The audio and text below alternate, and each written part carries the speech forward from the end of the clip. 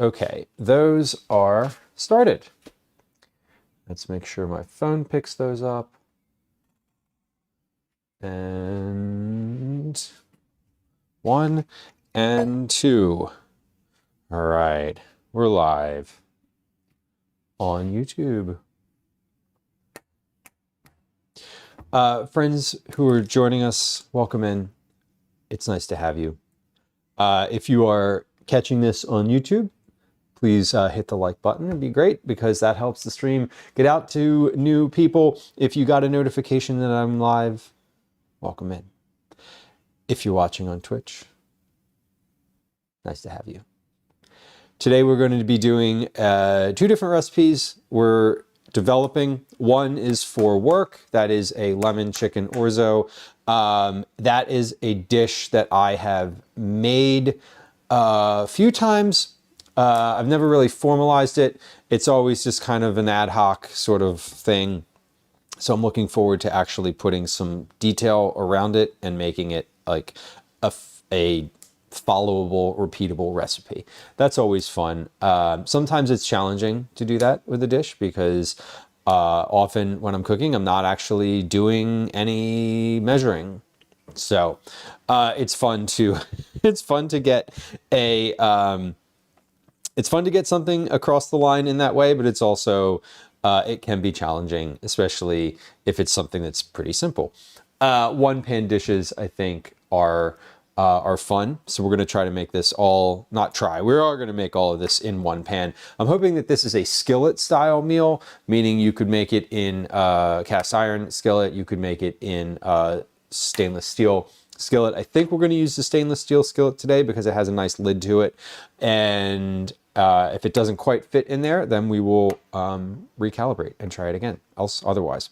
The other recipe that we're doing today is not for work. This is just a personal fun thing that I'd like to do. It came out of a suggestion from stream 2 weeks ago, member of the community. We were going back and forth. They asked if I had any good recipes for beets or specifically beet cookies. And I was like, no, but those definitely exist. And they do. And we looked a few of them up last week and some of them looked good. Some of them looked bad. Some of them looked bad and sounded good. Some of them looked good and sounded complicated. Anyway, I put together a recipe for this that combines a couple elements from some of these other cookies. It uses beet puree. So the goal here is I want to use like real beets. Like you get beets, the real ones, and not say beetroot powder, which I bought at Reading Terminal Market just because if I want to tweak this and add a little beetroot powder to it, maybe for color, I don't know. We'll see. So this uses beet puree. I'm going to mix that with some honey and some mascarpone. I haven't decided if I want to use mascarpone cheese or sour cream. I might opt for sour cream because it's a little bit tangy. I might also opt for whole milk, not whole milk, sorry, heavy cream. I'm not really sure yet. I'm gonna sort of talk that through. Anyway, we're making some beet cookies. It has, like I said, it has honey, it has sugar, they have butter. I'm gonna use rye flour because I like the idea of a little bit like whole wheat, sort of a rye taste to it. I was looking for lavender. But I could not find that in the grocery stores that I have access to.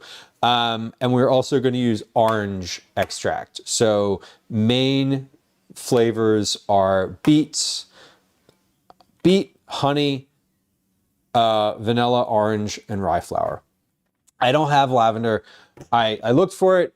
Instacart said they had it at both the stores I went to. I physically went to the stores and found it in neither place. Did I ask anybody where it was? No, I did not.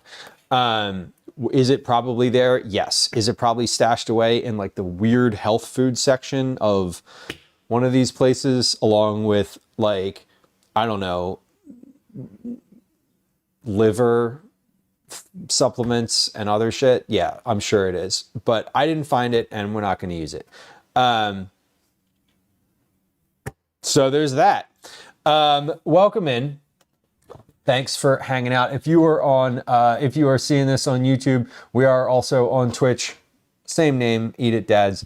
If you are on Twitch and you prefer to watch on YouTube, there's a link to that in chat. You should also know that follows are silent, subscriptions are silent. If you have an inclination to hang out and you want to hit the follow button, you can do that without any alerts or sounds, chat messages. I'm not going to say hi to you if you like, subscribe, follow. You can interact in chat if you want, either on Twitch or on YouTube. The chat that you're seeing, the overlay down in the corner of the screen here, is all Twitch chat. So, FYI. Splits, I'm scrolling back up in the Twitch chat. Master Splits 21 years ago to my life changed forever. Congratulations, or I'm sorry. One of those two things. Megan, hello. Welcome in. Twinderella, welcome in. Happy Friday, Junior. Nick, it was you. I actually have a clip. I clipped when we were talking about that for posterity. It's somewhere in the clips. It's somewhere in the clips section on the videos page on Twitch, and I'm assuming I typed clips in chat, and then I realized there's not a command for it. Anyway, smart to wear dark clothes. I know, Shayna. We're gonna try. Although I am wearing my Bortco shirt underneath this, and we're probably gonna switch. I'll probably put an apron on when I'm working with the beets. Yeah, beet powder is good for adding color. I was at Reading Terminal. I saw it. I was like, I'll buy it. I'll buy it. Why not? What's the issue? Shayna, yeah, I love that. The recipe page is great. The recipe page takes you to where things are published online. So there aren't any actual recipes on the website itself, but I figured instead of just linking to, like, I don't know, I figure it's like if things get published elsewhere, I can put them there too. So that's the goal. Lavender's out of season. Yeah, I mean, it's February, so usually it's dry though, right? DJ Harley, welcome in. Good to see you. Hammer, hello, welcome in. I'm doing great. I saw you've been live a couple times. I was lurking just a little bit recently. I'm glad you're doing okay. Fellow food and drink streamer, cooking class poor. Friend of the stream, ice cream inspiration, fellow dad. Nice to see you.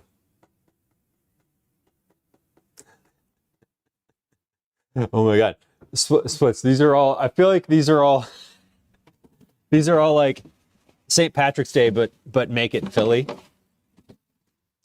Okay, so I have some beets here. They're real.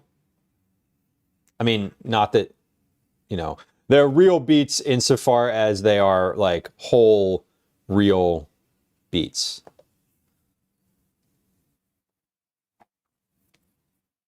Which is fun. We're gonna roast these. I don't know. These will probably take a little while to roast, honestly, because they're large. So we're going to. I cleaned these when I bought them. This one is smaller, older, and a little softer. I'm gonna put this in the package anyway, but I don't think we're gonna end up using that one. Here's what we're gonna do with these. We're gonna wrap them in a little bit of parchment paper and then a little bit of aluminum foil. I'm gonna add some salt and olive oil to the inside of those packages, but I really want the beets to be sort of their own flavor. I don't need to season them that much. Also, they are going to they're going to get peeled when I'm finished with them here. So they don't, wait, hold on. Before I start adding liquid to my countertop, let's get the foil out. That's also going to go on here, and we're going to slide. Why have I done this backwards? I did this backwards. Okay, I didn't do it backwards. I started with the beets. I should have started with the foil. Anyway, we're just going to give these a little bit of oil and a little bit of salt and kind of rub that on. Splits national taekwondo champion. That's wild. That's wild. That is pretty cool. Do you help with instruction now? Is it still, I'm assuming it's still part of your life if you're mentioning it. All right, so I'm just kind of rubbing these in. I put a glove on because I don't know. Because why not? Because why not? So these should be interesting. I think I'm not sure what texture these are going to be. There are a lot of flour. So I know they're not going to be thin cookies. Like they're going to be a little weighty. I'm using a bit of baking powder, like a teaspoon of baking powder, which is quite a bit. So we'll see how they are. I'm riffing off of several different recipes, so this is not a specific one. A lot of the recipes that I found had like chocolate in them, which didn't really appeal to me, honestly. So I am not using chocolate in these. All right, so the beets are in the oven. Let's set a timer, or a count up timer. Now, my timer keeps telling me it has a low battery, so let's see if I have additional AAA batteries in here. I don't know if I do. Shh. Do I? No. Well, that's fun. So we need to charge those. All right. Oh, I have two AAA batteries, so I guess I'll just hope that the timer keeps working. So I guess instead of doing something about it, I'll do nothing about it. And we'll see how that works for me. Anyway, strategy. This is not life advice. Please do not take it as such. Okay. Next, we're going to pick up the aluminum foil that I just dropped on the floor, which unrolled. That's fun. Next, we're going to put a chicken in the oven. So I kind of have two things that I need to do today, like my prep, pre-cooking prep. Now the chicken is for a recipe that I'm working on. The chicken is going to be a simply seasoned recipe. The chicken I want to be seasoned very simply. So when I make recipes for that call for like chicken, generally speaking, there's sort of two approaches to it. One is my preferred method is using just like chicken thighs, right? So something that is easy to cook and very forgiving. The other common thing that I get asked to use is rotisserie chicken, like grocery store rotisserie chicken. Now, I prefer to roast my own chickens. However, a whole roasted chicken is a whole roasted chicken. So we're roasting a chicken. We're going to pretend like it's a rotisserie chicken at the end of it. And I'm not going to I don't think I'm going to end up using all of the meat from it anyway. So it will be fine. Because this is a one-pan dish, and I'm down here shuffling around for a sheet pan. Because this is a one-pan dish that has orzo in it, I'm gonna do like less than a pound of orzo, I think. A lot of the recipes, a lot of one-pan orzo-based dishes call for like a cup of orzo. Some of them call for 8 ounces of orzo. 8 ounces is about a cup, generally speaking. So we have, I think I want a little bit more than that, but they usually call for like an Orzo, like a cup of Orzo and like anywhere from 2 to 3 cups of liquid. Now, the last dish that I made with Orzo was this sort of pasta stew type of thing that had beans and sausage in it. I used a pound of Orzo, and for that, I ended up using 1, 2, 3, 4. I used four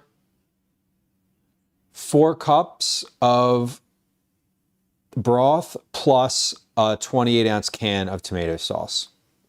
So that tracks with the 1 cup of like 8 ounces of Orzo to 2 cups. So it's basically for every like 4 ounces of Orzo, it's a cup of liquid is sort of the ratio for that. I don't know what the ratio is for spaghetti. I've done, for other pastas, but for Orzo, I know that that's pretty standard. Tondela, I love Orzo as well. It is one of my favorite pastas. Whenever I also got 2 chickens because I'm probably going to test this recipe twice. Let's get one of them out. I'm going to trim this. I believe it has all of the innards stuffed inside of it in a little bag. So we can put those in my,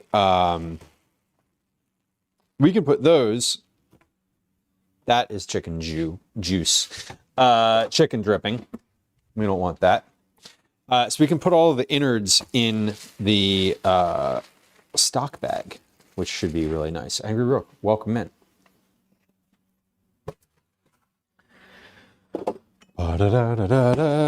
Let's wipe that up.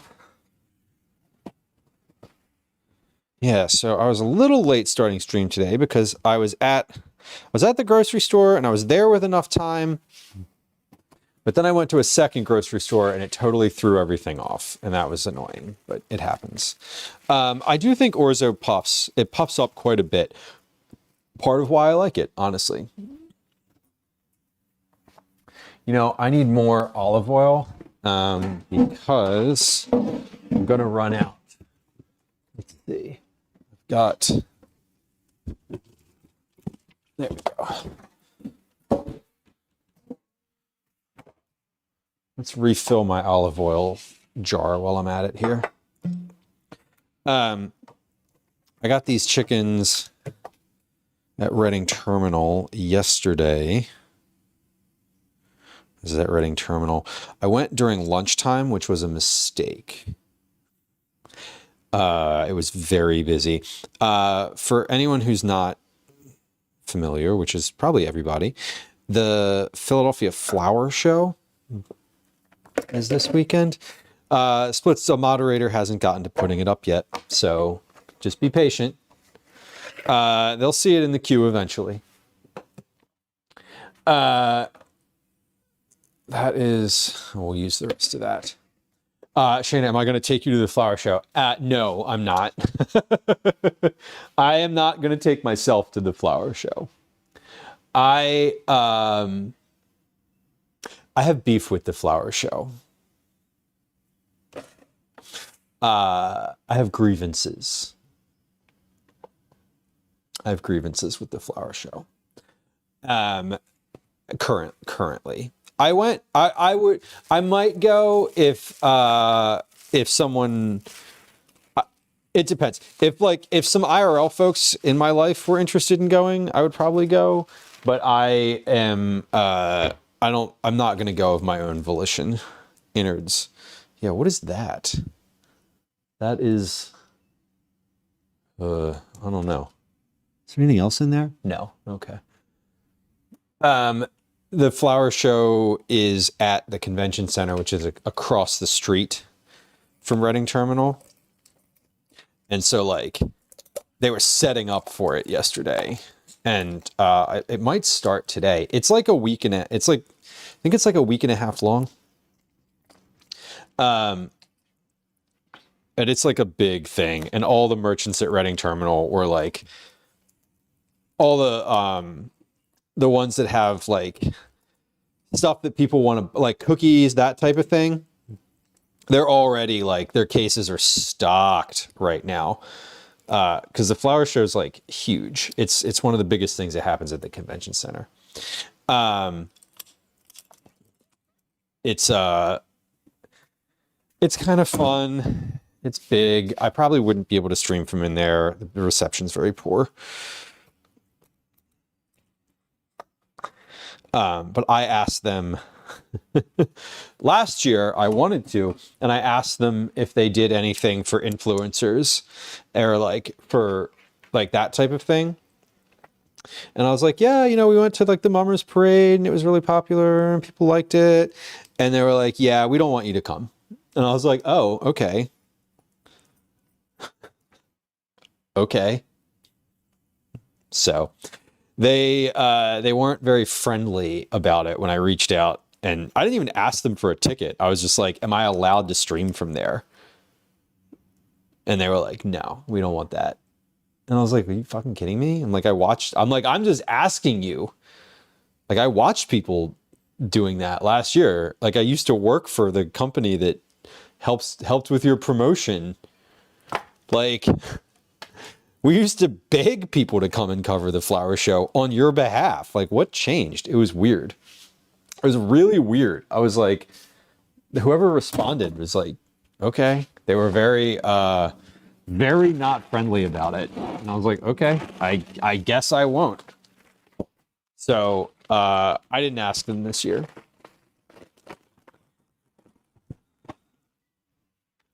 I'm glad it happens. But it was the Reading Terminal Market yesterday was intensely busy. And that show hasn't even started yet. So I don't know. This is like, hold on. I gotta cut this open. I'm gonna put this in my stock bag. Yeah, Shayna, I like seeing the city too. I mean, it's fun. I would go. I just don't, you know. I was like, I felt very put off by it, to be honest, last time. And I usually go. I have gone pretty much every year, and after like an hour, I'm completely overwhelmed being inside of there. It's so packed with people, and so like elbow to elbow. People just kind of milling about. It gets very overwhelming. All right, washing hands from the chicken juice. Oh, kitchen shears, new kitchen shears, fellas. I would love new kitchen shears. The ones that I have literal cracks in them. They don't even work very well. We have a poll. St. Patrick's Day is coming up. There's some potential options for potential things to be made on St. Patrick's Day. I don't generally make a St. Patrick's Day feast of any variety. It's a power grip. So it's some sort of like lever or some sort. Right. I mean, I'm assuming it's not battery powered. They do all sound good, honestly. That's a lot of like, I mean, all of them contain shredded beef. We have cottage pie, cabbage, cheesesteak and Irish stew, cheese and mash, cheesesteak and chips. Cheesesteak and chips is just cheesesteak and fries, right? I think that's the one that my family would probably like the best. Quite honestly, if I'm guessing here, like a lever. Yeah, okay, that's cool. That seems very functional and nice to have. I'm always like frustrated with mine. They're annoying to use. They don't cut very well. They're old, so a big part of it is the fact that they're very old. They're like, I don't know, 15, 20 years old at this point. The first three are all what I would choose. Well, you can only choose one. You can vote for more than one, I believe. Cottage pie sounds great. I was at the farmer's market over the weekend, and they had like frozen to-go meals from one of the vendors, and one of them was a cottage pie. I almost got it. I didn't. I didn't. They also had pot pie, and I didn't get that either. Calvin was like, I want those. And I was like, I could make those. We're not getting that. I did get some more garlic cookies, though, from my garlic cookie vendor. I didn't bring them any, and I didn't say anything to them about it, but I did get some garlic cookies for myself. Well, for him too, but mainly for me. The chicken that I'm doing, I'm just putting salt and pepper and olive oil on it. And I'm just getting that underneath of the skin. And we're going to roast this. I don't know how long. I don't really know how long it's going to roast for, but we're spatchcocking it, which is to say we are cutting the backbone, the spine out of it, and roasting it flat. When you roast it this way, it kind of it cooks more evenly and a little quicker. Okay, so I'm going to throw this in the oven. Beets have been in there for a little over about 15 minutes. I'm going to toss the chicken in, and we're going to just leave both of them in the oven until they're ready. The chicken it's at 375. The chicken should take about 40 minutes. The beets are big, so they're probably going to take about an hour, I'm guessing. But that's fine, because that'll give me a chance to, 1, wash my hands again. 2, grind a little bit of pepper. 3, read through these recipes to make sure I've got all of my ingredients out and have sort of everything. I have an understanding of like what I want to do for each of them. How about your Kershaw shears? Kershaw stuff is pretty good. I have a Kershaw pocket knife that I really like. They do good stuff that's not super expensive.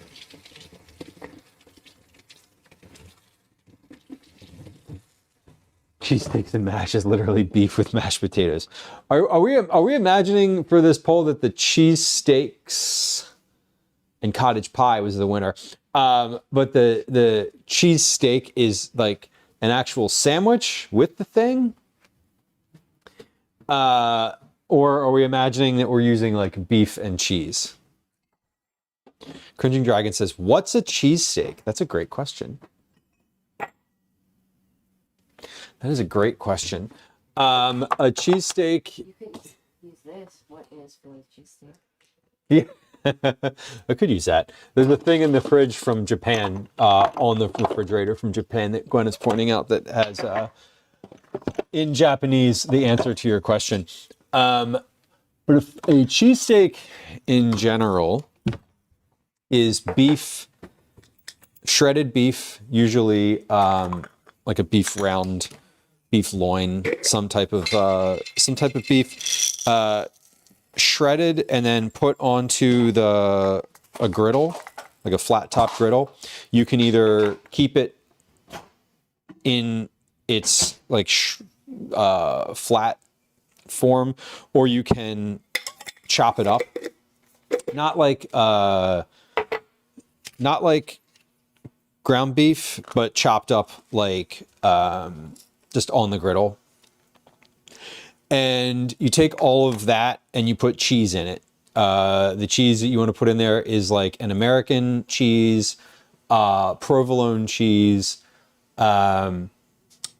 something that's very melty. Those are the two that are very common. And then the other thing that you put on there is fried onions. And you put that kind of on a line in the grill, on the griddle. You put a bowl over it and you let it steam for a few moments, and then you serve it on a long roll, like a sandwich roll, a hoagie roll, a sub roll. Torpedo roll is another common name for it. So it's a hot sandwich with beef, melted cheese, and fried onions at its most basic. Some folks like to put other stuff on it. That is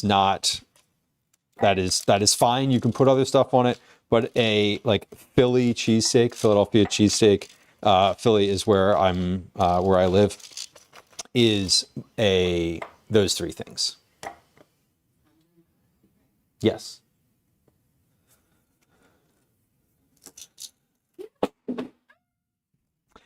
Caretaker bell peppers are a common ingredient. Bell peppers, some people put long hots on them, like hot peppers. Some people put ketchup or mayonnaise. If you, at that point, it's just a cheesesteak. It's not a Philly cheesesteak. Once you start adding other things. Angry Rook, Gwen got leftover fried rice. She went out to dinner last night and apparently had fried rice that was left over. Not mac and cheese. Okay. Sarah, hello. What is that gadget you're using? This is a spice grinder. So this is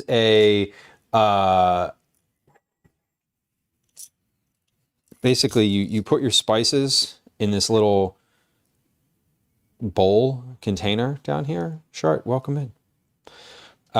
You can put whatever you want in here. This comes off. So I have just black peppercorns in here right now. And then this little gadget, you kind of screw it back in, and it has a dial on the top. You can select your grind, and then this is the grinding ring right around there. And then you kind of turn it upside down and grind it. Now, it has a little spring, so you can just use it like this, like a little bit of like a seasoning for a dish. Like, oh, I just need a little pepper on something. You kind of give it a few grinds, right? But what I like about this is you can use it as like a full grinder. You can go really far out and grind like a lot all at once. I was in Fonte's, the kitchen store in Philadelphia, and I was buying a coffee grinder, one of those like push top coffee grinders, and I casually mentioned that I was using it for pause. I had chicken right here. I did not wipe the counter off afterward. And I casually mentioned to the person who I was buying, who was like, I was checking out, who was checking me out, the cashier. I casually mentioned to the cashier that I was going to be using the grinder for spices. And they were like, oh, don't use spices for this. Like, basically, it's not really meant for that. And I was like, well, okay, friend. I always get a little annoyed when people like sort of are prescriptive when I'm buying something specific. And I'm like, I did this for a long time. I used to have one of these. It just broke. I really like using this thing. And they were like, okay, here, the person was like, hear me out. Hear me out. If you put like big spices in here, he's like, it can burn out. It's not consistent. You can't select your grind size. You can't, basically it's meant for one thing. It's meant for coffee. If you want to have any control over the things you're grinding, this is not the tool for that. And I was like, okay, fair. Tell me what is then? Do you have an electric spice grinder? And they were like, yeah. And they we walked over, and it was like twice as much as the coffee grinder, right? Because it does more. And I was like, okay, do you have one that's manual? And he was like, yeah. And he showed me this one, And I was like, all right, this is fine. Like, because what I was doing for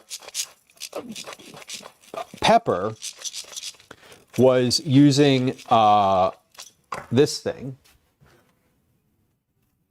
Right. So I was like just grinding it like that. And that's really slow. So this is 3+ times as fast. And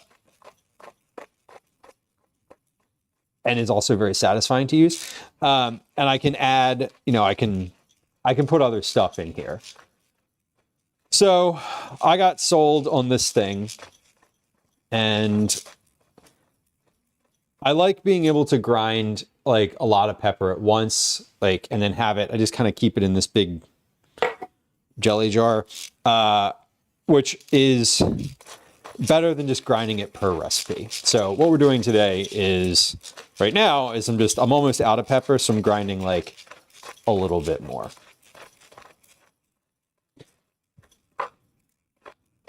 It is a lot less tiring. Yeah.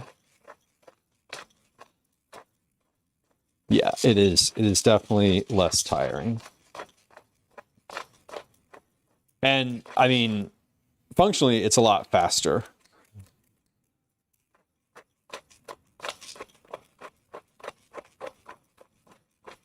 Like, I just put that, put all those peppers in here, and I'm almost finished with them. And this will be enough for all the things I'm working on today, for sure. This will be enough for like the next week or two worth of things. I have 2 recipes that I'm testing this weekend. Again, I don't do the recipe testing stuff that I do on stream because it's other people's recipes. So I don't test other people's recipes on stream. I just do my own. But I know this weekend, yesterday and today were big sort of shopping days because I needed a bunch of things for those.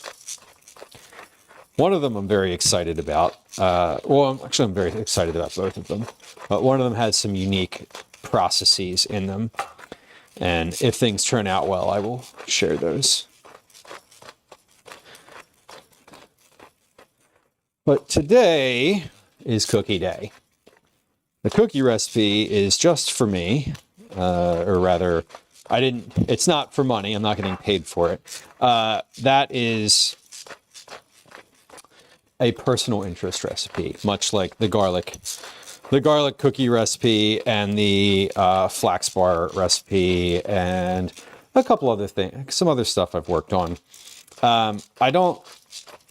This one is just kind of a personal interest one because I love weird stuff. Garlic cookies is fun. Beet cookies sounded fun.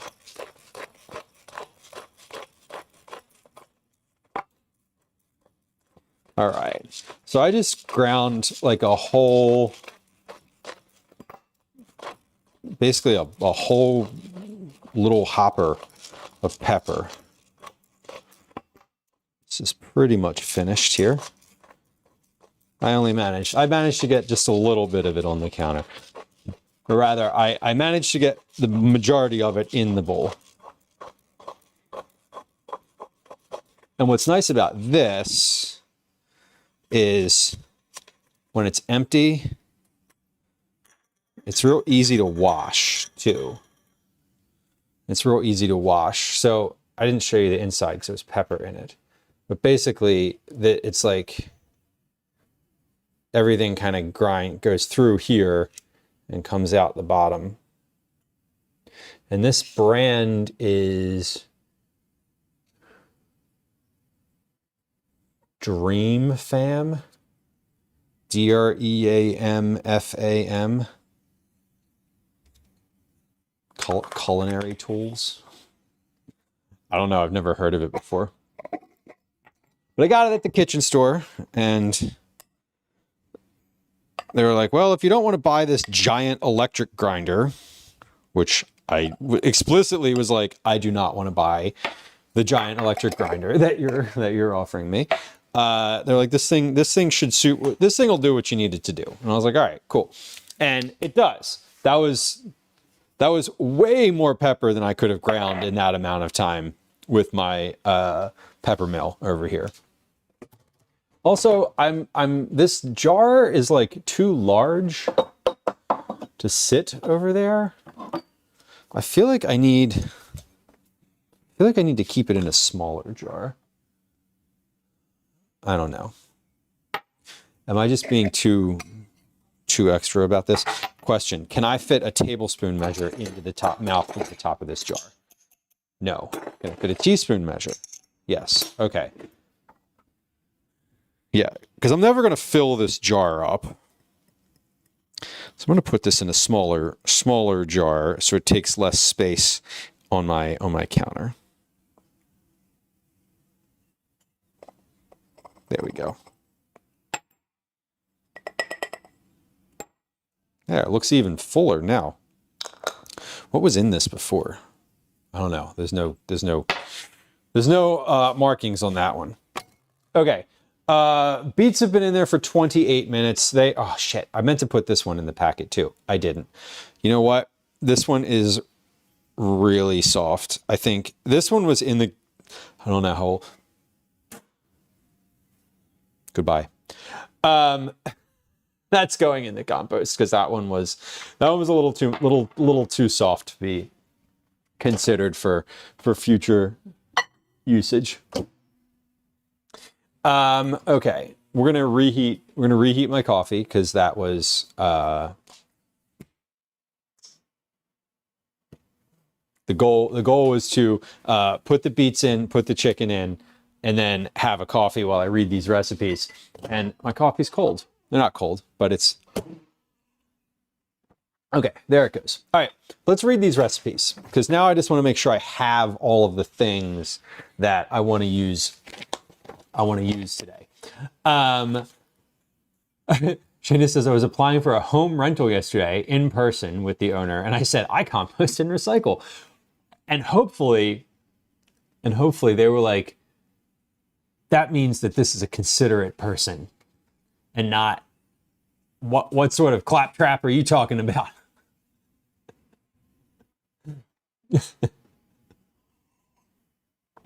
Hopefully they think it's a good thing. You know, do you ever run into people who are like, I don't recycle and I don't understand why, like, it doesn't, nothing, you know, they're like, I don't recycle, and then they have some bullshit reason why they don't recycle.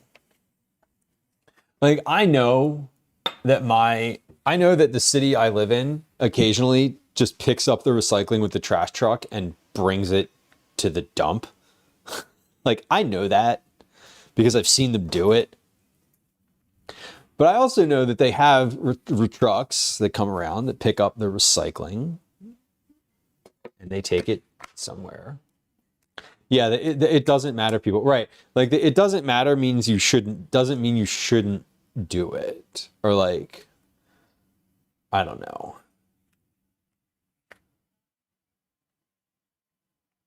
I get frustrated when they like pick the recycling up in the trash truck, but you got to try, right? Yeah, giving up is not the option here, or is not is not the best side. That's not what I'm trying to do. I hope you get it. Good luck.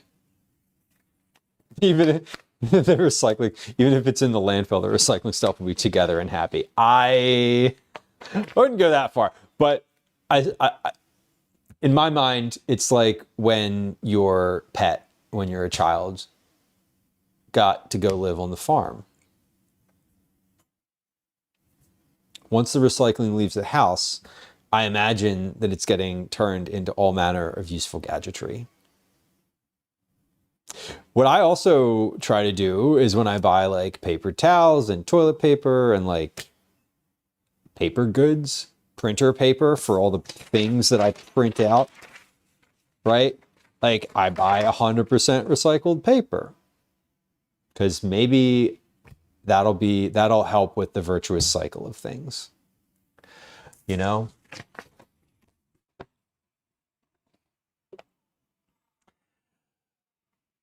Okay.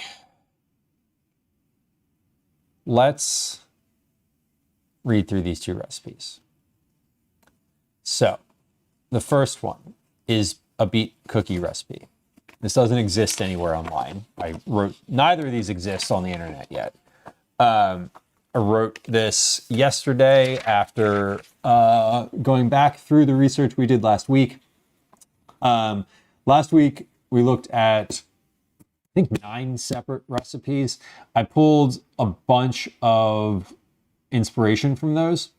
And I pulled some process. So generally speaking, the recipe this is based on most heavily was the one that we looked at from Mazzelli Farms. The one that I said was like, oh, that one's great. It was the only one that used beet puree, specifically like beet puree. Although their beets were boiled, they cooked them a lot. They cooked a lot quicker. I prefer the flavor of roasted beets myself. Generally, it's a bit sugarier, sweeter. There we go. It's a bit sweeter, and I like that. It also, I just feel like it's a warmer flavor. I don't know how to describe. Like it, boiled beets taste cooler than roasted beets. I know that's like a synesthesia thing going on, or like a parallel to that, but I feel like the roasting brings out a lot of it brings out a lot of the sugar in the beets, and I think like beet sugar is a thing, and I feel like it's sweeter and beetier. I don't even know. Lou, just what fucking words are you even using? Who knows? Anyway, we're going to use beet puree here. And so into the beet puree. So I'm roasting these. I'm going to pull them out of the oven. We're going to let them cool down for a little bit because they are going to be unimaginably hot when they come out. So we'll let them cool. We're going to skin them. Then we're going to take and put them in a blender. I think I'm going to use a blender. I might try to use the food processor because it's a little gentler. I don't want them to be liquid. So I think I'm probably going to use the food processor. I'm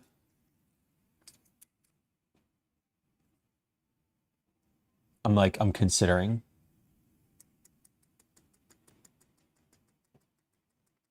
I'm considering whether I want to use the food processor or the blender. I don't know. In an electric device that spins everything, we're going to put beet puree and either mascarpone, heavy cream, or sour cream.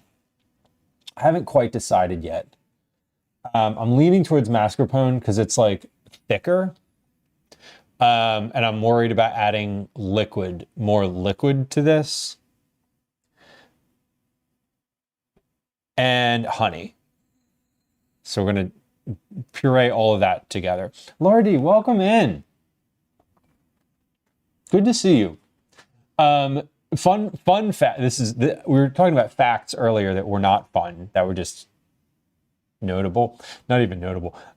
This is a fun fact. Did you know that isomalt sugar, the one used for sculpting, is made from beets? And it makes you gassy if you eat it.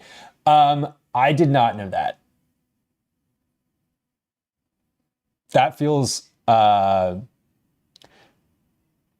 a fun prank you can play on your friends. One could play on one's friends. Here, have these delicious sugar cookies. And then everybody's just fucking farting everywhere. Lordy, we were we were talking about moderating, and your name came up in a very positive way recently, and I want you to know that. Anyway, in a positive way of just like, let's not take any shit. It's really good to see you.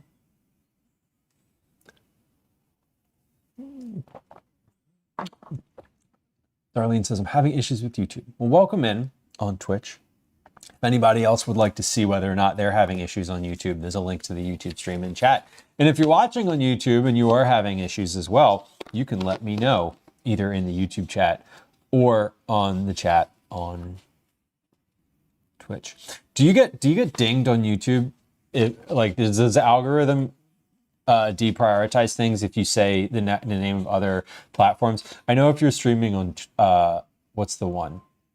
TikTok. Clearly, I use that all the time. I know if you're streaming on TikTok and it detects that you're saying the words like YouTube or Twitch or whatever, it crushes your discoverability because they listen to all the things that you say. Anyway, I don't know if it works like that on YouTube. I hope not. And if it does, I don't care. Cool. Okay, so the beet cookies are going to have step 1, prepare the beets. Roast them. Skin them in a blender. Puree the beets, heavy cream, mascarpone, and honey until smooth. Cool to room temperature. So what I want to do is I was thinking of creaming together the honey with the sugar, but I was reading elsewhere on the internet that if you add honey when you're basically, if you try to the internet told me from several sources that if you are trying to replace sugar with honey, one, you use slightly less. So for every cup of sugar, you'd use like 3/4 cups of honey. And they also said that if you're doing the mixer, if you're like mixing together the butter and sugar, you're creaming it together, that honey doesn't quite work as well for that. So for this recipe, I am adding, we are going to use sugar. So we're going to use a cup of sugar and a cup of butter, just like sort of 1-to-1 ratio. But we're going to cream those together, but we're not going to add the honey to that. So I am going to add it to the beets during the pureeing process so that we have, sort of, it gets incorporated completely somehow. Anyway, long story short, I was thinking of like, okay, I'm going to add the honey, but if I mix it in, it's going to it's not really going to integrate completely. So we're there. Lardy, I hope your dad is well. We love when people talk to their dad on the phone. We love hearing about it. We have a regular in chat who at like 7 p.m. on some days is like, I'm leaving for the day. I gotta go. I gotta go call my dad. It's like calling my dad day of the week. And I'm always just like, Jamie, it's always super nice. It's Jamie. I was like, I started saying Jamie's name and I was like, oh, I shouldn't out them for that. And I was like, wait, but they literally say that in the thing. Anyway, I hope your dad's well. You shouldn't take any shit. Lordy, we're trying here. We're trying to turn over a new leaf. I'm a very patient person, but recently my patience has been tested. And I think I realized something. The golden kappa is gone, Liz. Hello. I'm sorry. Liz, you're allowed to stir up shit. I realized that I am very patient with people in real life when I'm like engaging one-on-one with someone with whom I fundamentally disagree, both on a practical, moral, political, or just a human level. I'm extremely patient with people when they're not causing like active harm. They're just displaying active ignorance. I'm like, cool, like let me have it and I will try to like whatever. I'm sort of in the place of like, oh, I shouldn't do that when there's like a bunch of other people in chat too. Like, because I feel like that, I don't know, giving people too much leash can make other people uncomfortable. I'm like not always uncomfortable because like, what's up? I'm a white guy. I got a lot of privilege. And so that's why I feel comfortable like kind of going back and forth with people about it. But that's not always the case. So I'm feeling less patient lately. Liz, I did. I did, but I appreciate I appreciate knowing that it's there. In this economy, I know, right? Right. Yeah. And that's sort of, Lordy, that's the point. I think I had that I don't want to say realization, but it's more like I don't want a bunch of other, I don't want people. We had someone in chat recently, and there was like a whole thing happening, and someone like popped up in chat and was like, I'm uncomfortable, so I'm gonna go. Like they hadn't been chatting, and they were just like, I've been lurking, but like I'm letting you know that I'm gonna go, and like I'll catch you again at the next one. And I was like, I was uncomfortable, but not so uncomfortable that I wanted to be like, shut up. Right?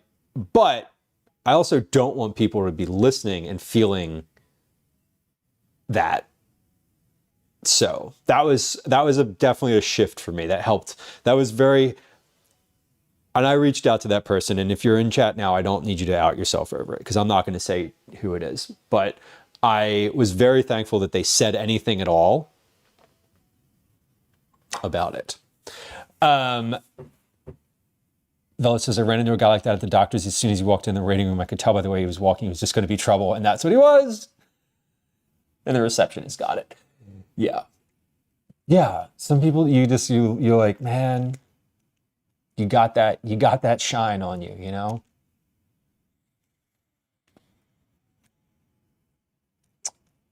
Liz, that is, I think, the point as well. And so I have said forever and ever that anything that one of the moderators does, I'm not gonna like question or go back on while we're live. If I ever had an issue with it, I would say something privately. But like, I got y'all's back 100% while I got y'all's back 100%, just like in general. But like, I'm never gonna be like, hey, why did you do that? I might be like, what? I might ask, but I'm never going to question the reason. 45 minutes on the beets right now. We're at 45 minutes in the oven. So we're going to let those go. We're going to let those go up to an hour. The chicken's been in there for 30 minutes. Let's actually, hold on. I'm going to just take a look at the chicken. Oh, the beets are like sizzling in there. That's just the oil. They're right next to the wall of the oven.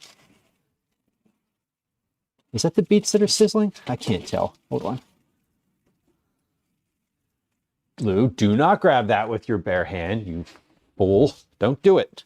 That would be silly. No, I don't know. I can't tell. I can't tell. We're going to rotate the beets anyway so that they're not right next to the wall. The chicken is definitely not finished yet. It hasn't given up enough juice to be finished yet. There's a level of jus, fat on the tray. And that is a particularly larger chicken. So I know it's not done yet. I don't need to look. I don't need to temp it yet. The way the spice jar lid is next to the soap, and it looks like a head and body of a little bug. Oh, it kind of does. Hold on, could we add another element to it? Hold on. Does that make it more interesting? Banana chocolate chip muffins. That does. Oh man. I just looked over to see if I had any crappy browned bananas on the counter. Because I was like, oh man, now I want banana chocolate chip muffins. Robbie, welcome in. Robbie, hello. It's good to see you. Mom Noms, welcome in. Alistair, hello. Red Pink. Mac and cheese train. Is that what was going on stream today? Welcome, friends. Persephone, hello. Mock and cheese. I'm curious, why? What does the raid message mean? Were we moving fast today? Welcome in, y'all. Thanks for the raid. Thanks for bringing friends.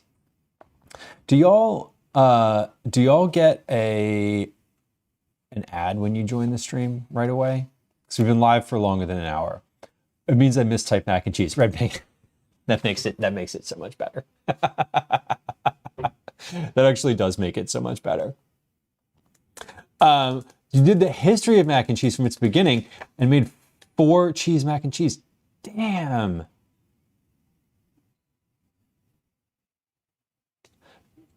Okay.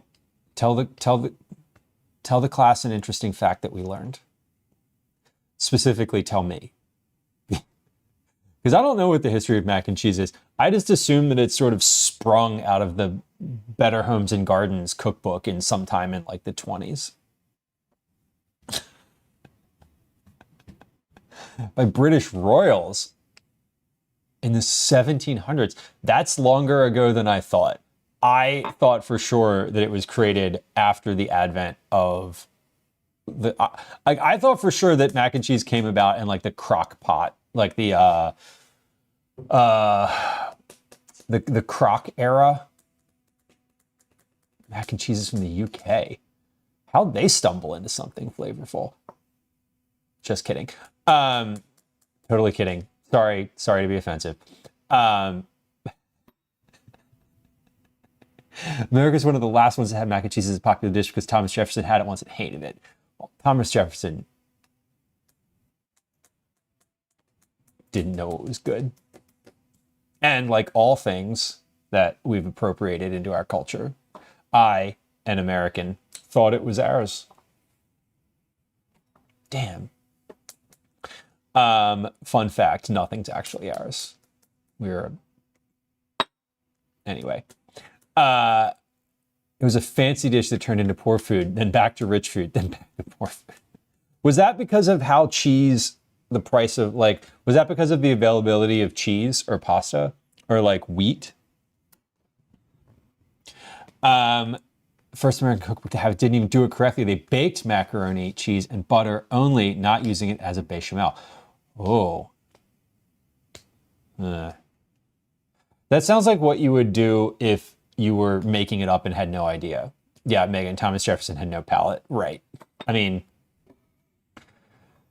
he was, yeah, among other things, I suppose. Oh my God.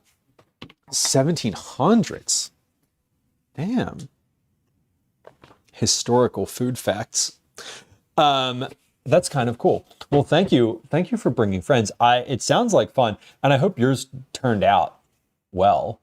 I mean, with 4 cheeses in it, at least one of them's got to be good, right? In 1937, it became poor food because Kraft mac and cheese made it readily available during the rationing times. You can get 2 boxes for 1 ration stamp. Oh, okay. That makes sense. So it was like economical to get it. And I'm assuming, was that I wonder what a box of mac and cheese had in 1937. Was it the like dry powder in some capacity still? I'm guessing it was. Yeah, maybe Jefferson was lactose intolerant. Maybe. He was certainly intolerant. Big Mac and cheese is a thing. It's It's more of a Southern classic, no bread or pie crust, just like cheese and macaroni baked together and then boiled. Boiled with more cheese on top. That I would also eat that too. I mean, I would eat it if it's prepared. I would eat it anyway. I don't really. I'll eat anything that has macaroni and cheese in it. I don't think I would be too picky about it. Dehydrated American cheese. Okay. And mostly not cheese. Right. Right. So that's fascinating. And it's just been like a boxed food since then. I grew up making mac and cheese. Mac and cheese was probably one of the first 5 things that I made by myself. And I mean, like, without any help from broiled. Right. Okay, right. And broiled, you broil more cheese on top. Okay. That's what I actually, Ellis, thank you for the clarification. When I read that, I read the word boiled and my brain replaced it with broiled. I was like, I'm pretty sure that's what they mean. I didn't question it because I was also like, I didn't want to be rude. But I was like, okay, I think that's what that means. Bellanisma, welcome. Did you get a fresh haircut? I did. I actually got one last week, but I styled it today. I didn't style it today. I took a shower and used the blow dryer to like make it like sit in a way that is a good way. By Katie on sale all the time. Craft dinner, true caretaker. Is that what the KD stands for? I believe that is. Do they call mac and cheese Kraft dinner in Canada or just Kraft brand mac and cheese? I always just call it boxed mac and cheese. I don't know, Shannon, that's part of being young, right? Mac and cheese. Yeah, and like, let's be super clear that over on the ground over here, like, I got the big Costco sampler pack of the Annie's mac and cheese. Like, Calvin makes himself mac and cheese. He was off school on Monday and Tuesday. He was not off school. He had virtual school on Monday and Tuesday this week. And on Monday, I was like upstairs working out and I came back down and he was like making himself mac and cheese. And I was like, that's great. Caretaker says basically all boxed mac and cheese is KD up here. So Fluff confirms. Kraft dinner. Okay. So you just call it Kraft dinner. Even if it's not Kraft brand. Like if you got a box of a different brand, you would just call it Kraft dinner. I'm assuming it led to the creation of poutine. Kind of amazing. Darlene, you're on the Kraft dinner train too? Yeah. First we mine and then we Kraft dinner. That's Red Pink. I see that you're familiar with the Roblox as well. Carly, welcome in.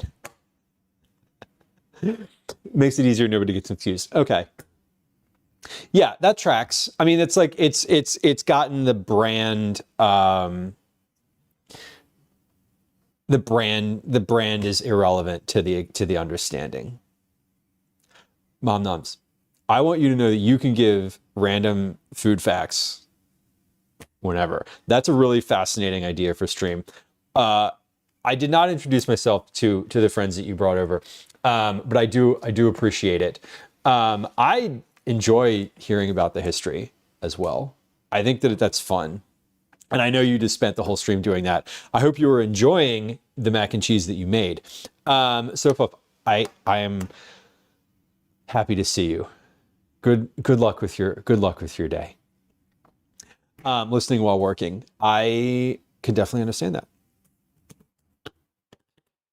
I love the learning aspect of the stream. I think that that's cool. And also, like, you know, not for nothing, you can repurpose that for other platforms if you want to. Cut it down. You can make it like quick and punchy or whatever, or not. But it seems like it would translate really well. Catastrophe, welcome in. Meanwhile, I just like prattle on and on about whatever shit people are talking about in chat, and none of it's useful. Anyway, friends who did join us, it is nice to have you. Welcome in. I'm Lou. Don't worry. I know what I'm doing. I have no freaking idea what I'm doing. Perfect timing on that one. That's great. As I was introducing myself, I don't even really need to say much more. But I will. I'm a home cook. I'm a recipe developer. I am a parent. I live in Philadelphia, and my pronouns are he, they. I'm very happy that y'all are here. Thank you for joining us. We do a lot of cooking here, mostly like vegetable forward, family style meals. I do a lot of recipe development. We do baking. We do meal prep. We prep for trips.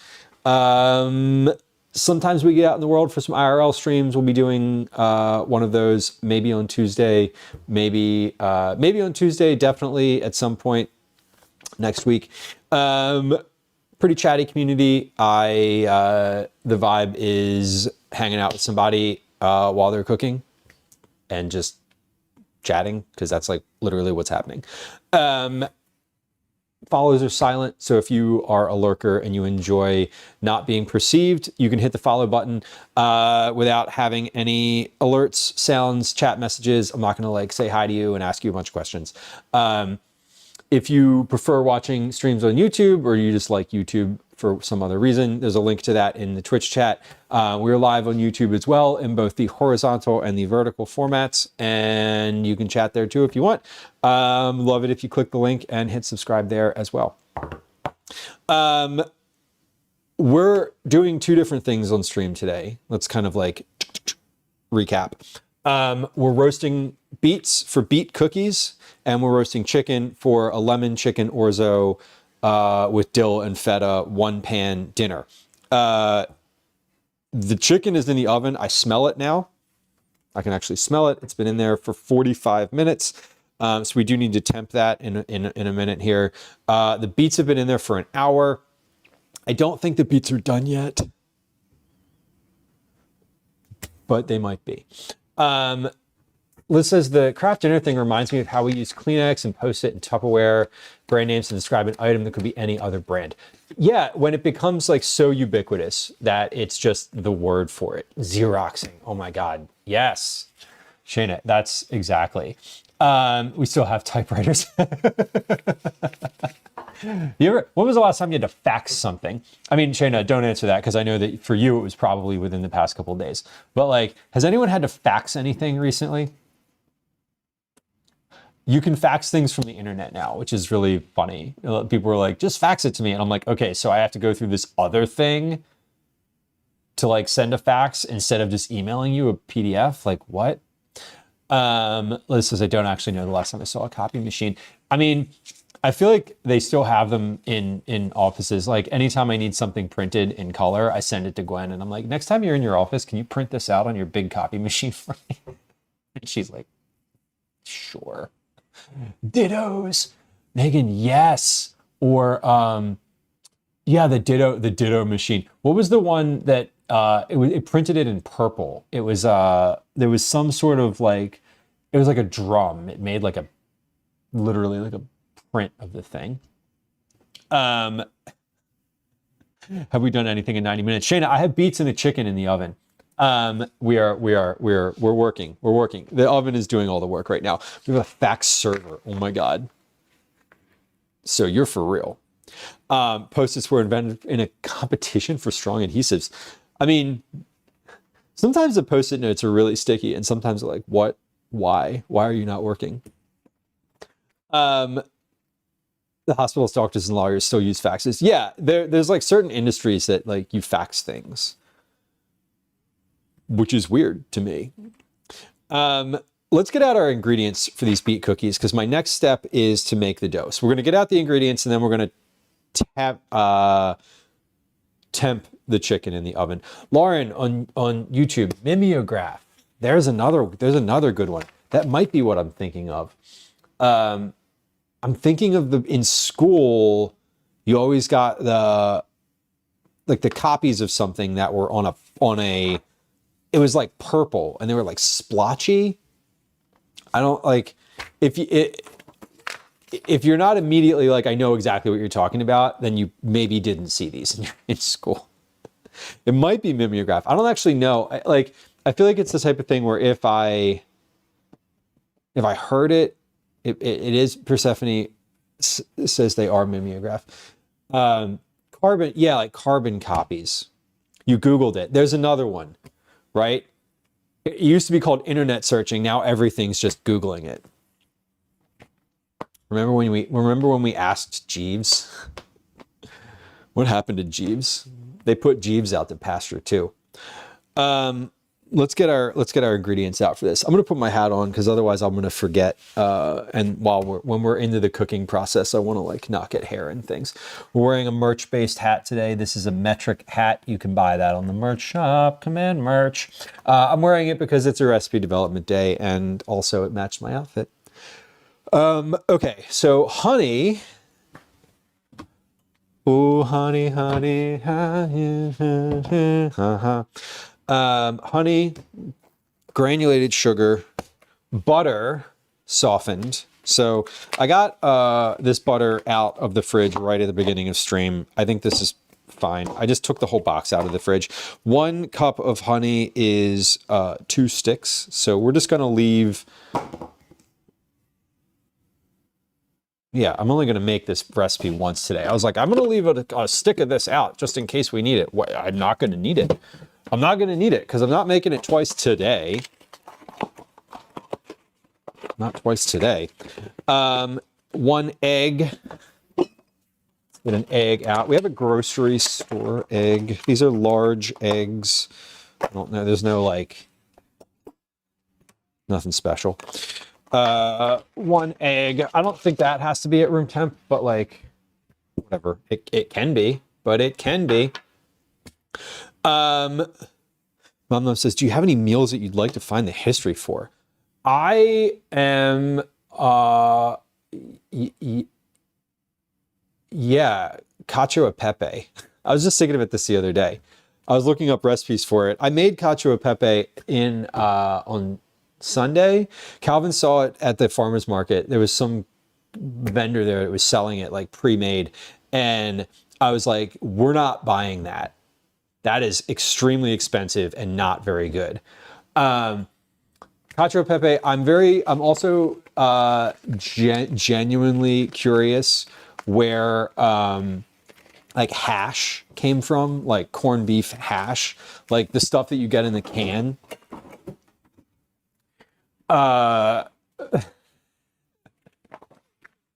Pepe Le Pew. Cacio, Cacio, Epeppe. I don't know how to spell it. It's like Italian or something. I don't know. Pasta with pepper. Honey, I granulated the kids. Persephone says, I'm not old enough to have had the purple copies for my school stuff, but we did have them occasionally. Those, yeah, I remember my mom, my mom worked at a school, and I like was in the faculty lounge where she was like making copies at one point. And I was like watching her use this thing, and it like spins on a drum and like spits out 1 copy at a time. Oh, Liz, yeah, we could totally look that up. Let me finish getting out the ingredients for the cookies here. So we have orange extract, an egg, orange extract, vanilla extract somewhere. I don't think I got the vanilla extract out. Well, let's get that out. We're going to use the imitation vanilla extract because I prefer it, and if I'm disappointed in it, then you know at least we have somewhere to go from there. This recipe says AP flour or all-purpose. I'm going to use rye flour because I feel like the flavor will complement the beets better. Baking powder, because one of the recipes said that baking powder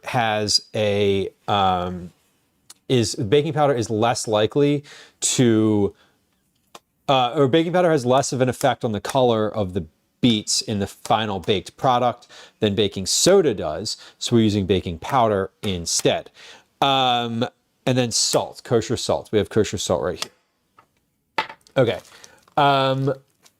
Dark brown sugar is out on the counter for unclear reasons. I don't know why this is out. but it's there, and it is now not there. Okay, and then we're going to finish these with some sort of sugar.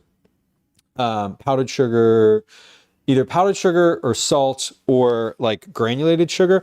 I'm going to try a couple different ways and see which one sort of works well. So let's get out some powdered sugar and salt and these like sparkling sugar. So we're gonna top them with that. I have some other things on the counter back here that I can put away that are just in the way right now. So I'm gonna do that first.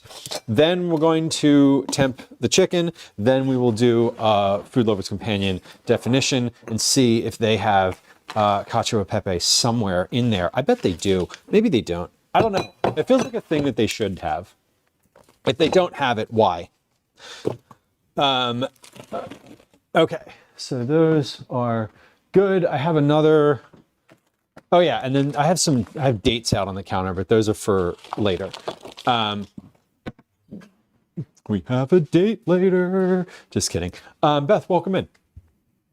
Okay, so all my ingredients are out for the beet cookies, including some beet powder that I might put in there. I didn't taste this. I don't know if this is like, I didn't taste it, so I don't know what it's like.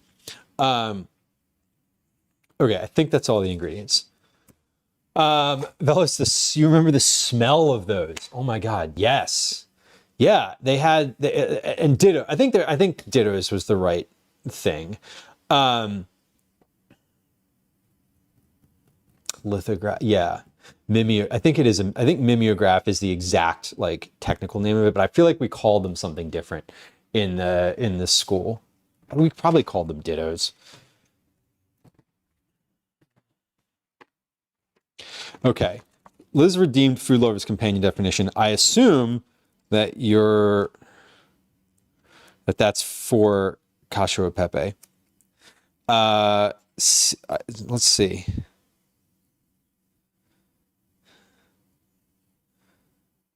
How do we even spell that? It's for hash. Okay. Well, why not both? Why not both? Let's see.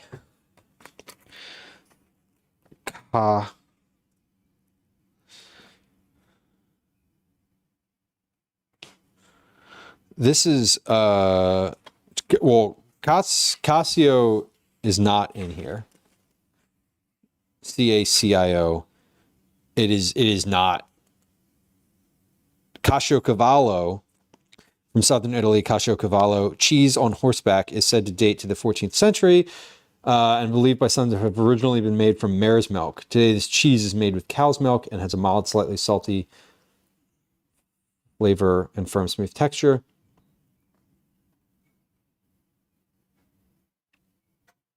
No, cacio e pepe is not in here. But let's see if hash is in here.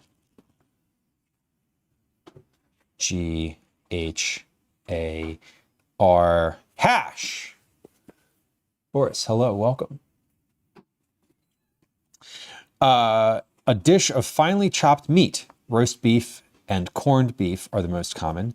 Potatoes and seasonings, usually fried together until lightly browned. Other chopped vegetables such as green pepper, celery, and onion can also be added. Hash is sometimes served with gravy or sauce. To hash is also a verb, meaning to chop food into small pieces.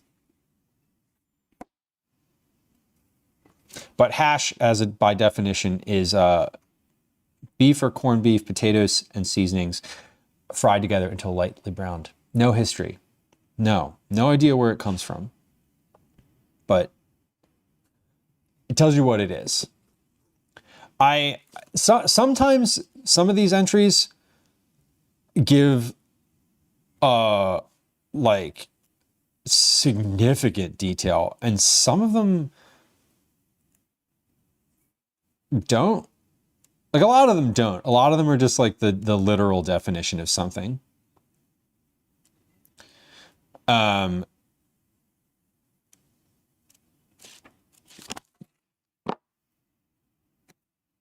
But I know that it's tasty, and Gwen likes it from the can. And that's one of her, like, Lou and Calvin are out of the house for the weekend camping foods. A can of hash. A practical New England dish in the 18th century designed to repurpose leftovers from a boiled dinner of corned beef, potatoes, and onions. While hashing meat is a 14th century British concept, the specific combination of corned beef with potatoes became an American comfort food staple, gaining immense popularity during World War II due to food rationing. Yes. So many, I feel like a lot of dishes either came about during World War II or were like entered their modern era during that time. All right, we're gonna check this chicken. Basically, I can't start cooking either the cookies or the other recipe until these things are finished in the oven. So I think we're just about there. The chicken should be finished now, almost. I'm at 150. I'm at 159. 159. Oh no. Yeah, that chicken's finished. Okay. Yeah. Chicken's done. Beets are, hold on. Beets are not finished yet. These are still firm. So, interesting. Well, it's good luck with the rest of your work. I hope it's an easy one. I'm gonna bump this oven up to 420 degrees. We're going to take the chicken out. I am going to, let's see. Let me take these beets out and evaluate a little more. No, I don't hear the sort of the sounds that I want to hear from here. Yeah, we need to let these beets go for like another 20 or so minutes, I think. But once they're finished, yeah, I'm going to bump that oven up. Let me actually do this too. I want to look up, I don't need to look up how to roast beets, right? I'm curious I have a cookbook that I go to for this type of like referenced sort of thing. This is called The Vegetable Butcher. It's by Cara Mangini. She's from Cleveland, maybe Cincinnati. She's from Ohio. This is a nice little reference book that talks about all sorts of different vegetables and gives a variety of preparations for those vegetables. Carrots, Brussels, broccoli. So I just want to see what it says in here about roasting beets. To roast beets, place the packets on a rim baking sheet and roast at 400. Okay, so first off, my oven was under that. Up to 1 hour and up to 1.5 hours for large ones. So these have been in here for an hour and 15 minutes. As I was pressing them, I'm feeling some resistance. So I think I bumped the oven up. Now, we'll let these go until they're at an hour and a half, which is fine. Let the beets cool, then slip off the skins with your hands or a paring knife. Okay, yeah, totally. Okay, that's sort of what I thought. These were, I should have put the oven up at a higher temperature to begin with, because the chicken could have taken that, but I didn't, and that's okay. They are roasting lower and slower, which is also going to make them pretty good. Darlene on YouTube says the chicken looks good. Thank you. I think it turned out well. Looks good.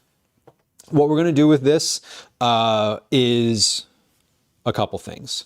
So while I'm waiting for those beets to roast, now my next step today after roasting the beets and roasting the chicken is to make the cookie dough, because I also want the cookie dough to be able to rest for a little while. But while I am waiting for the beets to finish, I thought they would be done, but they're not.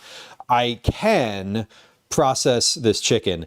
This would be a good use of time here, because I need to take some measurements and do some weights of the whole chicken, and then of the chicken, how much meat I get off of here, and we can put the bones in my stock. So this is good. So what we're gonna do here is we're gonna weigh this chicken as it is. So I'm gonna weigh that, and then I'm also gonna take the juice out of here and put that in a little, I keep saying juice, it's fat, and put that in a little cup. So we're gonna weigh this bowl, or tear weight of this bowl. Let's just take this chicken and put it, the whole thing in here. Let me wash my hands first, because I've sort of been, I've been touching other stuff, and now we're gonna touch food. So we are in a measuring day today. Today's a lot of like weights and sizes and specific numbers. So a little disclaimer, because I know that sometimes people are like, why are you doing all of this, Lou? That doesn't seem to make any sense. That's a lot of unnecessary effort, and you're using a lot of different dishes. And like, I am. But we're also trying to do our best to keep track of all of those details, that when you get a recipe and you're like, oh, this all comes together and works really well, it's because someone like measured all of it. And when you get a recipe and it's like, cut these into 1/4 inch rounds, someone used a ruler and measured. So that's what we're doing today. I am that someone. So just like for reference, that's why we're doing all of the extra additional work, like putting the chicken in a bowl when it doesn't need to be, and weighing it. We are also taking all of the chicken fat off of the sheet pan, because this is all real good stuff. And I can make croutons with that. Favorite croutons, chicken fat croutons. I'm going to put a little water in this and let that pan soak, because I roasted the chicken right on the pan. No parchment, no foil, no nothing. This is a whole chicken that I obviously just pulled out of the oven and roasted, having roasted it myself. It is 1,340 grams. That's not the right recipe. This is the right recipe. So let's say whole with bones, 1,340 grams, which is 47¼ ounces, which is 2 pounds, 15 ounces.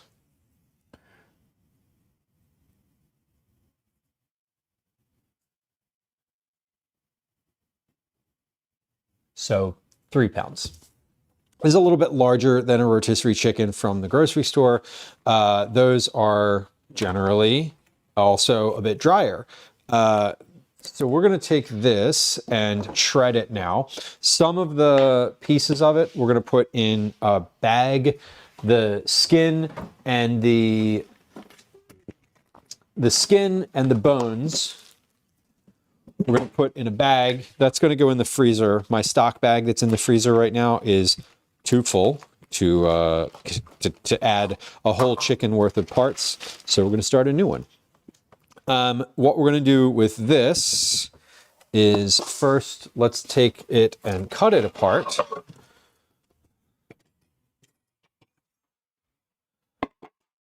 So cutting apart the chicken, especially after it's been spatchcocked, is pretty easy. There's a lot of additional drippings that have come into the bowl here. Oh, I love the sound that it makes. The sound that like a bowl with liquid in it makes when it gets wrung. It's like kind of a wobbly, it sounds like a wobbly bell. I don't know if that came through on stream or not. I don't think it did, but it's very satisfying. So I'm going to pour the rest of this sort of juice that's dripped out in there. That's all going to be like gelatin.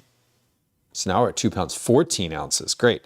So I should probably let this rest for a little bit if I'm being, I'm thinking about it, because a rotisserie chicken would certainly have dripped and dripped and dripped all of this off. It wouldn't be like in the bowl still.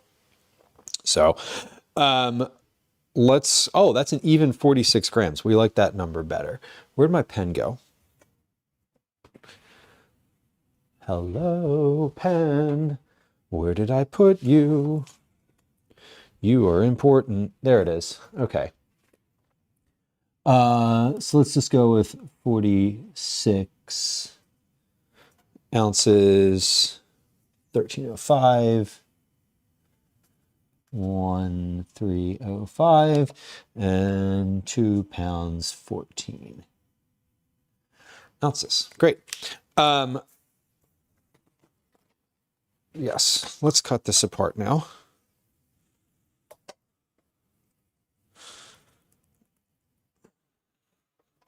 And you can almost, it's almost falling apart as I'm like holding it up. A little, the longer, if I roasted it a little longer, it would fall apart. So what we're going to do is I'm going to take these pieces. Let's zero out that bowl again. All right. I'm going to take these pieces and cut them apart into their pieces. We got drumsticks. We got thighs. What I want to do first is to separate this chicken in half, like literally fully in half. I'm going to weigh what half of a chicken's worth of meat weighs. That's something that I'd like to know, because once this is all shredded up, I'm not going to know like what came from what half. So we're going to do basically half of a chicken's worth weighs. That's the goal. Grace, we've been thinking about a recipe for which? For the beet cookies or for lemon chicken orzo or for roasted chicken?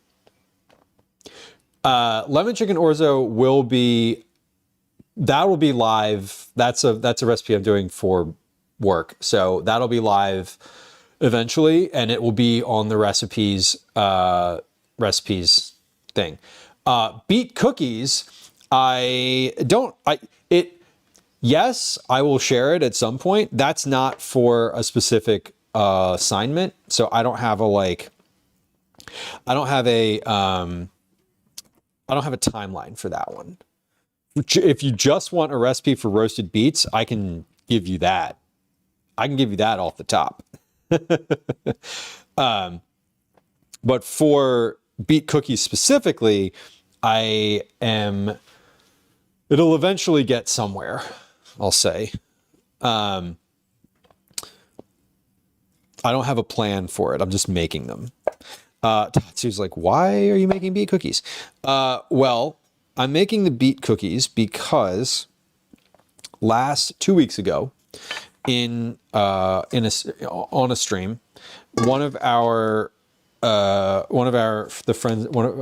friend of the stream, Joystick Nick, who's in chat currently, came through with a raid And the first thing they asked was whether or not I had a recipe for beets. I think, Nick, correct me if I'm wrong, but I believe that you asked specifically about beet cookies. And I didn't have a recipe for that. And I love getting a little into the weeds on that type of thing, especially like weird stuff. Oh, Jesus Christ, that's hot.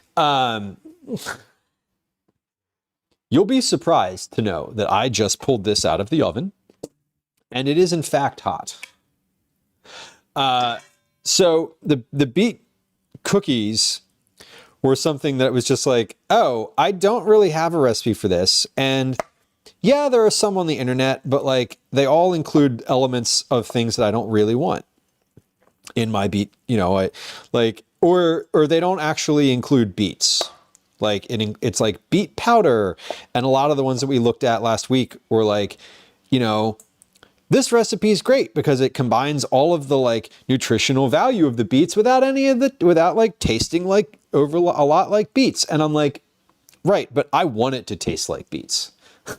Like, I want it to be like, oh, damn, are these like beet cookies? Yup. That's the goal. So they're just sort of an inspired little thing that sounded fun. And sometimes when you latch onto an idea and you're like that, and you can't like get it out of your head. Like I spent the whole stream kind of thinking about it. And then I was like, all right, let's like further this thing. So that's like literally what we're doing. I don't have a reason for it. No one's like commissioned the beet cookies. They keep sending beets in the CSA. Yeah. Oh yeah. It's the season for that. When they're just like, well, here you go. Have some more. And you're like, please stop. Please. Yeah. Tatsu, some of the beet cookies that I found were, white chocolate chips. Some of them used dark chocolate chips. One of the recipes used, it was like a red velvet take that used a cup of cocoa powder in addition to like roasted beets. I don't really want like chocolate and beets are great. Like that is a good combo, but that's not where my head is at here. I sort of want something a little bit more beet forward and floral. I was looking for lavender, like dried lavender in the store, and wasn't able to find that, or else there would be lavender in this. There would have been lavender in this dish. TARDIS, welcome in.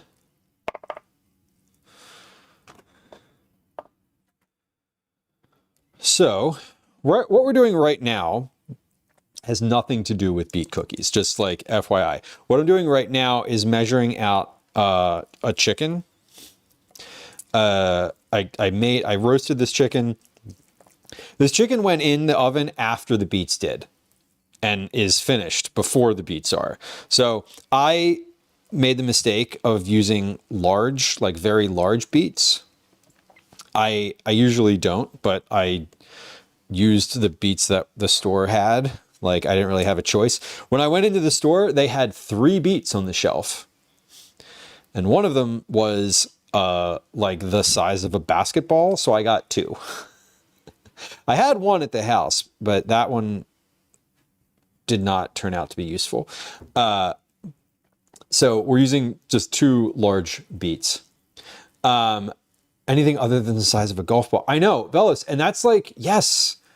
Yeah, it like there's no in between. I feel you. I saw really small ones today recently. I got the beets.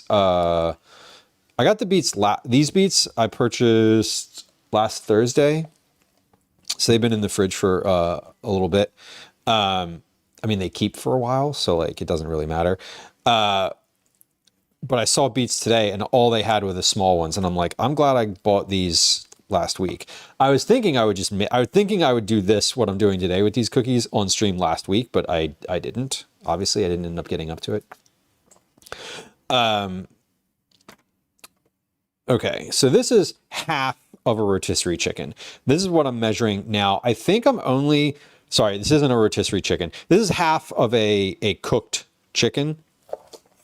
I'm using,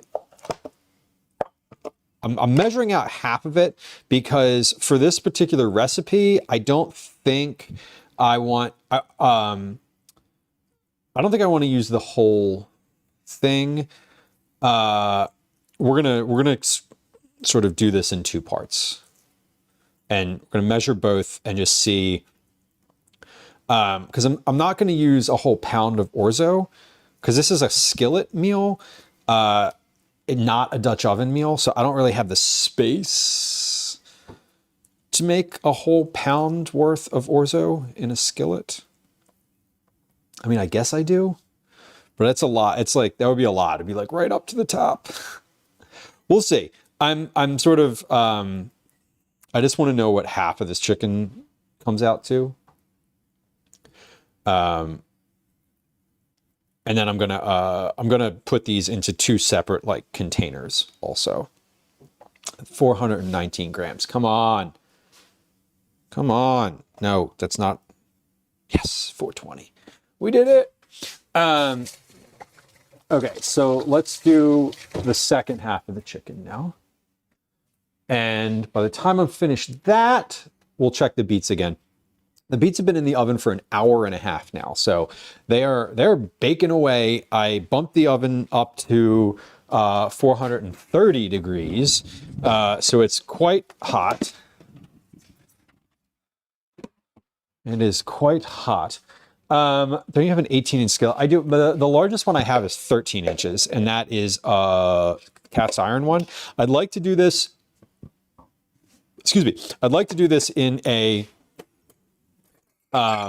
stainless steel skillet, because I know sort of a normal size all-clad one, because I know lots of people don't have a sizable cast iron skillet. I'm also measuring cup weight or cup measures here. So that's 1 cup.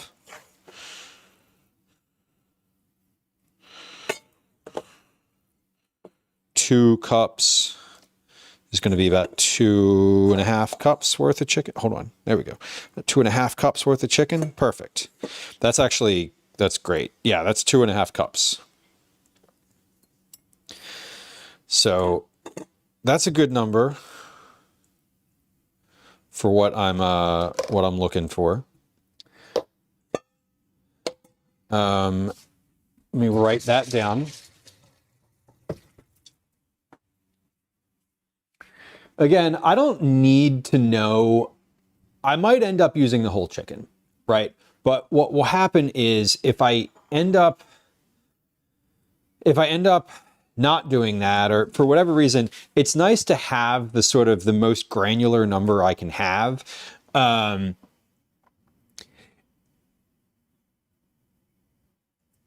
Before getting into it, because I can adjust more easily without redoing something. How many was that? 416 grams. That's 14.7 ounces. Okay. So we're going to do that again. And then when I'm done that, we'll get the chicken out, and or the beets out. We'll see if the beets are finished. That's what we'll do. Homemade beetroot essence. Tatsu, I bet they would. I got beetroot powder from Reading Terminal from the bulk store. For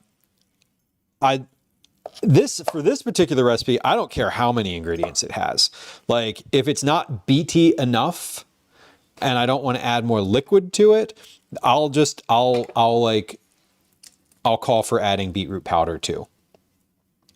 I think because this recipe is like not, I didn't pitch it anywhere. It's not like a thing that I'm working on that's like constrained by what I already said.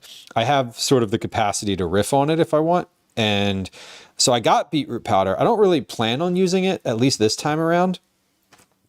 What I was wanting to do, so the flavors that I wanted in this, which we're going to get most of today, were honey and honey, orange,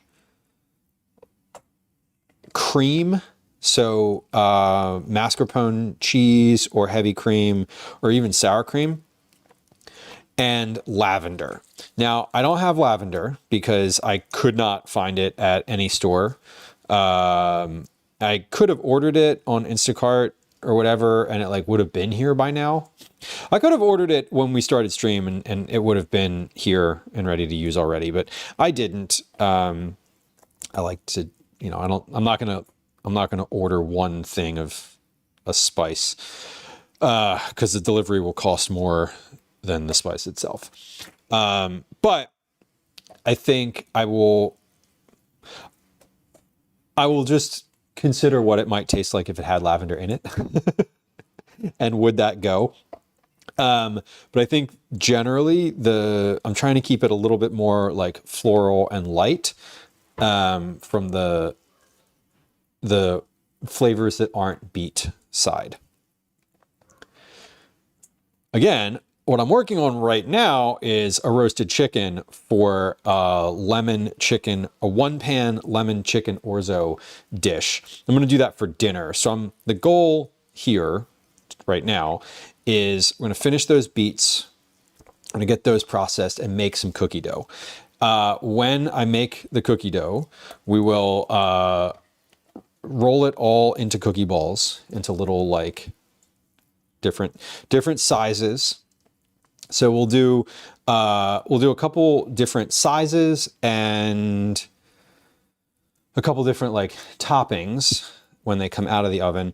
Now, partially too, I don't really know if like the flavors and the ratios of everything are going to work. So like full disclaimer, like these cookies could be a big disaster, right? Like they could. I'm grounding them in recipes that, the internet and people who posted them there claim already work. I'm changing them from those recipes, so we'll see how it goes. But I'm hopeful that they turn out okay, palatable, if not amazing. I don't expect them to be amazing, but we'll see. Darlene says, does your dog eat chicken? If she can get it, yeah.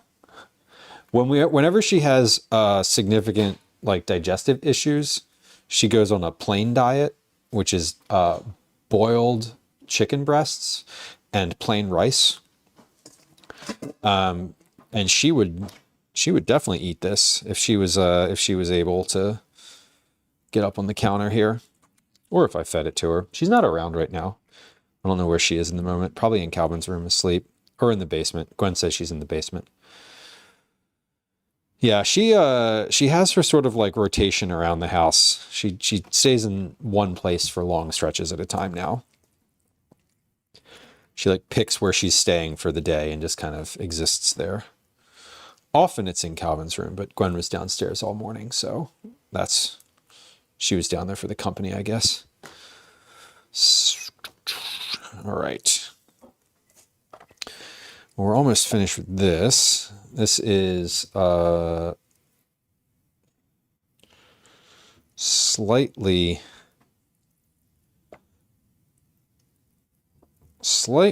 less meat than the last one, although maybe not. We'll see. I haven't finished adding it, so almost there. The last one was 14.7 ounces. So this is 13.4, 13.5. Perfect. All right. So that's good. That gives me a measure of like what the whole chicken worth of meat would be, in addition to what a half chicken worth of meat would be. So those are valuable pieces of information that I can make decisions about moving forward. When we're working on this, because I don't know if I'm going to want to use like a whole chicken for this recipe. I suspect not. because this is a lot of meat sort of as it is right here. So I think I'll probably end up using like half of a chicken, in which case I will be glad to have measured what a half a chicken weighs. Tatsu says, I found a beet cookie recipe that uses raw beets and no add-ins. No add-ins meaning it's just like flour, sugar, beets, and butter. Is it the Weelicious recipe? I'm curious if you're looking at one of the ones that I had examined. There was yeah. That one was super basic. I like that it used raw beets. I thought that was interesting. The raw shredded beets. It does. Well, you said it. It did look rather plain. It did not look like. It looked like. Hold on. What's the generous way to put this? It looked like you could make it really quickly. And it was not complicated. But I will say from like a basic perspective, like it also seemed to be a good base if you wanted to use that to add onto or like riff off of. I thought it would be good for that purpose. So again, we got about 2.5 cups worth of chicken. Perfect. And this is super plain. I'd put salt and pepper on here and not much else. So that is good to go. So flip, it's going well. We're weighing chicken pieces, or weighing chicken currently. The beets are in the oven still. They've been in there for 1 hour and 45 minutes now. They were not quite there yet. So we gave them a little bit of extra time.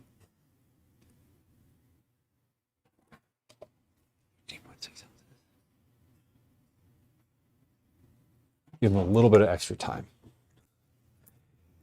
It does. It does. That's a good call out on that one.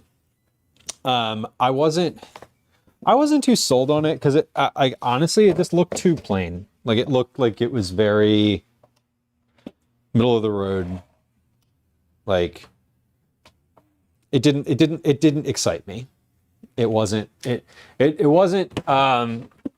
the like type of beet that flavor I was looking for either. Like I'm really looking for something with a little bit more depth. Like I do love recipes that use raw shredded beet, because the other thing with raw shredded beet is it cooks up really quickly. Okay, now this smells like beets. Smells like it. I'm hearing sizzling from inside of here. And we're pretty soft. I'm going to open this up. I'm going to open this and just check these. So they look good. We got moisture inside. Let's see if I can get how far in here I can get a knife.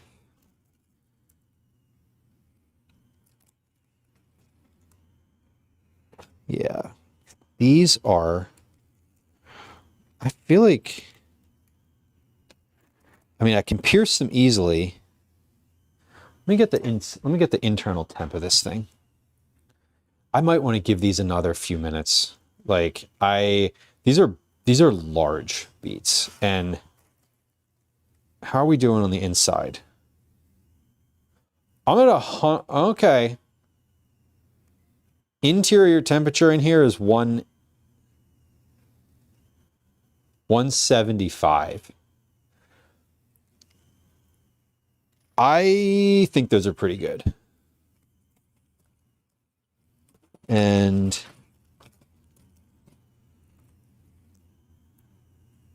I kind of want to get these up to like 200. I'm still going to give these another few minutes. This is my cat's treat recipe. Oh my God, Tatsu. Okay, I'm sold. I'm sold, but in the opposite direction from what sales usually implies. So we're going to leave these. I'm going to leave those in the oven until they hit the 2-hour mark, which is 13 minutes from now. And then I'm going to pull them because I do think they'll be finished. I can get a knife all the way into them like relatively easily. But I know from generally just like general having roasted beets a bunch of times ever, that I want the skin to be peeling off just a little bit too. And I was scraping the skin with the tip of the thermometer and it wasn't quite coming off yet. So I want these to be good. And I have these huge beets that I was roasting at the wrong temperature to start. So bear with me. Let's put this chicken jus in the fridge where that can start cooling down and solidifying. And all right, let's look. I'm gonna look at this recipe. So we're going to add, okay, beets, heavy cream, and beets, honey, and a cream base. So we need our stand mixer. Let's get the stand mixer out. I need the stand mixer and the food processor. So we're gonna use some appliances today.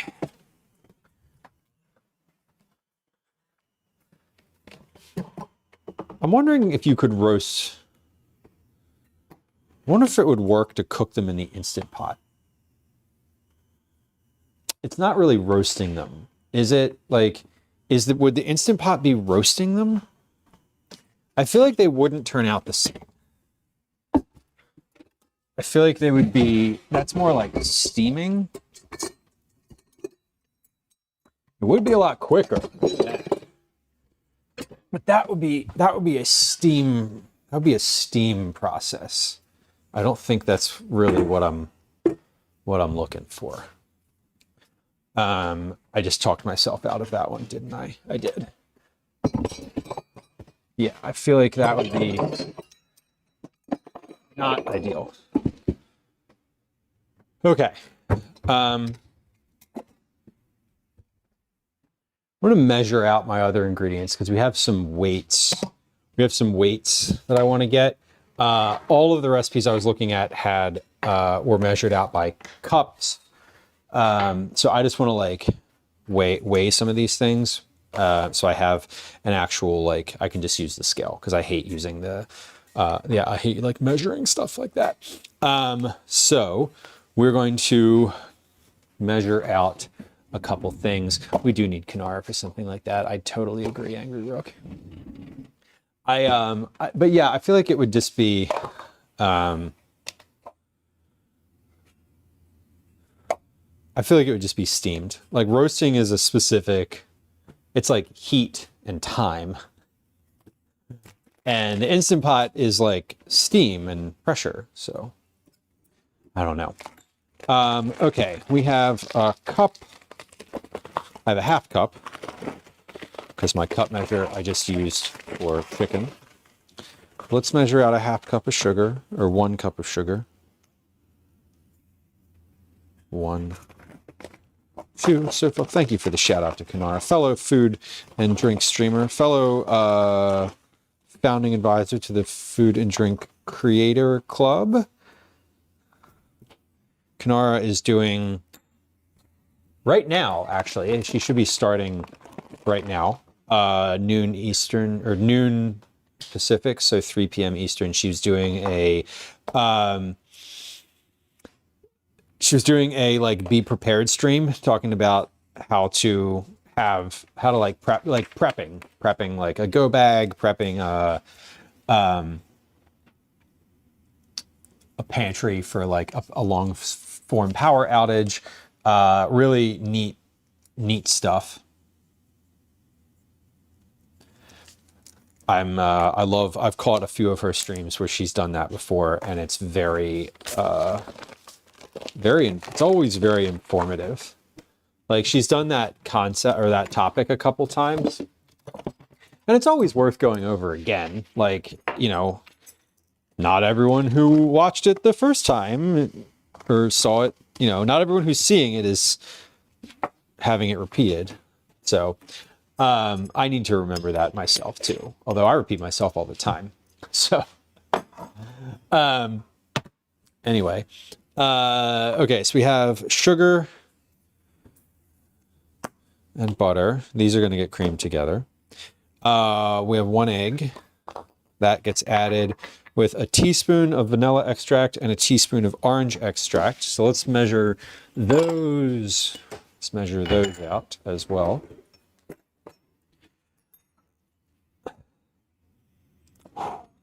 That is powerful stuff.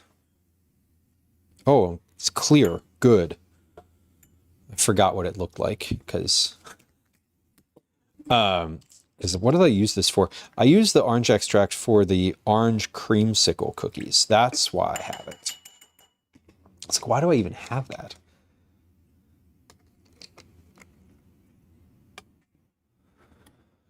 Oh, Liz, I would get it washed as close to company time as possible. And what I mean close to company time, I mean I wouldn't use your light afternoon to get a car wash unless it's going to bring you joy, in which case sounds like a great idea. 2 1/4 cups of rye flour. Oh, it's on company time either way. Why not both? I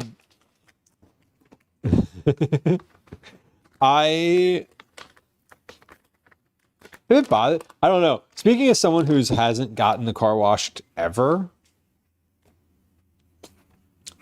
I probably just wouldn't. I would always worry about it. I would be like, well, what happens if I hit like a mud puddle and get like a big splash up the side or something? All right, so this says 30 grams is a 1/4 cup. So I need 3 times 29, 18, 20, 3 times 9 is 27. Base 10 is 270. So 270 grams, right? 30 times 9. 40. Yeah, 270 grams. Grams. Okay.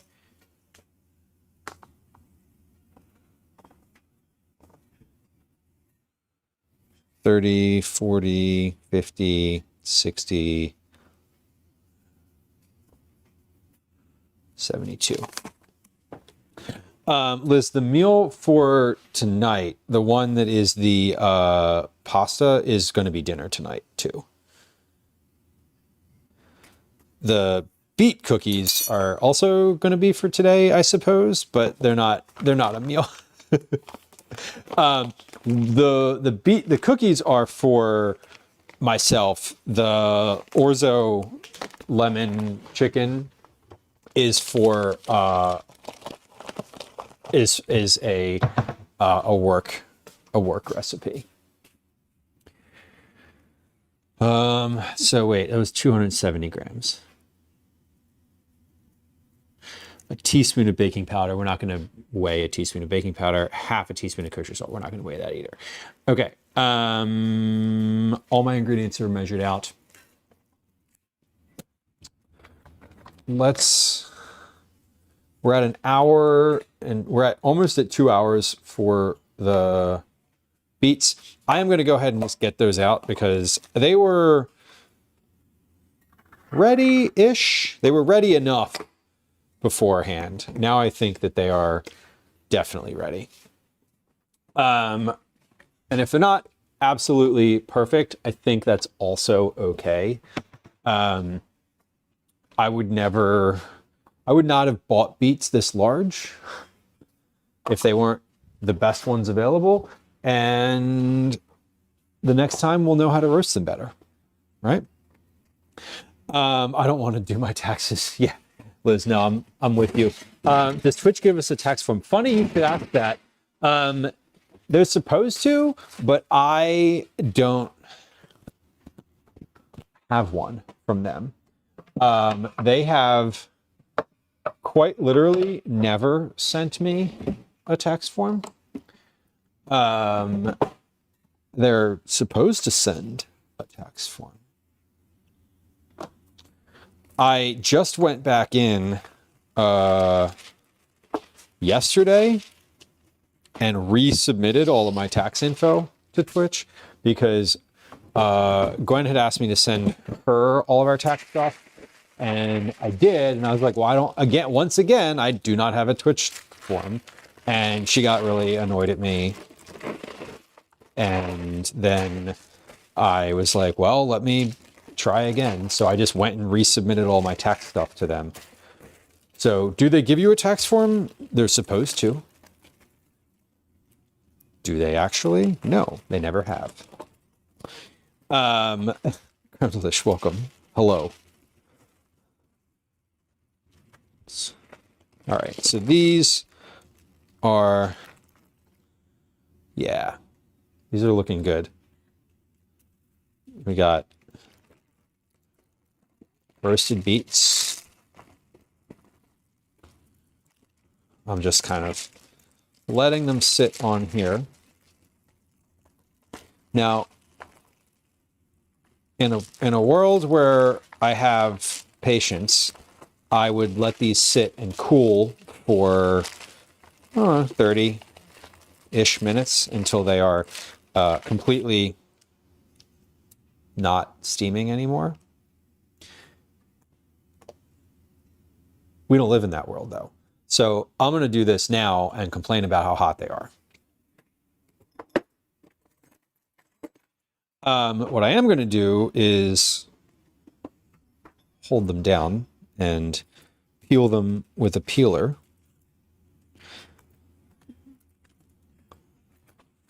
Now, these are coming along a lot better. So the skin earlier, when I was like, they're supposed to be able to peel really easily when they're like perfectly roasted, that is what's happening. So these are good. These are good to go. Yeah, Twitch has a tax FAQ, and they say in the FAQ that they send you a form, and when they send it, like, you know, an FAQ is nice, but they didn't do the thing. Like, I just haven't actually gotten it. I didn't get it any year I've had a monetized channel. So it has, in practice, they have not sent me anything. Now, I don't think it's because I have wrong information in there. And they also said that if you make if you have received under a certain threshold, that you don't get a form, but like functionally I have exceeded that threshold, so I should be getting one. So I don't know. Is there an interview? No, they don't interview you. They just, as long as you meet the criteria, you get the money. Okay, so I am I'm starting to like cut these apart. We've got I'm cutting off the tops and the bottoms here. Now eventually what I'm going to do with this is I'm going to cut these apart. We're going to finish peeling them. And then we're going to put them in the food processor and puree all of them. Like, so I'm going to puree both of these beets. When I'm finished pureeing them, I'm going to take them out of the food processor and measure how much is there. Because I I don't think I'm going to use like 2 whole beets for this. Specifically these 2 whole beets, because they are, again, very large. But we'll see. So I'm doing this again in a world where I had more patience. I would let these cool a lot more before doing any of what I'm doing right now. But it's just because picking this up with my bare hands in the moment would be like handling like a charcoal, like a piece of charcoal. So I don't want to do that. You know. D gamers, welcome in. Fallout 4 on my Switch 2. It's only crashed once. Is can I ask a non-gamer question? Wait, which one is the Switch? Switch 2. Switch is Nintendo, and 2 is the new one. Okay, sorry, my brain's trying to catch up to like what you actually mean by that. So it's a new console. Is Fallout 4 an old game or a new game? I'm guessing that Fallout 4 is the most recent game. Based on that. Could be old. We could be on like Fallout 7 by now. I don't know. I have no idea. It's old. Okay. Well, see? It's fun. When you don't know much, you get to be wrong regularly.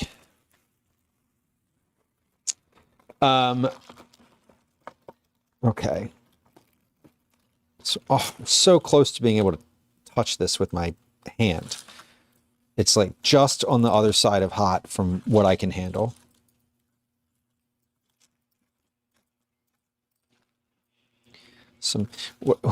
I'm stabbing it with the spoon, and the spoon is like coming out because the beet is soft enough. These are definitely roasted well at this point. I've seen some folks or some roasted recipes that use roasted beets, not for cookies, but just like in general, call for peeling them first and then roasting them, which I don't love doing that. I feel like the skin helps keep the skin just keeps more of the moisture inside and like helps it steam a little better, right? And so they're working on Fallout 5. See, like I said, I don't know much. It's helpful to not know things sometimes because, you know, I just get to ask questions. All right, so let's do this. I'm going to plug the food processor in. It works. We're going to cut these beets up. Yeah, look at that. That is such a lovely sight. Hold on. Look at this. That is so cool. I mean, hot, but I just love the look of the inside of a roasted beet. The inside of a beet in general, but a roasted beet specifically, look at that. So pretty. Look at the steam coming off. Oh my God. Oh my God, it's so good. I'm excited. Okay. So I'm just cutting this up into some like chunks. So it, you know, in the food processor, I don't know. I don't actually need to do what I'm doing right now. I'm just doing it for aesthetic purposes because I wanted to cut it in half and see what it looked like. That's why I'm doing it. Zero other reason.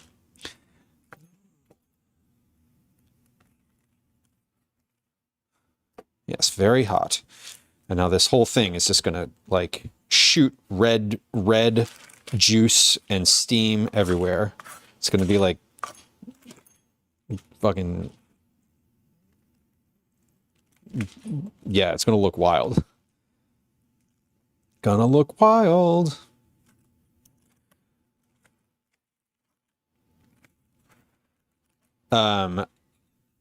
Again, what I want to do with this is puree it, and then empty it into a bowl, measure out what I need, and then we're gonna put it back in, and that's when we'll do the mixing with the rest of the ingredients.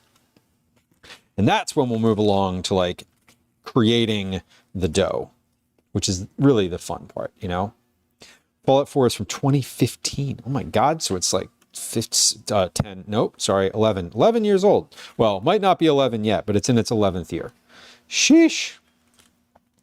I have played 0 of the Fallout games. I watched the first season of the Fallout show. I don't think that counts though.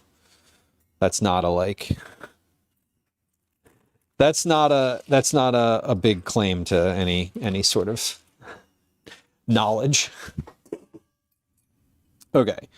Let's put that knife away, put that in the sink. This is all gonna go into the compost because this is not, beet leavings are not good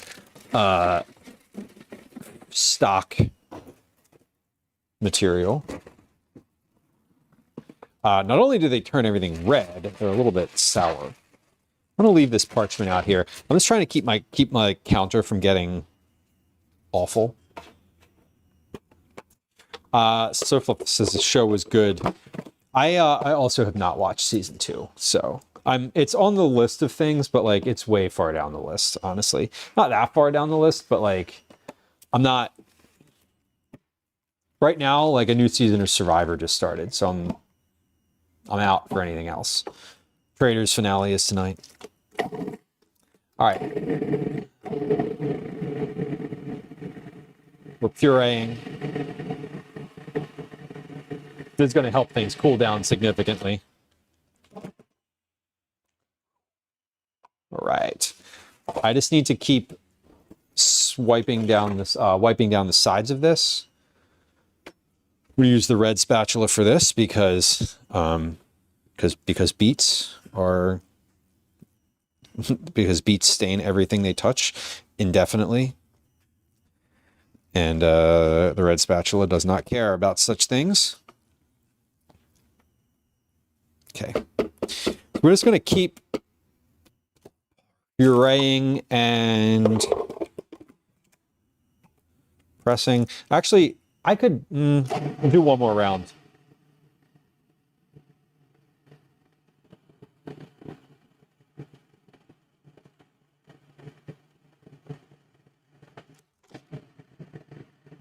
Still see a chunk. I still see some chunks kicking around in here. Oh, anniversary edition. What does anniversary edition mean? Do they just like give you a special skin and keep everything else the same?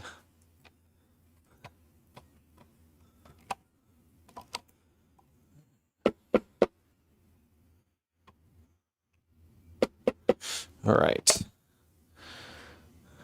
This is looking good. All right, what we're gonna do now, I'm gonna take this out of here and put all of this into a 4-cup measuring, like glass measuring cup, just to see how much volume I actually have. It's not completely pureed, which is fine. I don't really want it to be fully pureed yet, because we're gonna add some more stuff here. But I do want to see how much of this I have. Pause. If I'm going to weigh this, then I need to weigh the glass first. Done. Okay, perfect. Do you like the Switch 2? I haven't really heard anything about it. We have a Switch at the house, but no one, like, I don't want to say no one uses it, but like I don't have a reason to upgrade it. There's no good, like, compelling. Neither the only 2 people who play video games in this house have not even mentioned it. So I'm sort of like, I haven't thought about it. It hasn't come across my radar as a thing that would be necessary. Every once in a while, like Calvin will play Mario Kart with some of his friends or like with me. I'm trying to get him to play like Zelda or something like at least interesting, but he doesn't really seem to want to do that. So as much as I would love it if he like played an actual video game, he's just like sucked into Roblox all the time. It's like button mashing crap. But whatever. Whatever. All right. So that is, hold on. I need to bang this against the counter. So hold on. I need to turn my oven down. Okay. I turn my oven down just a little bit. That is 547 grams of beets.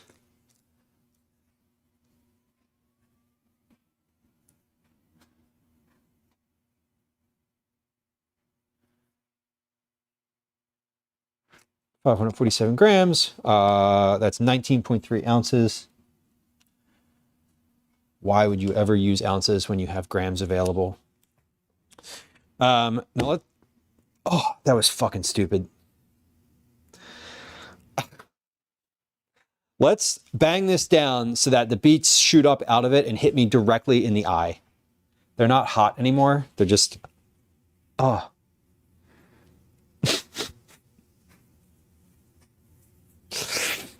Oh.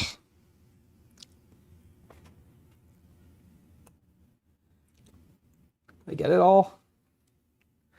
It's not what you think. Okay,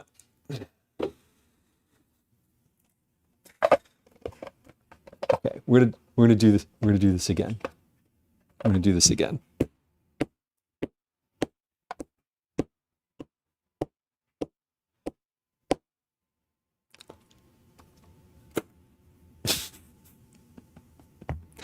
Okay. That is damn near that's 2¼ cups of beet puree. I don't need that much beet puree. So let's, what is this recipe? This recipe calls for 3/4 cups. The one that I'm working on.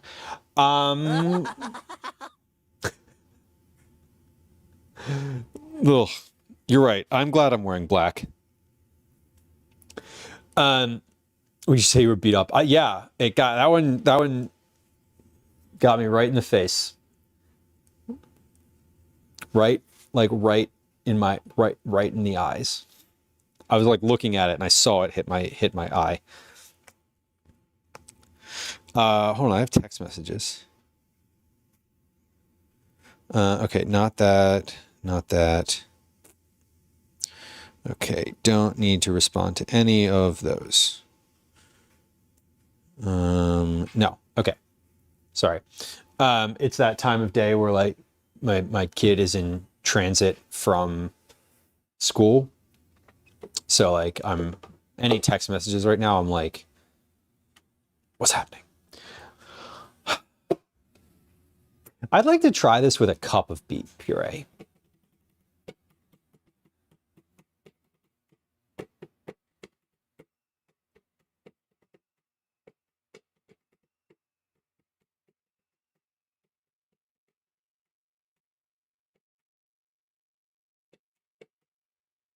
I'm going to try. I think I'm going to bump this up to a cup. I don't know why, because I just like the number better.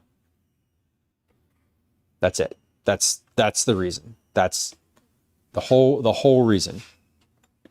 Okay. Sticks in. Welcome in on YouTube. Hello. I am seeing your messages. Yes, I am sometimes slower to respond to messages if I'm sort of like just processing something mentally. Sofa says, I'm glad I wear glasses. Yeah. It is definitely it would be helpful. It would have been helpful. How do I measure out a cup of this? I'm going to measure, let's measure a cup of this. I'm just going to measure a cup directly into the container. I want to figure out how much a cup of beet puree weighs. That's what I'm aiming at here. This is a slow process. Six Hand says, so what am I making? What am I making for the kids today? Well, today, all of this is my kid will eat all of this. What I'm making right now is beet cookies. And then in just a little bit, we're going to be working on a recipe for a Orzo chicken lemon dish, pasta dish, like a one-pan pasta dish. That will be for dinner tonight. So that's going to be for dinner. I'm making cookies right now, beet forward cookies. They're standard cookies that use beet puree in them. So it was 110 grams in that first half cup measure. And I'm measuring the weight of this because what I'd like to be able to do is give both a weight and a cup measure. For folks like myself who are like, I don't actually want to use a cup measure at all, I want you to be able to use the scale. So that was 110 grams in that first half cup. There's 216 total grams right now. So that is let me check that this is actually a half cup. It is actually a half cup. So 216, let me just say 220. I'm going to put 220 in there because 216 bothers me. 18, 20, 220 grams.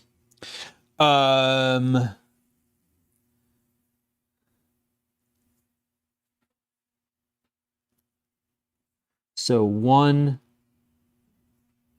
cup equals 220 grams. I'm sure that whatever is happening can be explained by science. 7.8 ounces. That's great. This is good because a cup is also generally about 8 ounces, depending on the density of whatever it is you're measuring. So that's good. That's at 7.8 ounces. So, Sticksan on YouTube says, are those cooking books behind you? Yes, they are. I have a couple. We have 2. One is just basically a food reference, the Vegetarian Flavor Bible. I like this one because it is good for like research. And the other one is a cookbook that I've been cooking out of recently that I really love called 108 Asian Cookies by Kat Liu. That is exactly what it says. It's 108 different Asian cookies. This is not one of them, but I am still very delighted to cook from that cookbook regardless. Okay, let's take the rest of this and we'll put it in the fridge. Depending on other factors, I may come back to this.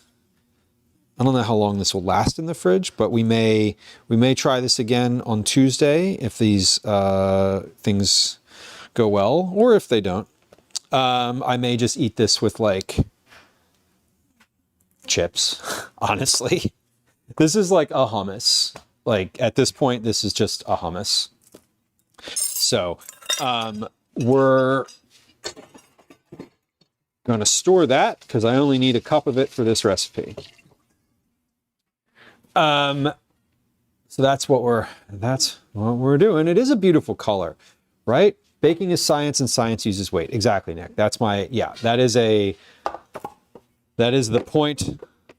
And for like, generally speaking, I'm also trying to like create a recipe. So I need to know, I don't want to know just what the ingredient that I'm like, I don't need to know just exactly what a cup of beet puree weighs, right? I want to know how much total weight these 2 beets, how much did they weigh at the beginning? How much do they weigh after they're roasted? How much do all of them weigh at once?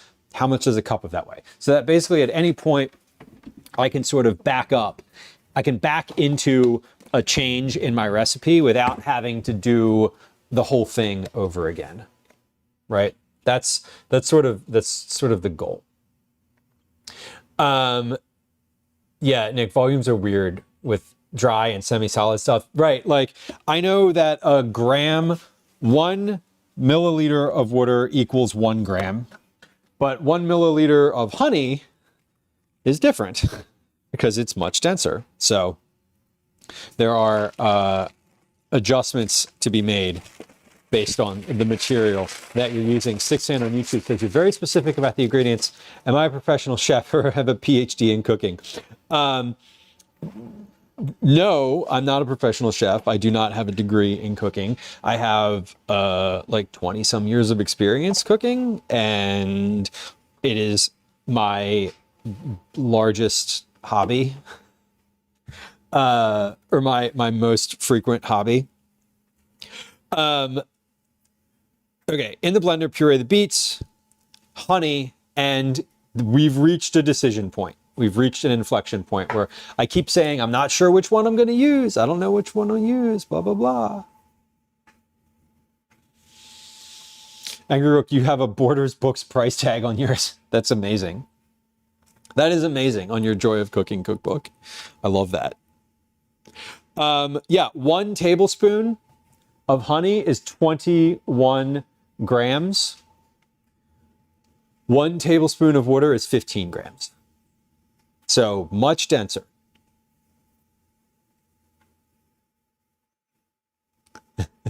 Sixan on YouTube. I'm not sure who Brian Johnson is, but I would love to have $1 million to spend on all things food related. That would be quite nice. I'd be okay with that. I want to do a 1/4 cup of honey. 1 tablespoon, a 1/4 cup is 4 tablespoons. 4 tablespoons of honey is 2, 4, 6, 84 grams. So 84 grams of honey. Now, why did I take this off of the thing before I needed to? I don't know. Okay, let's do 84 grams. Now, I was saying a moment ago, we're at a point where I need to make a decision. And that decision is, what cream-based thing do I want to be part of this dish? 30, 40, 50, 60, 70, 80, 87. Close enough. Our options, we have 3 options. Heavy cream. So other flavors in here, we have a couple flavors. Flavors are beets, honey, vanilla, orange, and rye, like rye flour. I could either use sour cream, mascarpone cheese, which is a sweet, in order of density, okay, mascarpone cheese is the densest and the sweetest of these things. The sour cream would be number 2, which is the most sour, and the is the most acidic. Or heavy cream, which is the least dense, adds the most liquid per se to the thing.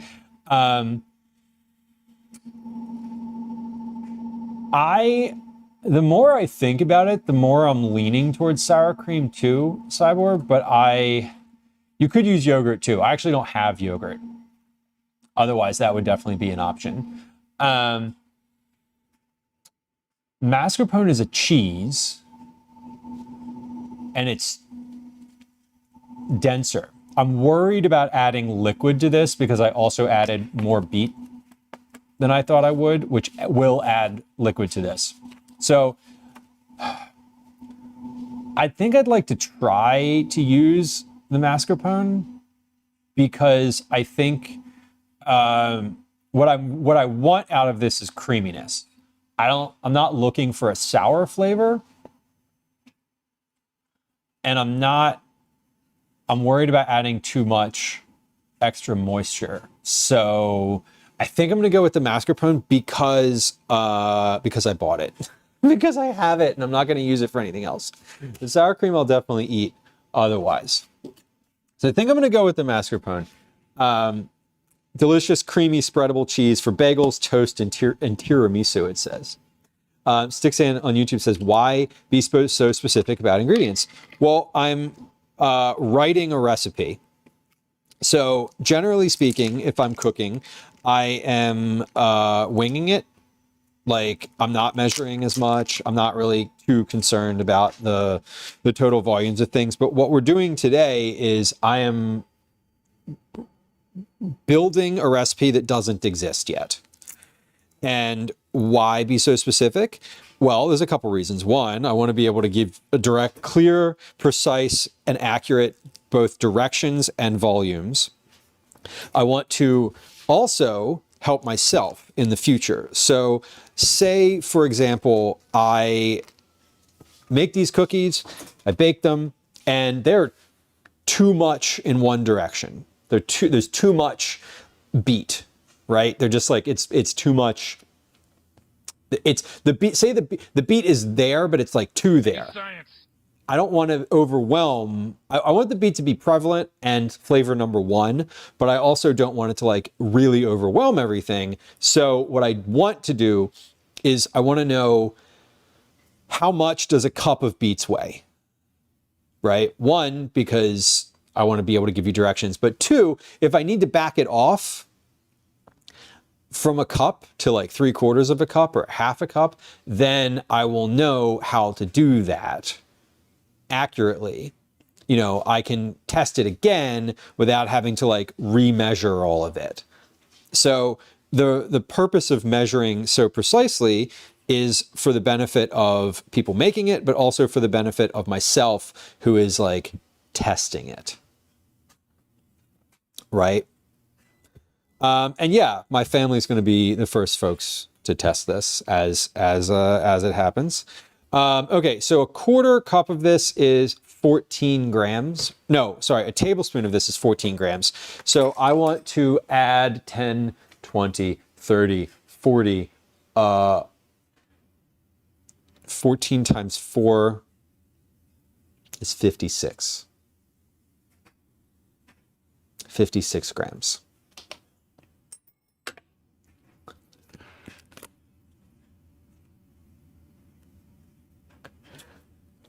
Now this, I do want to be a little precise about. So how much, this is 8 ounces, 200, okay. So let's be precise about this. I mean, we're being precise about it, the whole thing, but I don't want to be like, well, it's 10 over. Oh, well.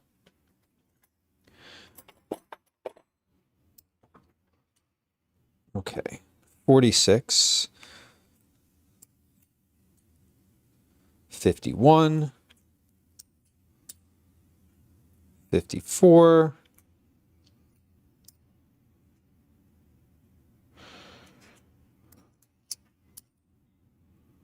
56. All right, 56 grams. So that is 1/4 cup of mascarpone cheese.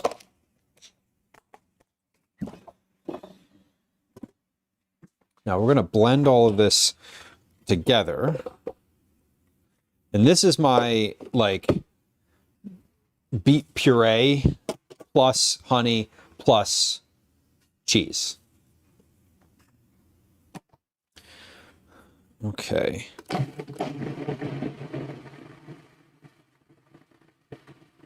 So we're going to mix this. Now this got a lot liquidier, a lot more liquidy from the first round here. I'm going to blend this for another moment and then we'll scrape it and go again. Oops, that wasn't off. I was on pulse. Oh man, the color of this is just gorgeous. Now, I don't think the color of this completely is going to transfer. I think that these cookies, I'm curious what color these are going to end up being. Sticks in. I don't know how that would work, honestly. Copywriting things. Is it, can you, I'm not planning on publishing this anywhere. I'll say that. I'm planning on, if you are a member of the community and you'd like to like make it. I wouldn't have a problem like sharing it. I considered doing a recipe for like stuff for like subscribers, because I have a couple recipes now that I've made that are just my own that I haven't done anything with. I know, Tatsu, imagine it brown. If this turns out brown, we're gonna add food coloring to it. I might add, based on what the dough looks like, I might add food coloring to it anyway, because I want it to be red. Like, it's gotta be red. Has to be. It has to be red. There's not an option for these cookies to be any other color. Like, and I don't care if there's a little food coloring in it.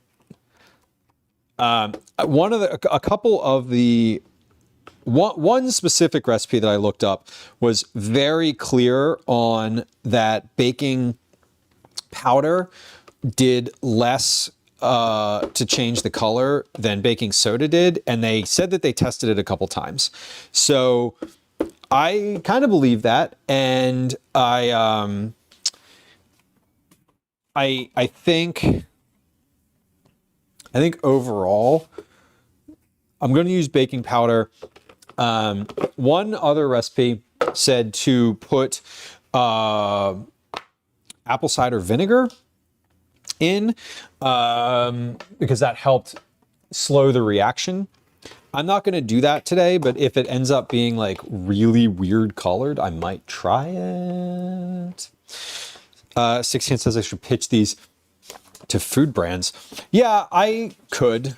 That is an option. I think if I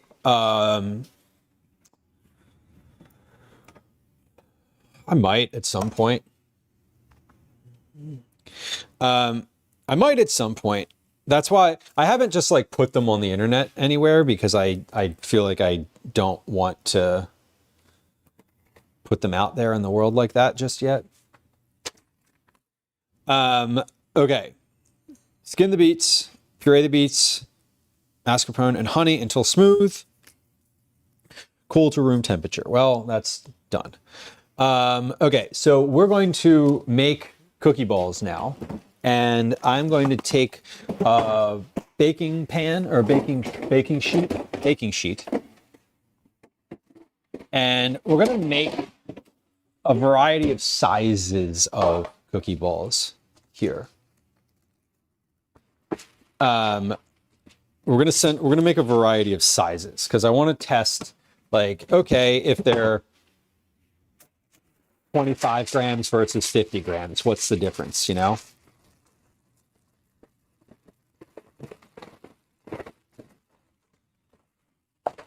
And yeah, Sofa, thank you. I don't respond to messages like immediately, by the way. Like, you don't have to send them twice.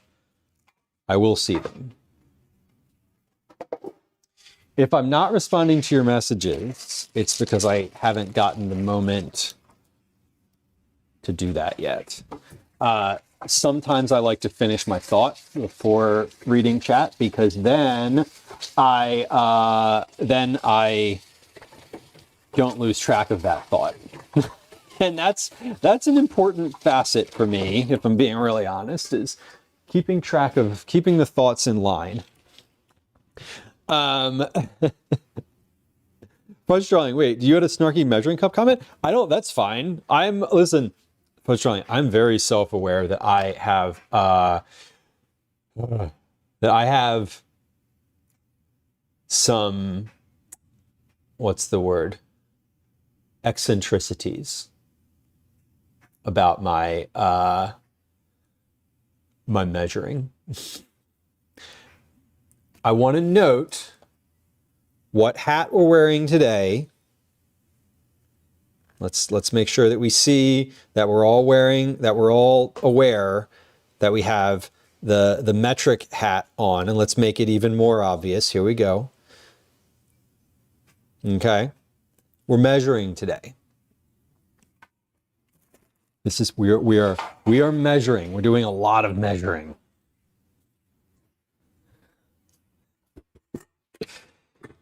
Because that's what it is. That's what working on a recipe is.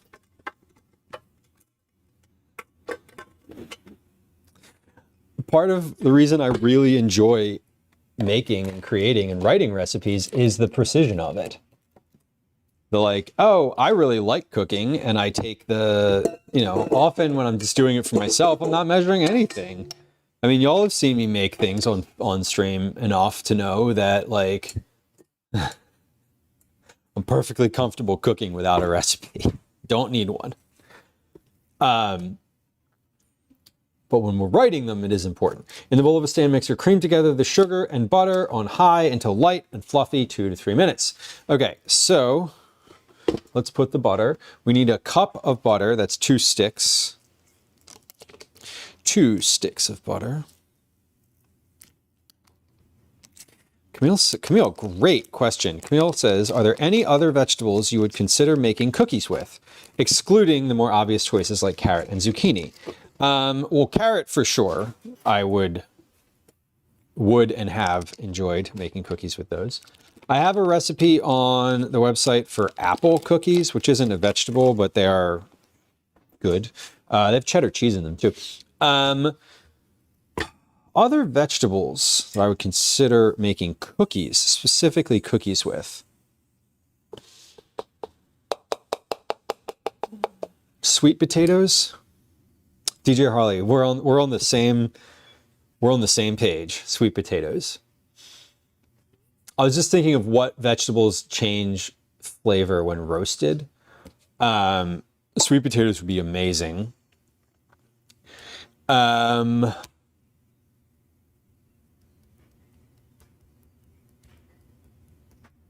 Turnips. Hackeré turnips specifically, they're the white turnips with the bright green tops. I think those would be really good. Those are really good when you braise them with maple syrup. So I'm betting that like a turnip maple cookie would be really tasty. Okay, butter and sugar are going.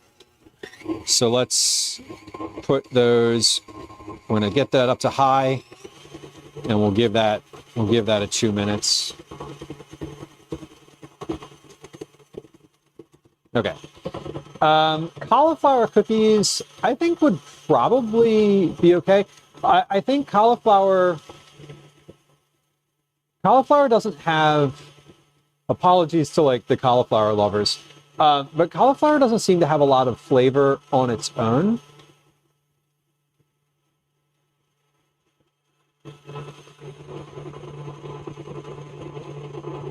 I wonder if you could do cauliflower and like, I'm thinking of things that I love, like flavors like a curry or a nutmeg, like cauliflower, butter, nutmeg cookie might be good.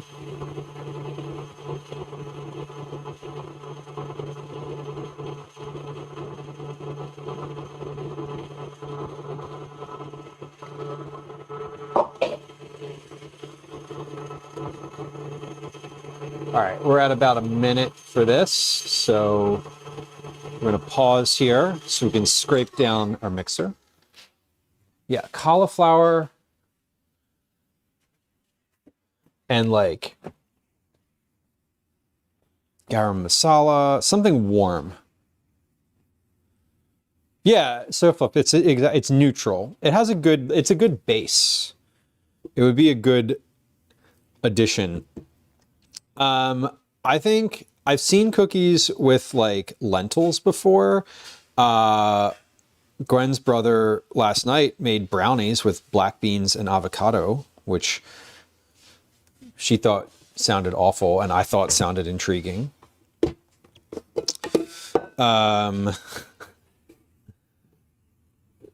Lentils. Is a lentil a vegetable? Do we consider a lentil a vegetable? I kind of do. Okay. We'll go back up we go. And we're mixing again. A grain fudge drawing. Okay. No, you're right. You're right, of course. The legume. It is not a vegetable.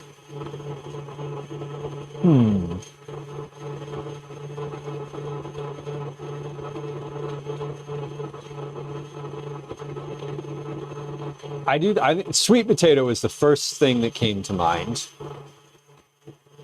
I think a sweet potato cookie would be good. It is vegetal. Vegetal. Let's see. I'm wondering if anything like springs to mind if I just browse through here. A tomato cookie? A tomato's not a vegetable. A tomato's a fruit. Shut up. Yes, this is true. And you do not put it in a fruit salad. So get out of here.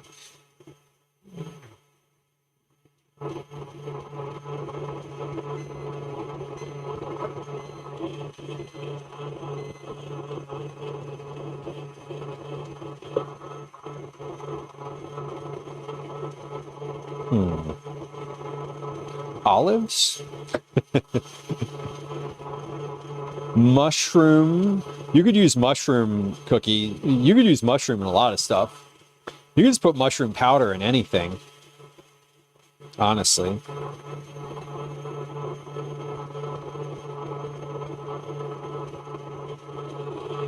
All right, we're looking light and fluffy here. Good. Yeah, cherry tomato cookie. I could be down with that. I would try any of those things, to be fair. Now, I love the idea of a cookie that has the ingredient in it and not just on it. So like, you know, when you have, you see like a tomato bread or like a tomato focaccia bread, but it's just got like sun-dried tomato on top of it. That's, well, I guess focaccia is probably a bad example because that would be really good. But I'm thinking of like cookies where you would use the thing inside of it and not just like the essence of the thing either. Like one of the things that annoyed me when I was looking up, or not necessarily annoyed me because I understood it and I was looking for it, but when looking up beet recipes, beet cookie recipes, was that there was a bunch that we saw that were like, you know, this recipe uses beetroot powder and doesn't taste like beets. And I was like, okay, but I don't want that. I want it to like really be the thing. You know what I mean? I want it to really reflect the fact that it's got beets in it.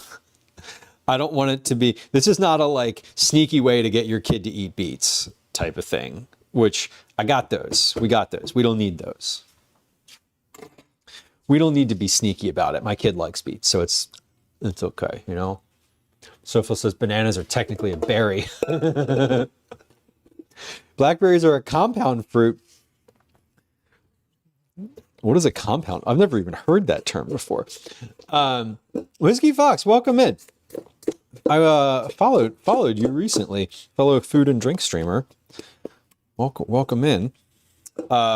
Whiskey Fox, I should ask you if you are interested in joining the Food and Drink Creator Club, officially sponsored by Twitch. There's a link to it in chat. Anyway, no worries if not, as the anxious people like to say. But regardless, welcome in. Always nice to have someone else who's doing the food and drink thing come through stream. I put my my mixer blade in the sink and then realized that I still needed it. So instead of washing it, we're going to cheat and we're going to get out the other one that I have and we're going to make them both dirty. How's that? How's that? Okay. In the bowl of a stand, mix the cream together with the sugar and butter on high until light and fluffy, about 2 minutes. Add the beet puree, vanilla extract, orange extract, salt, and egg, and mix on medium until fully incorporated. Okay. Okay, I actually want to add the salt to the dry ingredients. So we're going to add the beet puree. We have the vanilla extract. We have the orange extract, a teaspoon of both. And then the egg. So we're going to add the egg. I'm going to add the egg here first so I don't get any shells in case I get shells. Yep, see? I got a shell right there. I'm going to do this thing again where I like chase it around the bowl, and then eventually I'm going to get a spoon out of the drawer. No, I got it. Yeah. Yeah, bitch. All right, we got it.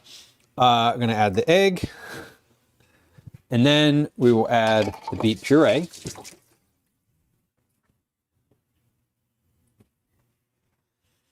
I thought a beet was a root, Tatsu. I mean, it is a root, right? I don't know. Raspberries are the same. Raspberries, a compound fruit may be an aggregate fruit, which one flower contains several separate ovaries which merge during development. A multiple fruit in which several flowers, each with an ovary, develop into small fruits that are clustered or fused together into a larger fruit. God, I really need the more you know motion graphic. I really need it. I need it.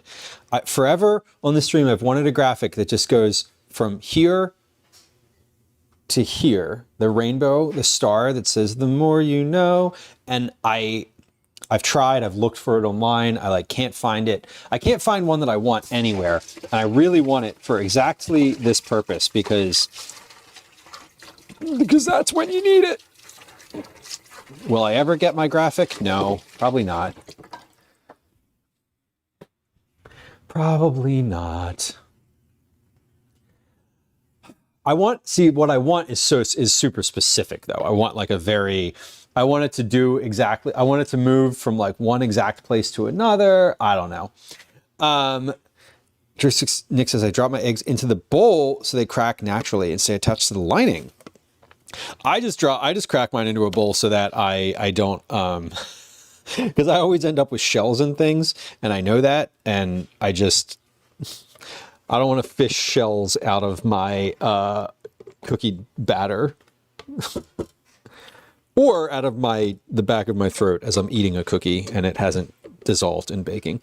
Okay, well this looking good. I'm not gonna lie. While we need to do some dishes before we get to the next part of stream, just like every day. A food and drink fitness streamer. Oh, I love that. I do. You know what? I saw that. I was looking at some of your VODs and I was like, oh, this is different. I love the idea of like doing workouts on stream and sort of that type of thing, but it feels very intimidating. And I'm not really sexy when I do it. I just kind of sweat and I look like a gremlin. Is there a sound? I think there was a sparkle. There was some kind of sparkle I felt. Okay, hold on, pause. I added only the flour to this. So I need baking powder and salt. I still need to add baking powder and salt. I need a whole teaspoon of baking powder and a half a teaspoon of salt. So we'll do the baking powder first. We got one, there's a half teaspoon, confirm. Okay, I'm gonna put this in and then I'm going to whisk it together. I would consider running this through like a little sifter, but I'm not. I don't know.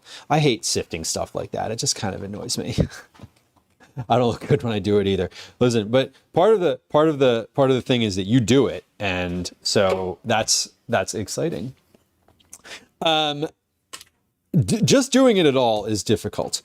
Add the beet puree, vanilla, orange extract, and egg, and mix on medium until fully incorporated. Okay, so we're going to mix this on medium.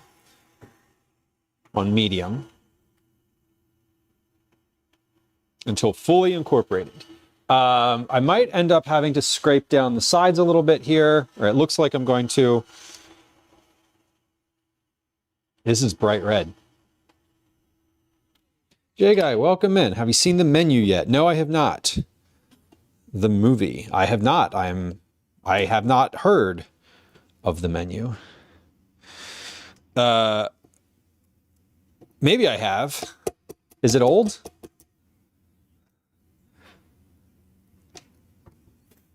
Is it old? I feel like maybe I have. Now that you're saying it, I'm like, wait, sounds kind of familiar. Like 5 years old. Oh, yeah, no, I didn't see that. I think I heard about it, but like everything else in my whole life, the time to do it had passed me by, and now it's old, and I won't probably ever get to like all those TV series that I haven't seen and all those movies I haven't seen. It just, the pile of things that I really should watch, I don't have enough lifetime left to watch all of them. That's how I see it. And it's fine. And I forgive myself for that. Stir together the flour and baking powder and salt. Stir dry ingredients into the wet mixture until just combined. Have you watched Heated Rivalry? No. J-Guy, I have watched nothing recently. You know what the two most recent things that I watched were? Enter the Dragon and Rumble in the Bronx. I watched every episode of Traitors this season. And that's it. That's the only thing I've watched for the past 3 months. See, Whiskey Fox, I don't even bother anymore. I'm just like, I'm not going to watch it. If you tell me you should watch something, I'm going to say, that's nice. And then I'm literally not going to do it. And I'm going to be very open about it. Because I'm not. Because I don't watch. At the end of my day, I do not sit down and watch TV. Just some days I do. Most days I do not. And it's very likely that today is not going to be one of those days. It's pretty certain that tomorrow is not going to be one of those days. I just don't. I watched The Expanse, which was really good. Phoenix, welcome in. Good to see you. Yeah, I watched The Expanse, and then that ended after season 6, and I am now on book 8 because I prefer reading. I recently finished watching Outlander after like 2 years worth of trying to watch it. That's it. That's literally it. Survivor came back on last night, so I will watch that because that's a show that I enjoy in real time. Calvin and Gwen and I all watched the most recent season of Alone recently. I think my point in my watching, if I'm like examining my watching habits, I sit down with the intention of watching one thing. I watch that one thing, and then I turn off the screen. And if it's rare that I will sit down and watch something that someone has like recommended. I'm more likely to read something that you recommend to me, like a book, than I am to like watch something. If you recommend music to me, I will listen to it. But like watching something, I don't know. I know it's weird because like Twitch, right? I watch a lot more Twitch and I consume a lot more live streaming than I do television or like scripted shows. Borscht meringue pie, Phoenix. That's all right. I'm into that idea. Well, the dough here looks good. This is very pretty. We've got a really nice looking sort of purple-ish dough. It's dark. It's very dark. Let's try this. I know this has raw flour and egg in it, but like we got to try the dough, right? What do you usually read? I go back and forth between a lot of different things. I love science fiction. I love short stories of I love short sci-fi stories. I enjoy, I read a lot of parenting books. Like I read just like generalized parenting books. I'm a dad, so like, you know, it comes with the territory. I read, the past couple years, I've been reading a lot more about gender and race type books.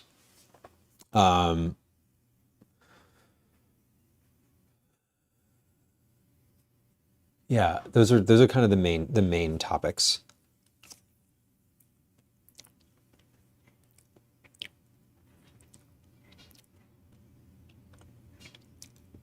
I mean, that tastes like cookie dough.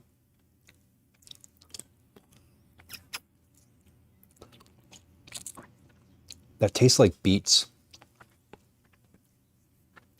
Got orange in there. I can taste all the flavors that I put in here. So that's a good start. That's a good start. Whiskey Fox says, what would you recommend for a first-time father whose little one just turned 4? The delay was worrisome, Fudge Darling. Yeah. Well, I was letting the taste sort of marinate for a moment before I made a comment about it. I said that I was gonna roll this into balls before letting it cool. I'm not. I am going to let this cool in the fridge because it is a little bit soft, and I don't think I could roll this into balls yet. So we're gonna let this cool. We're gonna give this maybe like an hour or so in the fridge, and start on my other recipe while this sort of chills a bit. I'm spreading it up the side of the bowl so that it has a lot more sort of surface area and cools quicker. Now, this is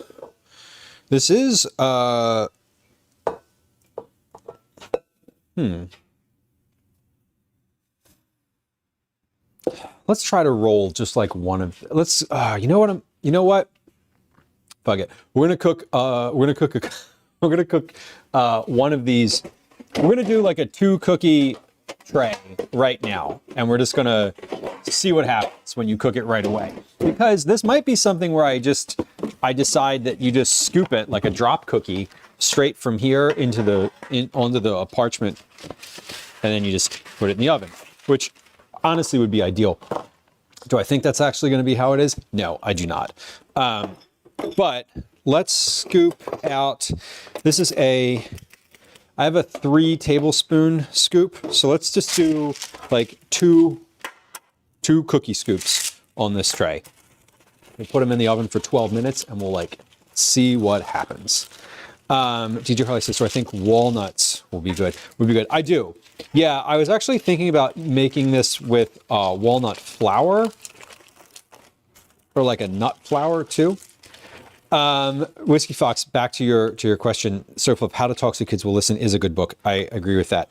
I would also say one of the ones that I have come back to over and over is The Danish Way of Parenting. That one has been informative. My son is 10. That one has been informative from that age down to it was informative when he was a lot younger, and it's still informative. I just read it again in November. Oh, it says he's home. He must have come in quietly and snuck downstairs. Okay. I'm weighing what 1 scoop here is. So this is 36 grams. I'm literally just going to scoop 1 cookie onto this tray. And then we're also going to do let's do one that's a little smaller than that on the same tray. And then we're going to chill this dough, because I do think it's probably going to be better if it's chilled. Like, will these be good as they are? Probably. Okay, so I just scraped all the dough that was on the outside and stuck on the inside of the scoop back into the bowl. And now it says that there are 30, that was a 32-gram cookie. So let's just take, what are we doing here? Tests. 32 grams. And let's do one that is I'm going to do this with a spoon so I can get all of it off the spoon. This is important. We're going to do one that is a 20-gram cookie.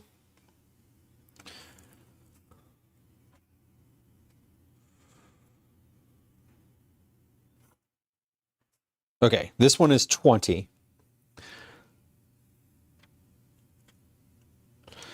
It does look like a scoop of sherbet or ice cream for sure.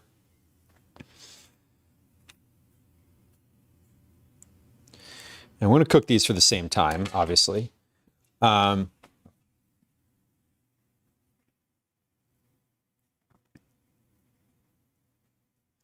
So this is basically a 3-tablespoon cookie and a 2-tablespoon cookie.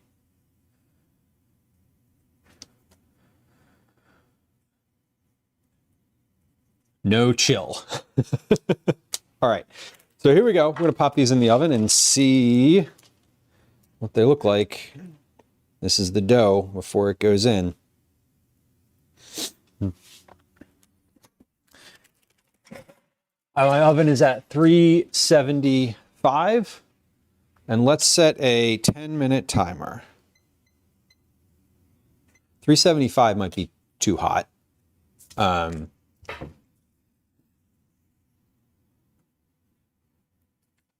I don't know. Again, we're making it up. Most cookies are like 350, right? Like 350 is such a common oven temp. I don't know. We'll see. We'll see how they go. Honestly, I have no idea. I genuinely have no idea what they're going to be. Yeah, one was a scoop. I just used the cookie scoop kind of directly out of the thing and just clicked it out and let it sit. The other one, I used a spoon and like measured sort of as precisely as I could grams out of the bowl. So yes, they're different shapes, but I think functionally they'll sort of sink down just the same. And I'm going to leave all of these, I'll leave these utensils. Actually, I'm going to leave these utensils on the counter here, and we'll let the dough cool in the fridge for a little bit. Try those too. And then we'll let that cool. Just put that towards the back there. And I think I'm going to start on the other recipe that I'm intending to do today. Are you wearing red underwear or t-shirt? I'm wearing a red t-shirt. Yes. Underneath of my sweatshirt. And I'm getting to the point where I actually want to take the sweatshirt off because it's starting to feel really warm. Let's do a quick hand wash here. So here's what I'm going to do. While those cookies are baking, we're going to take a quick break. We're going to run a game of words on stream. I'm going to run 3 minutes worth of ads on Twitch. If you don't want to watch the ads and you want to hear what I'm saying during that time, you can head over to YouTube. There's a link to that in chat if you're watching on Twitch. If you're watching on YouTube, congratulations. We don't have any ads on the channel right now. When we come back from that, we're going to take a look at those cookies and get them probably out of the oven. I'm putting some ingredients, I'm putting some of this stuff away right now. When those cookies are finished, we're going to turn our attention to our recipe, the other recipe that we're working on, which is a lemon orzo, lemon chicken orzo, one pan lemon chicken orzo. Let's write that down because that's probably the best way to say this. 1 pan lemon chicken orzo. Orzo is a type of pasta. So when we come back, we're going to check the cookies and then we'll start on that. But before we do that, we're going to play a game of words on stream. And we're going to run a 3-minute ad on Twitch while I get through some of these dishes here. If you're not familiar with Words on Stream, it is a guessing game where there are words displayed on the top, kind of like Scrabble, and on the bottom, in the chat box, you type what words you think you see in the words or in the letters that are displayed on top, and they will be put into onto the board. And if we clear the board and win and fill it all up, then we keep playing. And if not, we keep playing until the ads are over anyway. So that's what we're going to do now. I'm just grabbing these couple things that were over here already on the clean dish rack because it is an awful thing when you do the dishes and put the clean dishes over top of or put the wet dishes over top of the clean dishes that are dry on the rack. Just put them away first. Pro tip. Okay, so let's come over and we'll do that. Let me make sure, let's see if this camera works. Now I tried a new setting with my stove/oven camera that should hopefully allow it to remain on, maybe. Let's see. Do we see the sink? No, we don't see the sink. Sigh.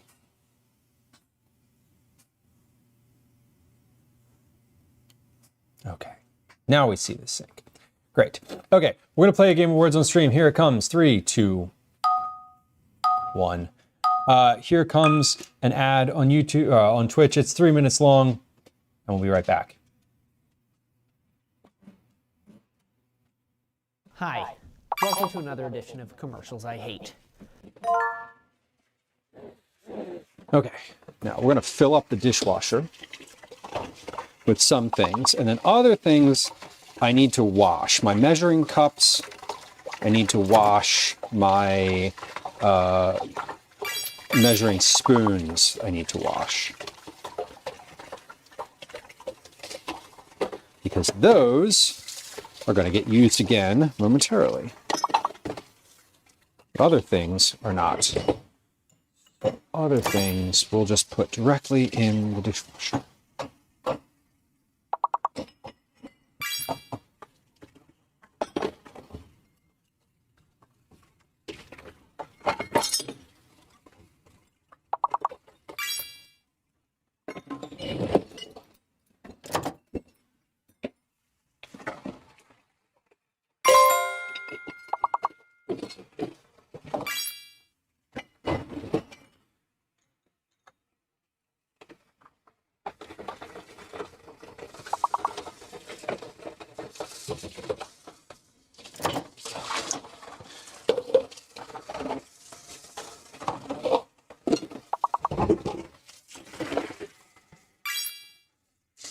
We'll see how this dough sets up, because I'm curious what it's going to do. I didn't look at it. I'm not looking at it while it's in the oven yet. I'm just going to let it be until it's finished, until the timer goes off, before putting eyes on it, because if I start to look at it too much, I'll start to think about it. Was that a board? Was it? Maybe? I feel like it sounded like it. The sound was happy. Okay. Well, it liked the work that y'all did anyway. So congrats. All right. But we're moving here. We're almost to the point where I actually can do some dishes. I can almost see the bottom of the sink. That's a good thing.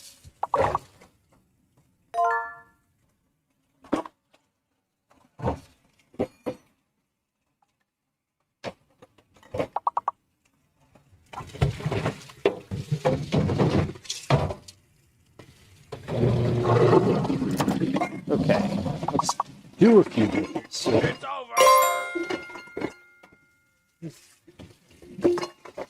And then we'll be back. We might end up having to do an extra board here because I do need to do the measuring cups. I actually have to wash them, sort of regardless of the ad.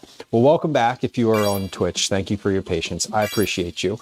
We're through the ad break, it seems, and we're finishing a game of words on stream. We are going to do one more game of words on stream after this because I need to get through some of these dishes because I need them for the next part of stream. And, you know, while I'm here, why not?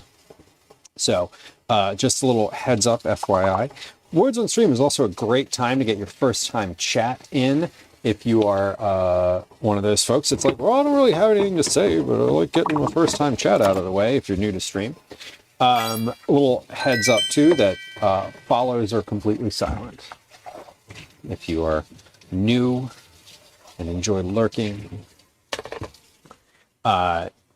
please feel free to hit the follow button. There's no alerts, there's no sounds, no giant celebration things popping up to jump scare and compel you to feel anxious about having to talk. We are moving forward with these dishes though. Yeah, we are gonna oh, my timer's beeping. That's 10 minutes. Hold on. I'm gonna let those sit for just a second while I finish these because my hands are soapy and it's okay if they are. It's okay. They're test cookies. We're going to test and see if they can stay in there for a little longer than 10 minutes.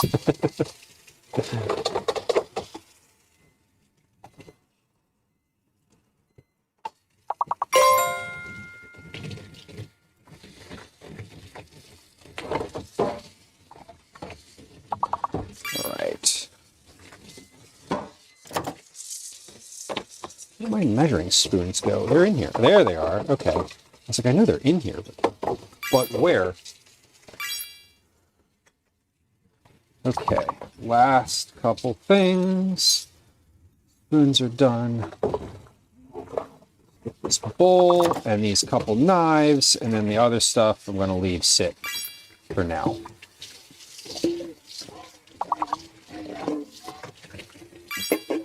All right.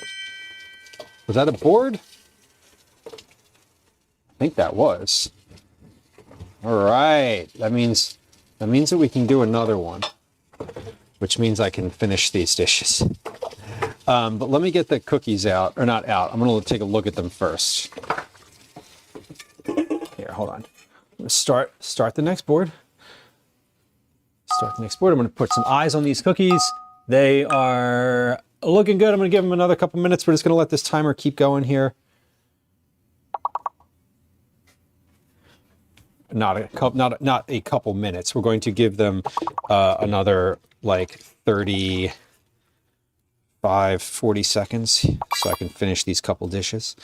They're currently at 12 minutes. So the timer for those cookies was for 10 to 12 minutes was my thought, based on all the other recipes that I looked at and sort of the everything else I looked at was somewhere between like 12 to 15 minutes. So that's sort of my baseline of understanding as well.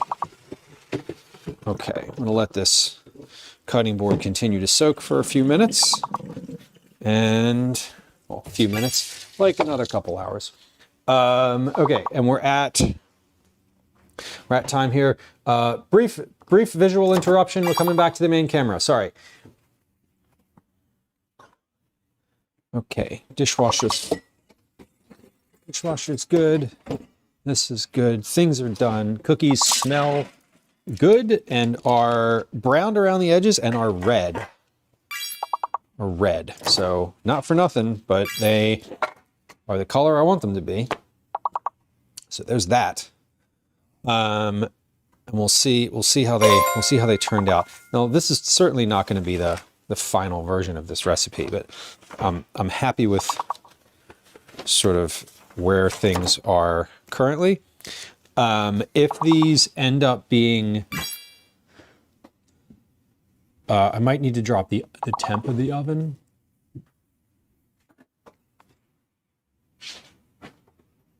We'll see.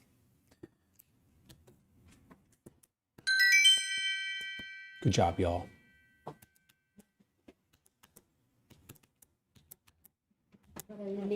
Good job.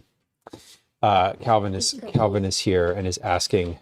They look like beet Well, he said they look like beet cookies. They are beet cookies. I just got them out of the oven. We need to let these cool for a minute, but this is what they look like baked. I had Roblox plans and Roblox plans, and then I remembered I had to do my homework, so I'm gonna go do my. They look fake. I said that I wanted you to do your homework before you did anything else today. Mm-hmm. What's that? Just did my Oh, you did your homework. Okay. Sorry. I thought you meant that you were going to do Roblox and then homework. But you finished your homework. No. No? I did. Mm-hmm. Oh, okay. Cool. Well, good. Enjoy. Look like burger patties. They do.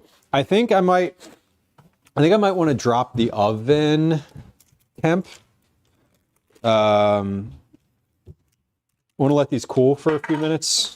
Like yeah, we gotta let these cool because I can't just eat them kind of immediately. But yeah, the bottom is brown. They're very soft. Yeah, very, very soft. So these are like a cake sort of consistency. I'm gonna let these cool off for, let's give these 10 minutes just to cool. And then we'll try them after that. Nick, that's his space theme jacket. That one's pretty old, actually. I don't remember when he got that, but it's been around for a bit. It's at least a year or two old. I'm pretty sure it comes from, I think it comes from Land's End, if I'm remembering. Okay. They are very like velvety sort of colored.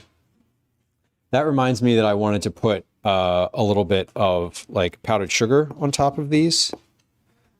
I want to do like a little bit of powdered sugar. I want to do a little bit of sparkling sugar while they're still a little warm and see which side I like a little better. I think I would probably add the sparkling sugar on here. If I was going to do this, I would add it like beforehand.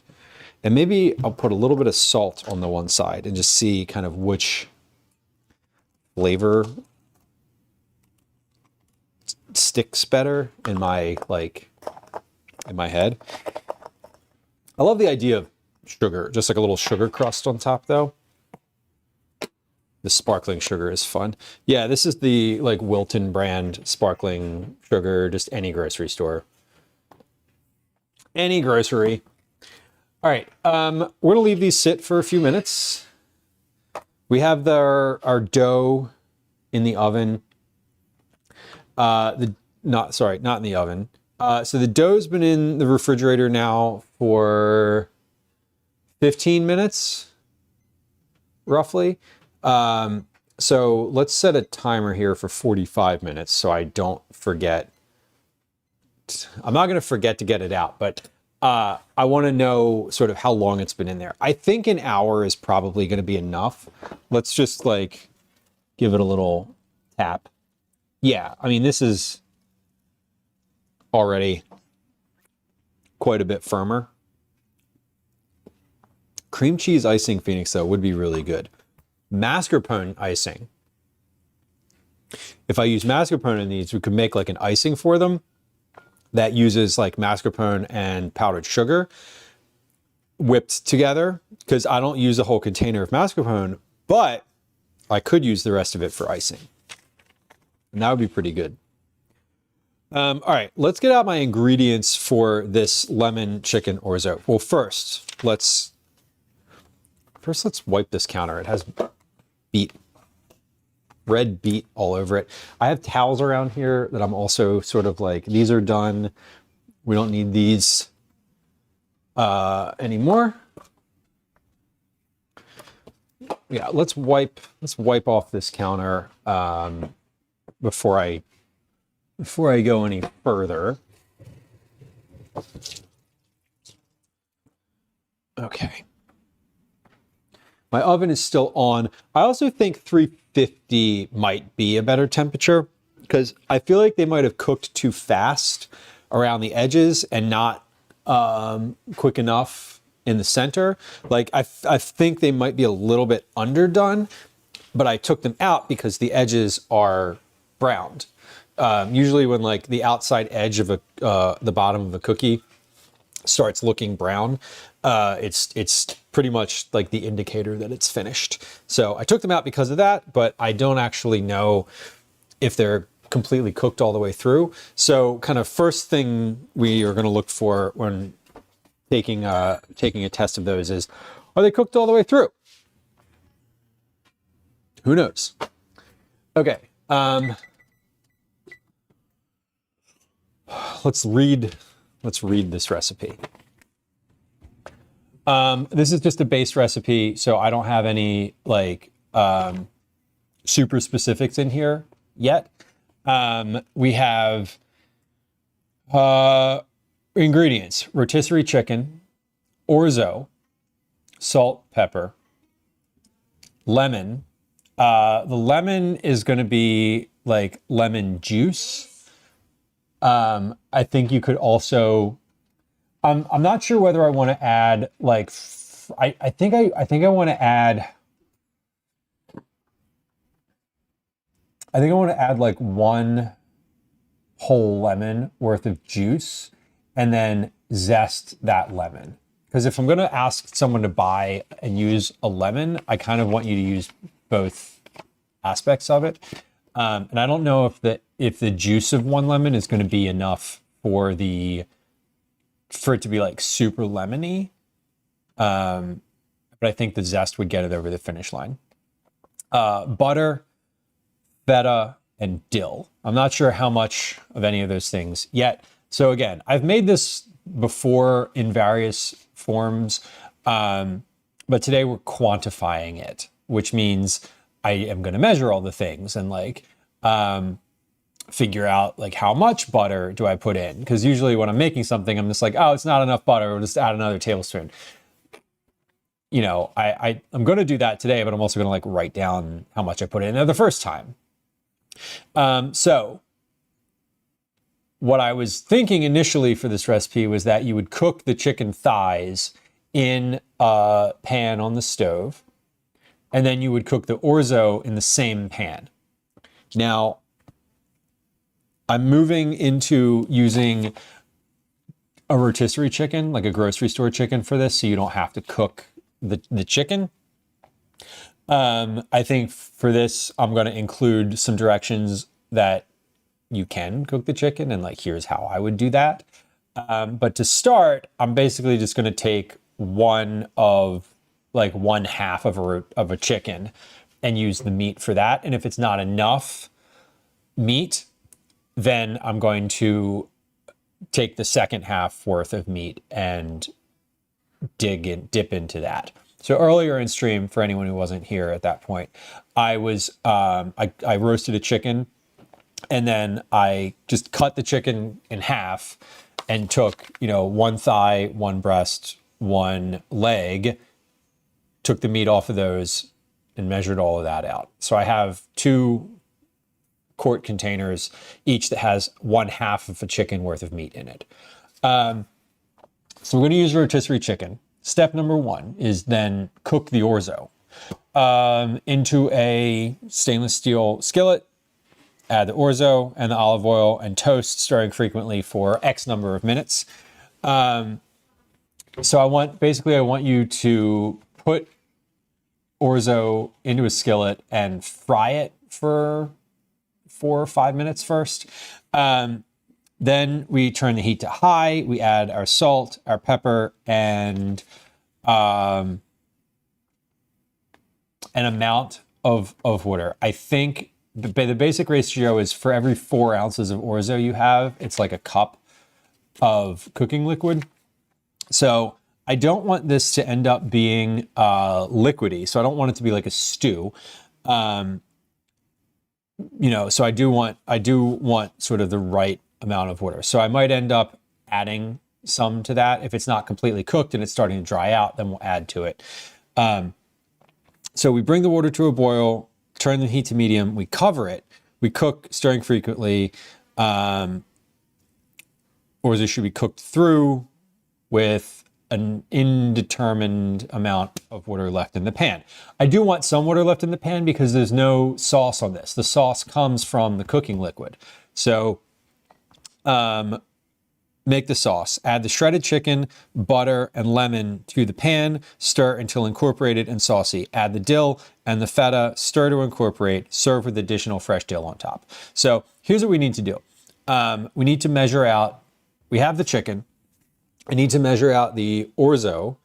I want to see basically what is 16 ounces of orzo, which is like the box. What is a cup of that? Is it half? It should be about half of a pound of orzo is 16 ounces. 8 ounces of liquid is a cup. Follow? So half a box of orzo should be about a cup. Each box should be roughly 2 cups worth of grain. So we're going to see how much that ends up being. I think a cup of orzo and like 2.5 cups of water should be about right. So Tatsu, we're not reserving. We do want some cooking liquid left in the pan. So because it's orzo, I'm not draining it. So what I'm trying to make sure is that it cooks all the way through with enough liquid left to make a sauce. If it cooks all the way through and it's dry and there's no liquid left in the pan, then I don't have enough to make a sauce. So that's sort of the balance of things that I'm trying to consider here. Okay, where is the orzo that I purchased yesterday? All right, now this is generic brand orzo. I could use Barilla. I have a box of orzo, but I also have this that I got at the grocery store, or at Reading Terminal, not the grocery. So I'm gonna use what I got at the grocery, and we're gonna weigh out what it says is the weight for the box. So let's do that. My timer went off for my 10 minutes for the cookies. So let's see. These are still quite warm underneath. I'm going to put these on the cooling rack, and we're going to give those an additional few minutes here. Because I had them on the pan and they were, they were on the pan, but we're going to move them to the cooling rack and let them get dry underneath in the next few minutes, and then we'll see where we land. We'll see where we land with those. Okay, so first things first, measure the orzo. 2 cups should fit into one of these. Oh wait, I had containers out on the counter. Great. We will use those other ones for other stuff. All right. Phoenix asks if I've ever put artichoke in this dish. I haven't. I actually haven't used like artichoke cooking hardly at all. I had a traumatic artichoke cooking experience the first time I went to try to cook it. It wasn't a traumatic cooking experience. It was actually a traumatic eating experience. So I've been, funny enough, I've been sort of reluctant to use artichoke in cooking. But it would be good in this dish. It would definitely, it would really complement all the other stuff in here. I'm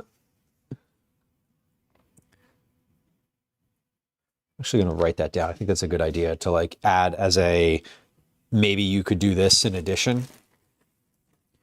There's a place near me that does lemon chicken artichoke orzo, and the lemon sauce is like a gravy. It's really good, and I have yet to be able to replicate it. The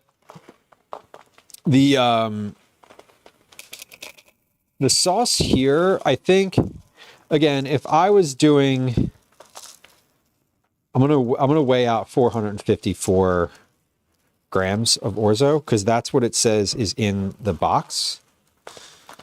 That says 2 cups. And then I'm gonna measure it in the measuring cup. Okay, that's 454 grams.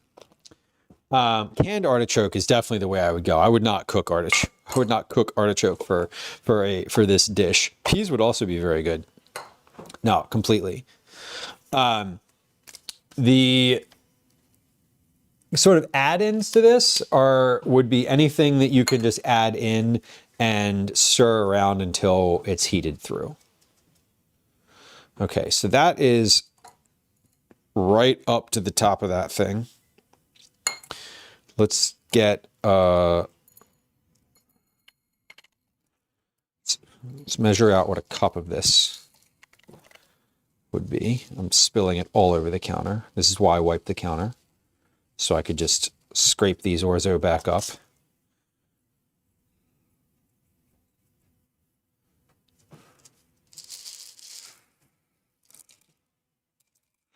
Okay, a cup of this, by measure, is 206 grams. So that's not quite half of my by weight. Now, what I want to do is I want to acknowledge that this orzo is probably different and bigger, or is a different sort of size. So let's see. 206. I'm going to try that again.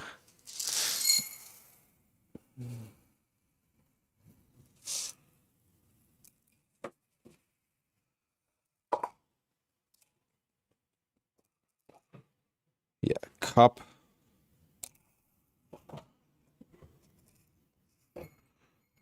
Yeah.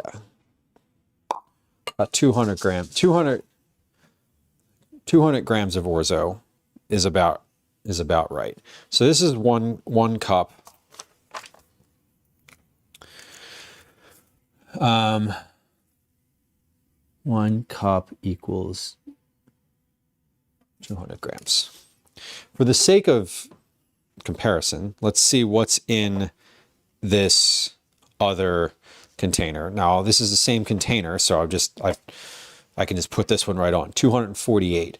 So it's a little different here. A cup of this orzo is 200 grams. I'm gonna do something I probably shouldn't. It doesn't really matter because this is all dried anyway. I'm gonna see what a cup of the boxed orzo weighs, just for like comparative purposes, because this is what you would buy in the grocery store versus what I have purchased in bulk. Phoenix says, I feel like you could sub out the chicken for a meatier whitefish. Totally could. Totally could. You could do some like cod. Cod would be good in here. Salmon would be good too. Salmon would be really good.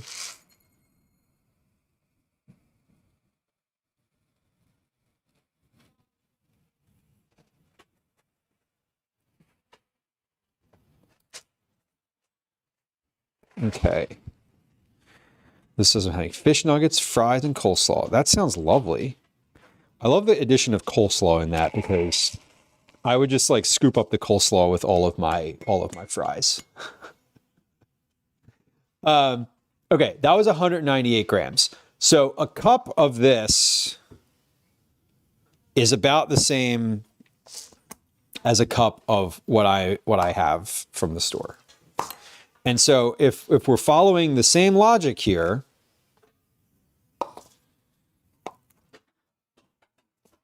my home My bulk purchased Orzo is 248 grams in this, which means that if these are roughly the same, that should be about 248 grams in this box. 253. Good. So here's what I would say then. I would say that you should use half a box of Orzo, just like half a box, right? Because this is about the same. Now, a cup of Orzo is going to leave you slightly more than half a box in general. But let's go through the process of just like, what does half of the box of Orzo weigh? Now, this is my boxed Orzo. I'm keeping these separate because I don't want to mix them up.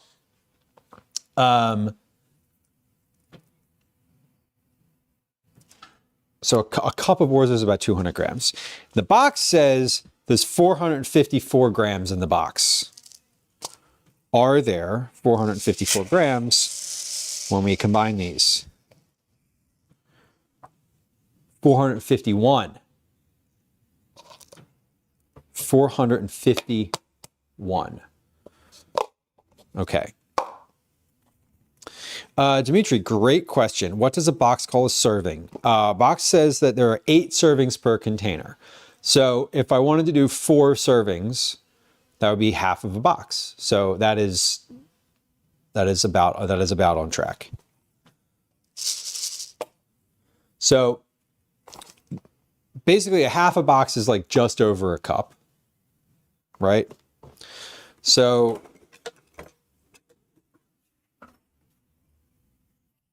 I think for our purposes, let's do this. Let's go with a cup. We'll measure out a cup.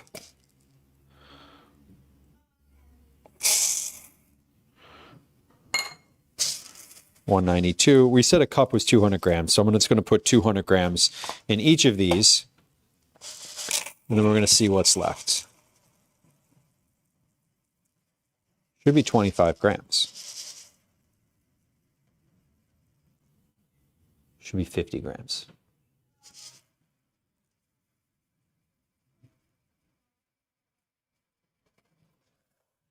Okay, those are evenly measured. What's left? 51 grams.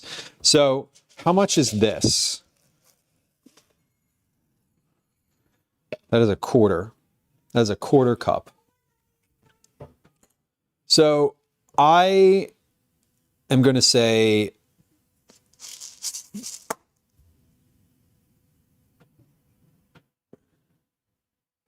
I don't know. I feel like this isn't going to be enough. It's fine. I always make things 1 pound of pasta at a time. I'm not used to opening a box of pasta and putting any of it back in the cabinet. I'm going to for this recipe, so this is why it's a little weird to me. If I'm feeling a little odd about it because because this is not standard behavior for me. So here's what we're going to do. We're going to say a cup and a quarter of Orzo. A cup and a quarter is 250 grams.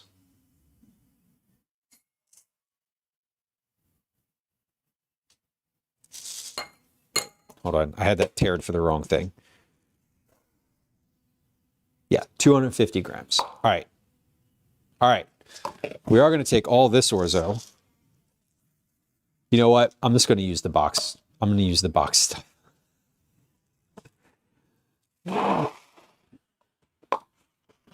Because that also then leaves a little bit left in here. This is like enough that you could make a smaller meal out of it. And we're going to go ahead and put this Orzo, the bulk Orzo, just back in the bag. Since I opened the box, I'm going to use it. And if I use it,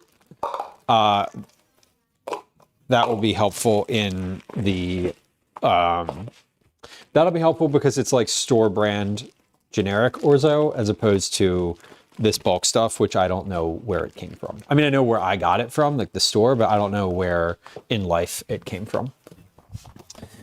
Sorry, where, like what brand it is. It's just like generic bulk Orzo.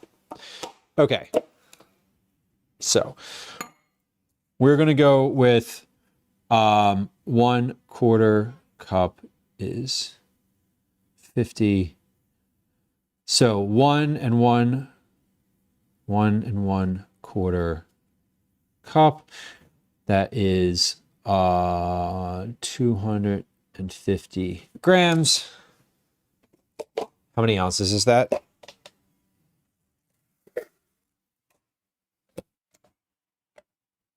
$8.9. Okay, sorry. That was a lot. That was a lot more than I was expecting it to be. Apologies. We're gonna get the chicken out. The chicken is which cup of chicken is this? Hold on. I have 2 cups. I have 2 different cups of chicken. This is the 380 one. This is okay. This is 2.5 cups of chicken. I just want to know which one we're using to start. Used in test. Okay. So we have our chicken ready to go, our Orzo ready to go. We're going to do lemon. Lemon, we're going to do like just one whole lemon. We're going to zest the lemon first, then we're going to juice the lemon. We're going to see how much juice that is by volume. I'm going to weigh it because lemon juice is roughly the same as it's the same density as water, so I don't really need to worry about whether or not I don't need to like measure it with a little spoon. I can just measure it with weight. First, we're going to zest it though. I always feel like if you are using a lemon or any type of citrus in a recipe, if it doesn't call for zesting it, that you should just zest it anyway, and you can put that zest in a little Tupperware container in the fridge. In the freezer. You can put that zest in a little Tupperware container in the freezer and keep it. And then when you want a little bit of extra citrus in something, when you have a recipe that calls for lemon zest, but you don't have lemons, or it calls for more zest than you have worth of lemons, you have a little extra reserve. It's good for topping cookies or baking. It's good for salads. It's just a nice little extra flavor enhancer to have available, and for very little extra actual effort. Let's measure out what this is by teaspoon wise, just so that I know. So we have 1, that's about 1, and about 2. So about 2 teaspoons of zest here, roughly. I mean, not everything's going to be the same, but what I will say is you should like zest a lemon, and then basically 2 teaspoons worth of lemon zest. And what I'm going to say is, if you're using regular like lemon juice, to add an extra like 1/4 teaspoon worth of lemon juice out of a bottle. But if you're not zesting the lemon yourself, using a 1/4 teaspoon of additional juice out of a bottle will help kind of bring the flavor to where it's supposed to be. But definitely zest the lemon ahead of time, regardless of whether or not you're using it. Put it in a nice cube tray, put it in a little oil. I just put mine in a little container, just in as it is. It freezes. It doesn't have the same texture when you thaw it, but frequently most things don't. So it still has a good flavor. Phoenix says normalize having an ice cube tray. Right. Yeah, the ice cube tray with all various like little bits of nonsense in it is ideal. I love a stock bag. Okay, let me wash my hands real quick. I feel like they're not... Before I get lemon juice on them, let me put them, put some soap on them first. Okay, now this dinner should be really, once I start cooking, it's really straightforward. It should only take about the, I mean, the only thing you're cooking in here really is the orzo. The chicken should already be cooked. And then once the orzo is cooked, you're just like putting butter in it and melting it. You're putting the lemon juice in there and melting that. Melting it. You're putting the lemon juice in there, period. And then you're adding like dill and feta to it, which don't cook. So everything is comes together real quick after you've got your orzo cooked. So we're squeezing this lemon now, or I'm juicing this lemon and into a strainer. So we just get the juice, none of the seeds and pulp.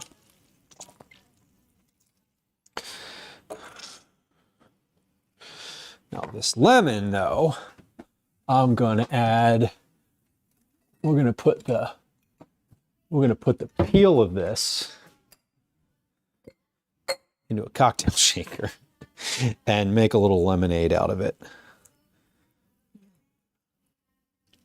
Or I'm just going to shake it up with some water and drink that. I don't deign to call that lemonade, but it's a second life for the rest of that lemon in there. All right. So juice, that is 35, 36, 37, 38, 39. Can I get 40? Can I get 40? 40. All right, we got 40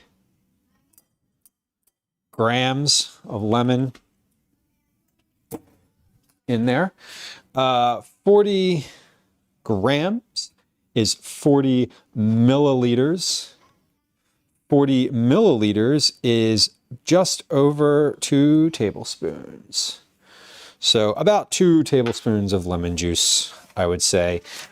Juice of 1 lemon, about 2 tablespoons. That's the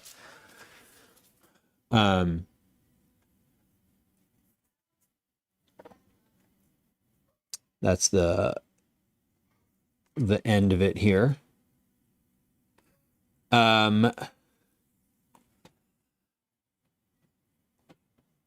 Okay.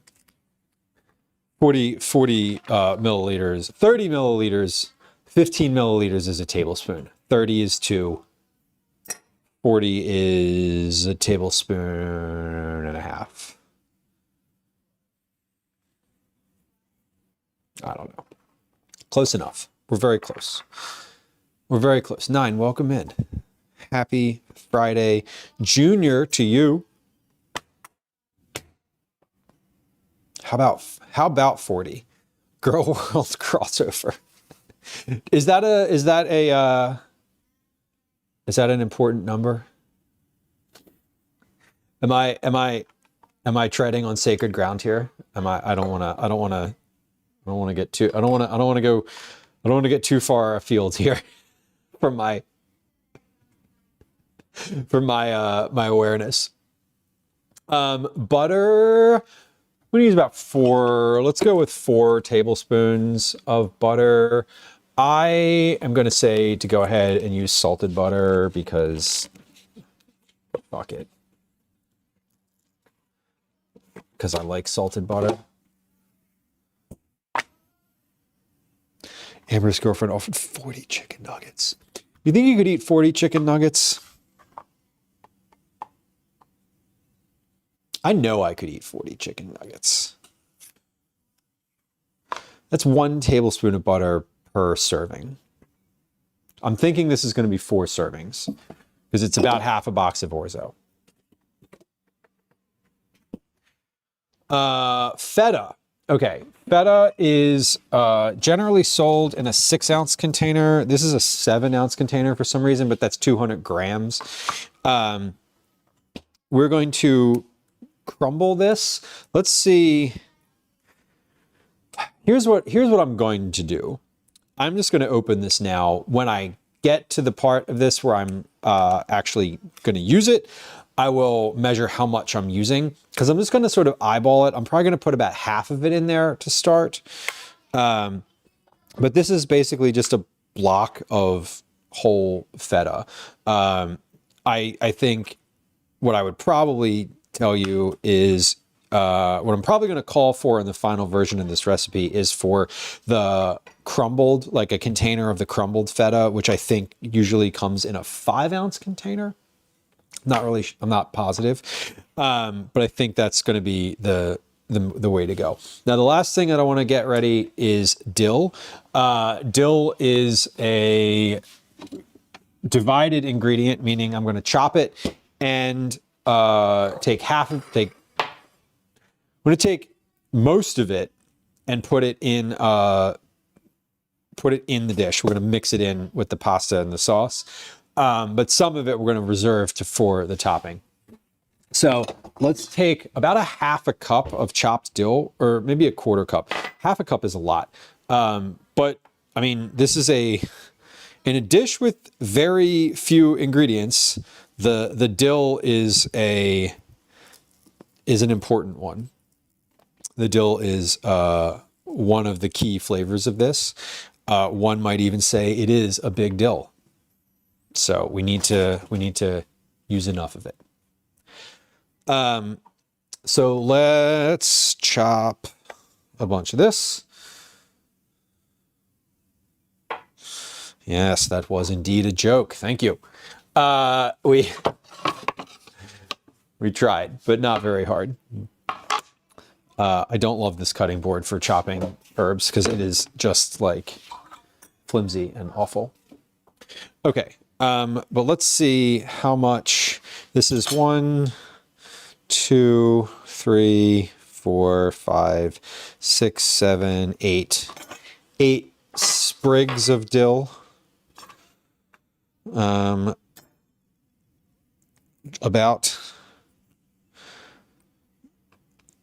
gonna measure the weight of this too. I know, as awful as it seems. This is not a thing I would ever measure the weight of. And this is the biggest difference, like, between cooking for myself and writing a recipe, is that if, someone came back and was like, do you know precisely how much dill you put in this dish? It was a little heavy on the dill. I can be like, well, I put 45 grams in. Why don't we try 30? Measuring stuff is important for me to be able to adjust. It's the adjustment that is the primary reason I measure is so that I can adjust later if I need to. Okay, so that was 8 sprigs of dill. That's about a half, and it's going to end up being about a half a cup. So, what I'm going to say is to put like all but a tablespoon of this into the dish. Yeah, that is a half cup of chopped dill, which weighs 12 grams, which is 0.4 ounces. Okay. Okay. So this is ready. These are going to go in my stock bag in the freezer, my new stock bag. The new stock bag we started today. The same as the old one, which is in there underneath of the new one.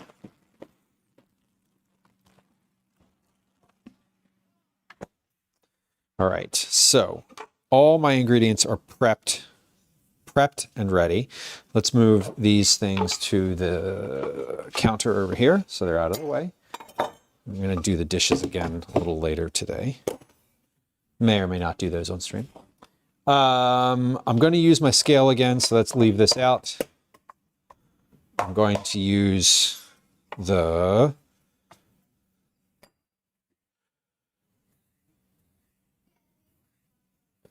shaker here. Leave that. We'll put this dill away, and let's try these cookies. I think we're ready to give these cookies a shot. We have about 8 minutes left on my timer for an hour. This will be an hour for the cookie dough in the oven. So I'm going to try some of these beet cookies now. It is time. All of my ingredients are ready for my orzo dish. Very straightforward, very simple, ready to go. Okay, so we have two different types of beet cookies here. I'm going to try the larger one first. The larger one, one half of it has salt. The other half has sugar.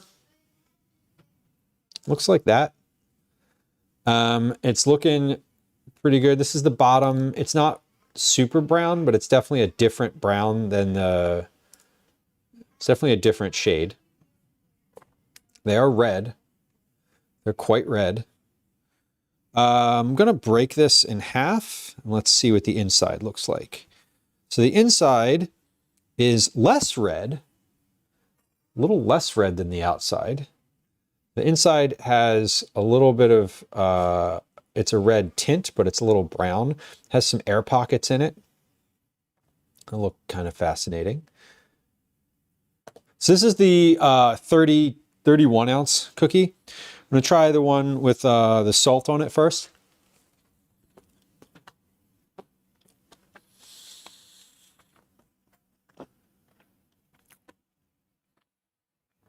Okay, that's good. First reaction is not bad, so that's a good thing. You can definitely taste beet in that. That is a beet forward cookie. It's sweet though. It's very cakey. It has a cornmeal-like texture to it, which is not off-putting, it's just a thing.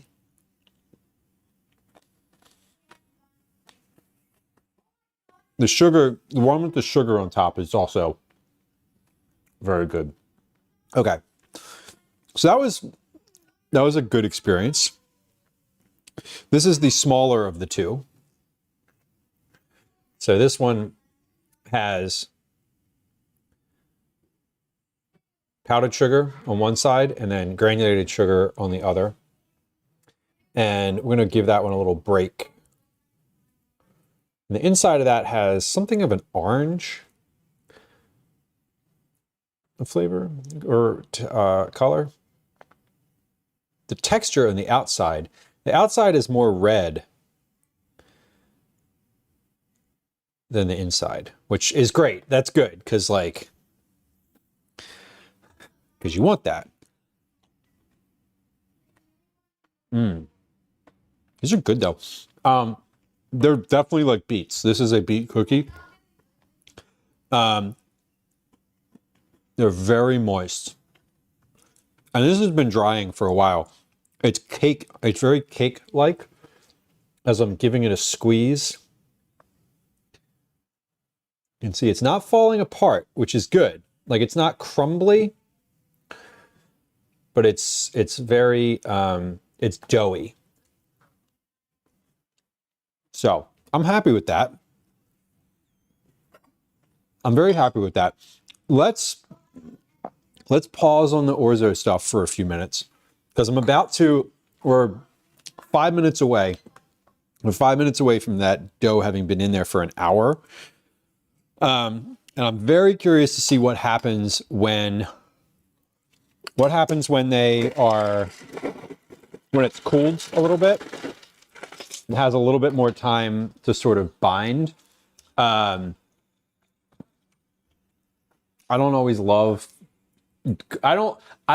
never love cooling down dough and refrigerating it. I'm impatient and I prefer my cookies to be immediate and available.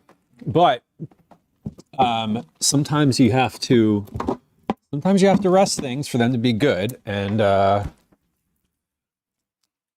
today's that day. Maybe. It's margarita time. It is lemonade time.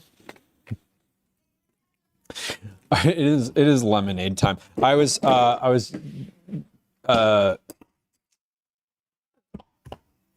juicing a lemon to for this recipe, and I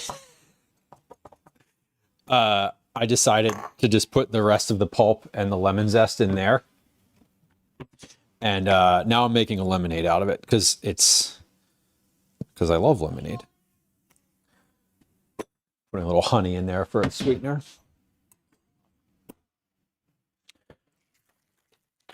I am just going to drink right out of the shaker now. I don't see why not. It is for me, after all. I'm not making it for other people.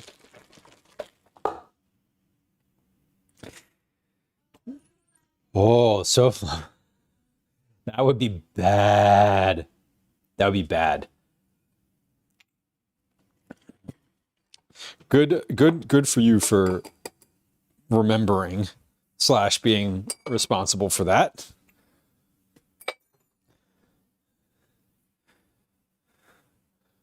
Out of gas in the snowblower on a snow day is not great. Not great. All right, we're gonna put some more cookie tests in the oven. Oh, that's so good.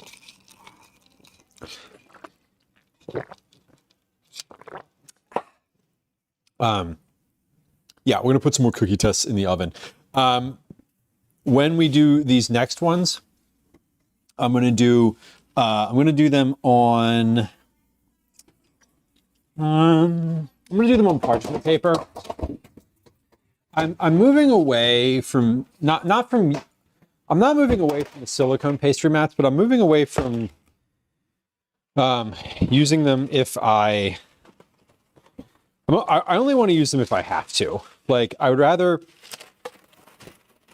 use parchment, because I think that if I'm doing recipes that other people are making, I feel like parchment is more available than I feel like people have parchment paper in their house. Like not everyone buys silicone baking mats.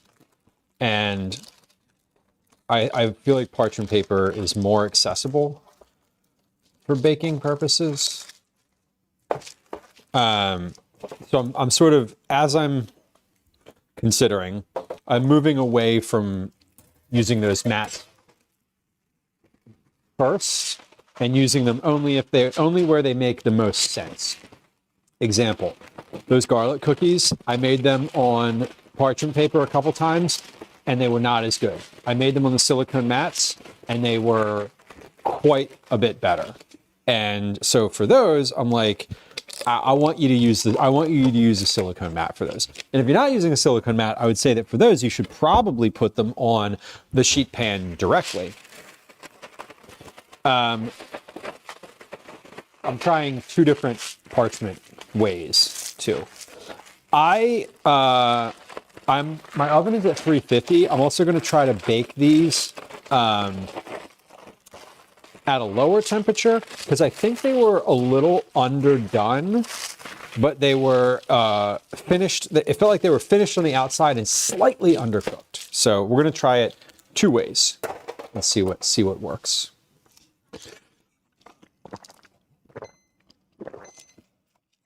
Okay, timer's up. They've been in the fridge for an hour.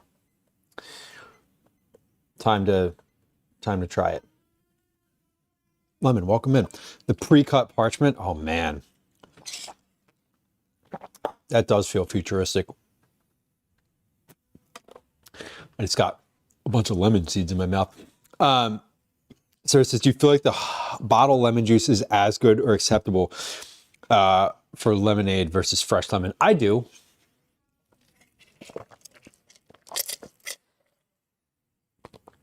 I do. Some people would probably argue. again argue against that, but I like the lemon juice because you can use a lot more of it, frankly. Like I love lemonade, and like when you cut up a lemon, you get, 2 tablespoons worth of juice, but you can put a lot more of the bottle lemon juice in. I use it interchangeably with real lemons. I honestly don't think, for my own personal taste and preference, I don't think there's any difference at all. I'm assuming that there's different brands that have like better lemon juice.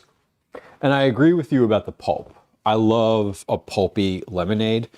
Like my favorite lemonades are the ones that they take the lemon and like squeeze it on the juicer and then just like put the lemon in, like the lemon half in the thing. Those are the best.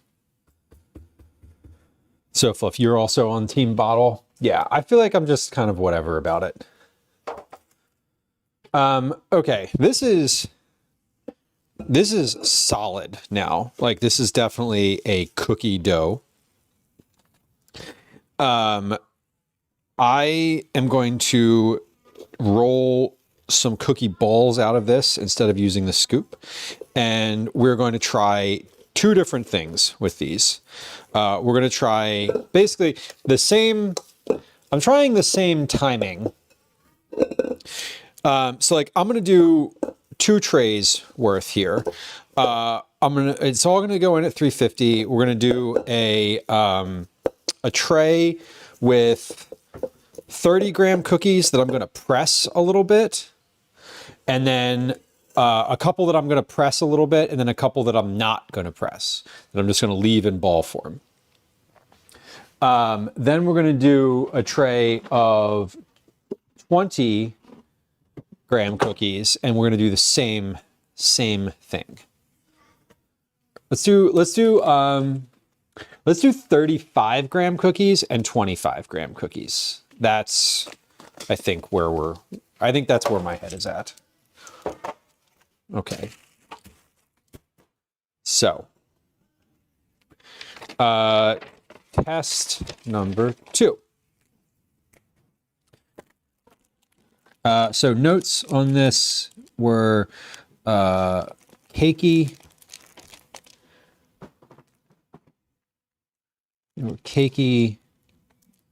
soft, and moist. That's about it. Okay, so we're gonna do 350, 1 hour. We're gonna do 35, both roll, ball, and flat. And then we'll do a tray of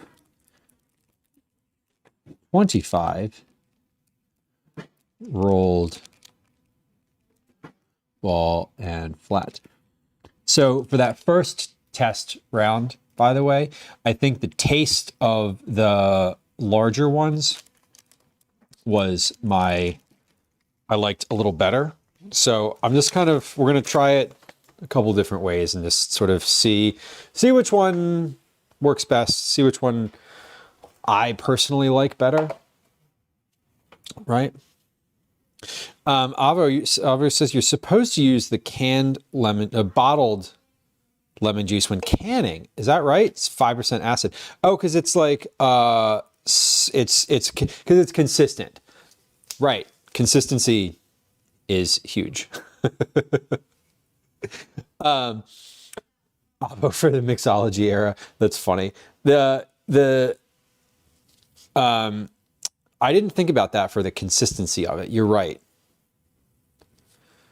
Because it would have to be. Is it pasteurized or something? Okay, 35. Let's do like 4 and 4. So this is 1, 2, 9. Replacing in a carrot cake recipe would be great. These were roasted and then pureed. Vampire, welcome in. What do you think about using ramen noodles to make different recipes out of? Example, I do a quick hamburger helper style. I'm using the beef ramen packet. I love that. I love just like, let's take something from the store and make it slightly differently. I think those kind of recipes are fun. And also they give people a little additional inspiration for something they may already have in their like cabinet, which I think is always a good idea.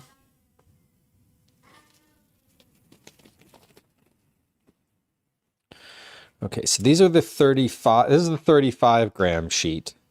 We're gonna do 4 that are just rolled and not pressed. And then I'm gonna do 4 that are rolled, and then I'm gonna press them down a little bit to start the process, start the like flattening process. Because those other ones, these are cold now. And the other ones were like fresh out of the mixer. And they didn't flatten all that much. So I am imagining that these are not gonna flatten as much as I want them to from this like large ball form. So we're gonna do 4 and 4. Well, I'm gonna roll 8, and then we'll press them. We'll select 4 to press down.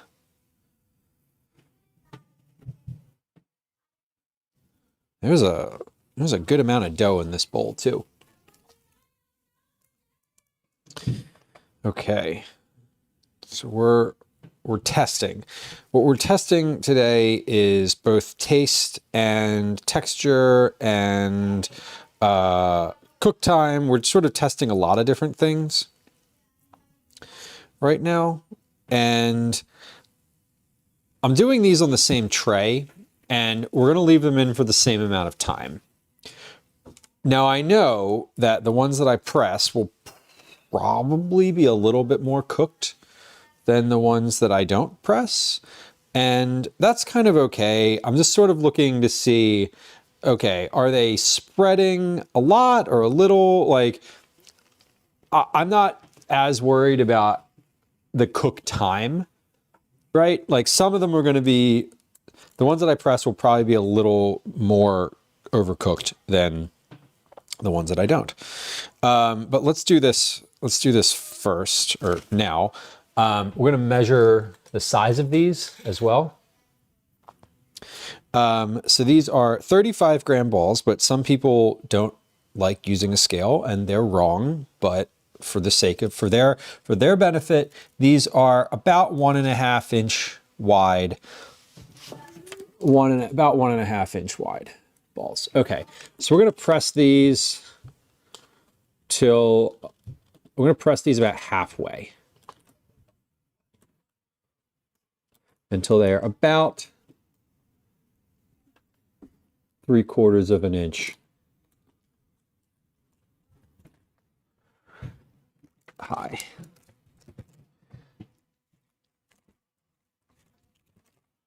Okay.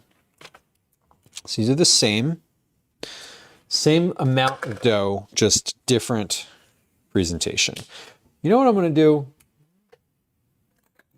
I'm going to press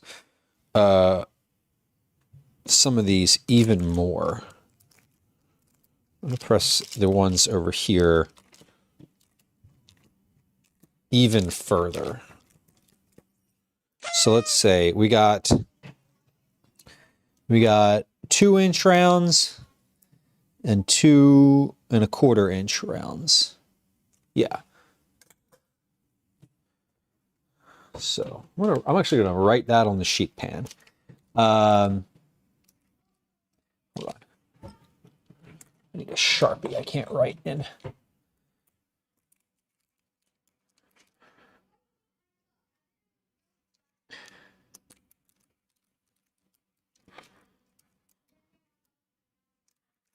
Just had the thought that these might spread far enough.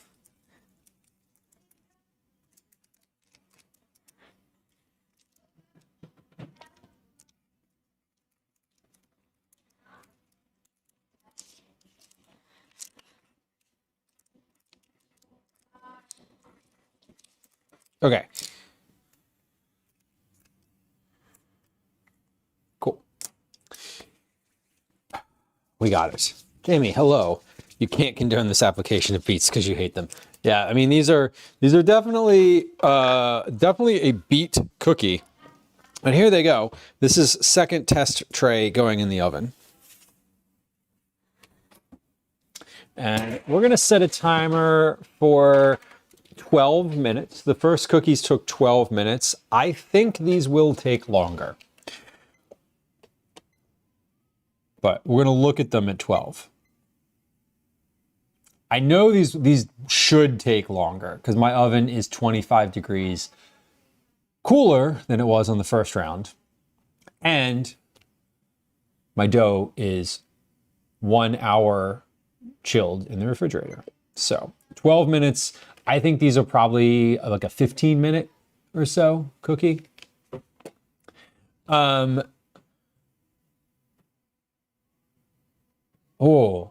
Vampire. I don't want to say discovered. I was just enlightened to Rotel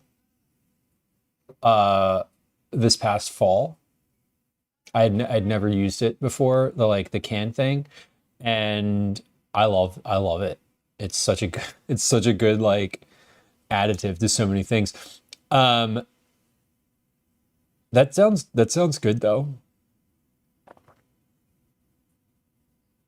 That does sound good. Of course, you got to add hot sauce. Broccoli, hello. Got to add hot sauce. So I flattened to 2 inches round and 2.5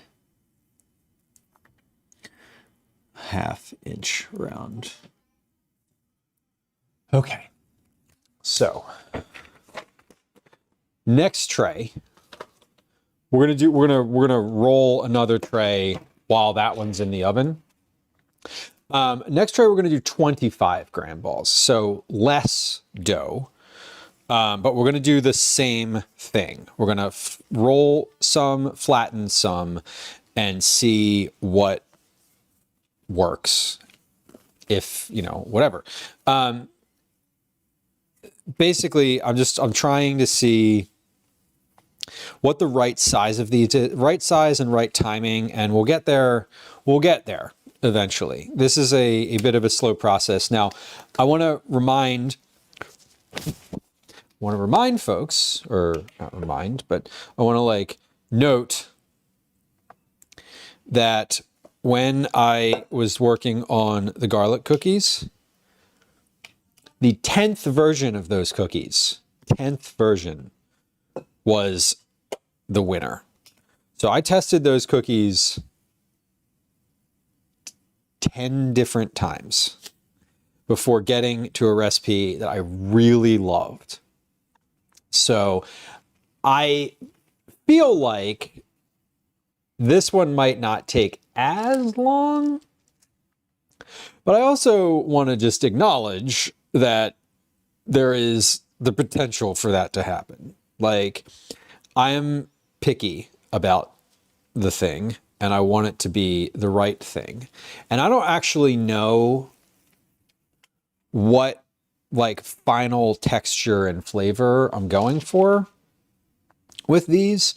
So I am trying them with different ways, different thicknesses, different ways, because one of them is going to be like, oh, okay, I like that about this thing. Like, I like this particular version for a specific reason. And then I will lean into what that was. So for the garlic cookies, I wanted them to be thin and crispy and almost translucent in the way of when you hold them up to the light, you can sort of see through them, see the light through them. These certainly are not that. They're not any of those things yet. Now, I don't know if this is, I don't think this is the right ratio of things in the dough to get a cookie that's that texture, but I don't think that's really what I want. But we're trying a couple different things just to try it. That's the point here. So I'm putting more cookies on this tray than the last one because they're slightly smaller and I spaced them out really far, and there's quite a bit of dough here, so I can, I can just sort of cook more of them at a time, and I think that's okay.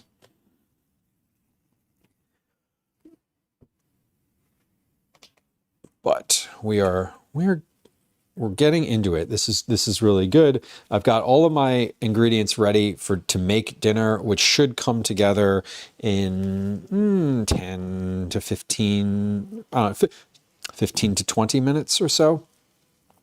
Now there will be some more measuring and some fussing and all of that, but I think we're in a good spot currently with where I wanted to be, both for my cookie timing and the stream dinner timing as a whole. So, feeling good. I hope y'all are having a good Thursday. It's the last Thursday of the month.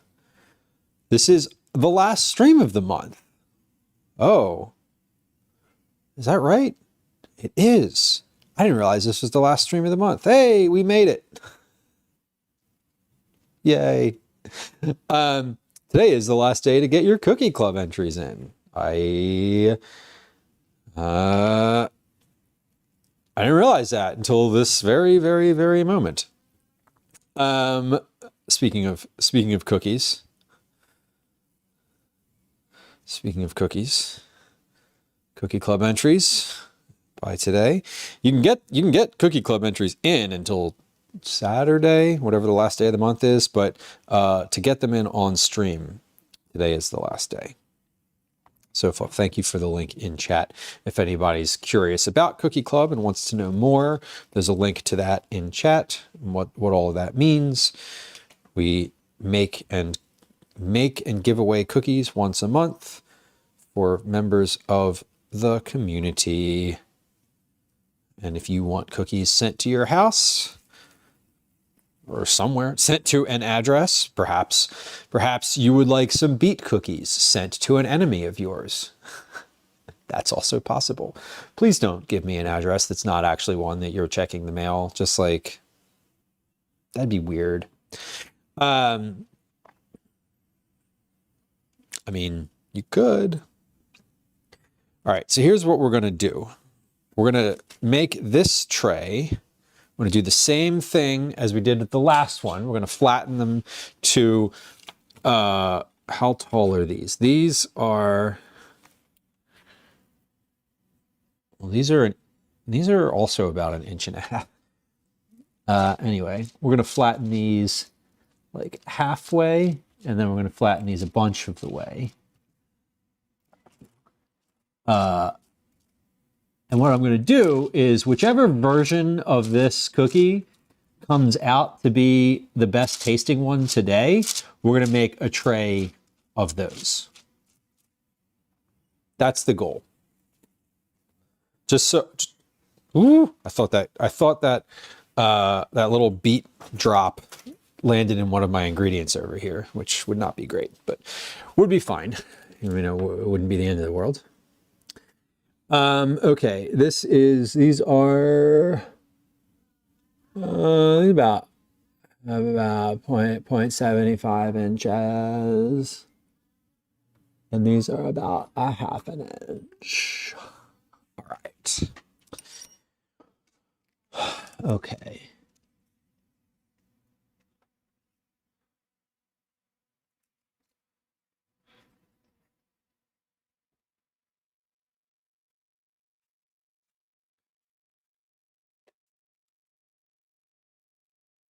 Round, and these are also round. Okay. I'm not sure which one of these is going to be the better. Which of any of these is going to be the best version of this.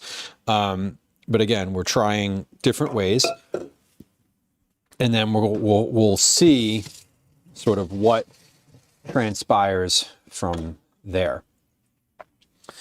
I'll turn the oven light on and take a look. It'll be probably no surprise that the ones that were flattened are flattening a little more, but they're not much bigger than the other ones. I think I had these in for 12 minutes. They have been in the oven for 10 minutes. I think we're finished with these two. This tray of utensils is done.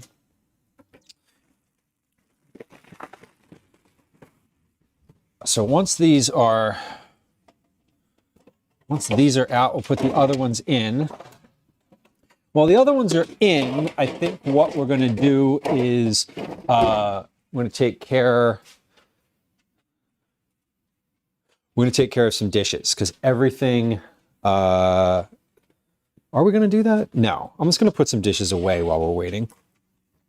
I don't have enough dishes over here to really do. Although I guess I do. I don't know. I always do. There's always enough. There's always enough dishes to do. 9, what kind of carbonara? I mean, obviously a bacon carbonara. Is there any specific, or is this like a classic? And when you say the bacon smell is killing you, is that like a positive? Like killing you with smells so good? Or is that a negative and like, oh my God, it's being burnt and I can't do anything about it? Okay, I'm just putting my mixer back in the cabinet. We're finished using it. Finished using that. Oh, I just figured out something. Oh my God, amazing. I just figured out that if I put the lid on the Dutch oven upside down in the cabinet, I can put the toaster on top of it and it sits there nicely and flat. And that's amazing. I hadn't considered doing that before, and now I feel like a genius. Okay. We're putting some things away right now. That's what we're doing. Classic home cured smoked bacon. I had a single slice of lunch meat and some coffee. Oh my God. So you're like famished and dinner's not ready yet. That's the worst. I'm with you. All right. Timer's going off. Let's check the oven here. Batteries are really dying in this thing. It doesn't even light the backlight anymore. Okay, we're gonna open the oven real quick. We're just gonna take a quick peek. All right, we're lofted, we're looking good. We're a little sticky. Okay, I'm gonna give those another 3 minutes to a total of 15.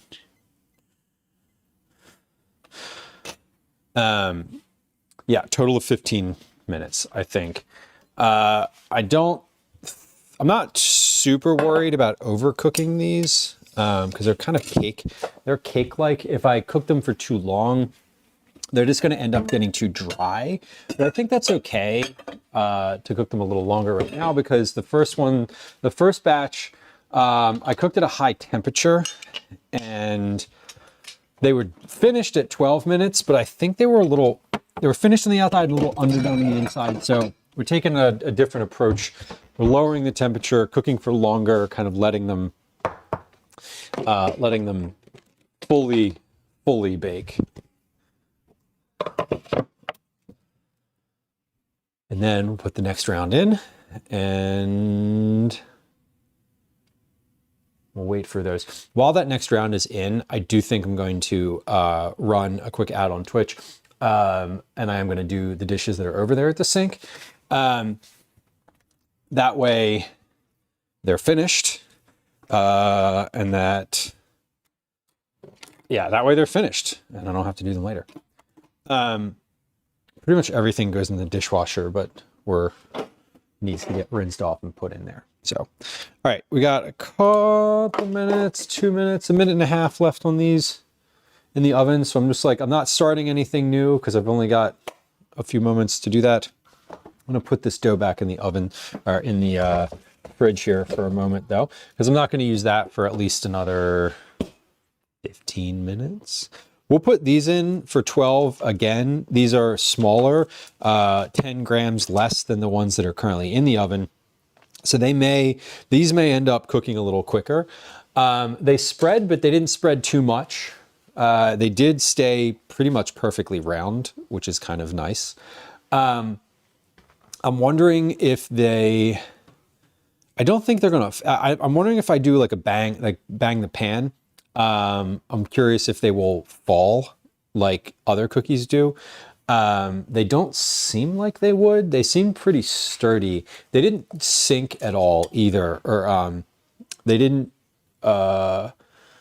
flatten when they were resting on the rack. So we'll see what happens with these when they come out. Okay, about 22 seconds left on my clock. I think yeah, I'm gonna pull these at 15 minutes just regardless of whether or not I'm gonna pull them at 15 minutes. So, because I just want to see what that is. Maybe they need to cook longer, maybe they don't. I don't know. Well, let me take a look at them. Yeah, they are slightly browned around the feet. We have, when I press them, they spring back a little bit, but these are looking good. Let's put these over on the tray, and then we're going to put these next ones right in the oven immediately. So we'll put these in, we'll do a 12-minute timer. A 12-minute timer to start. I'm going to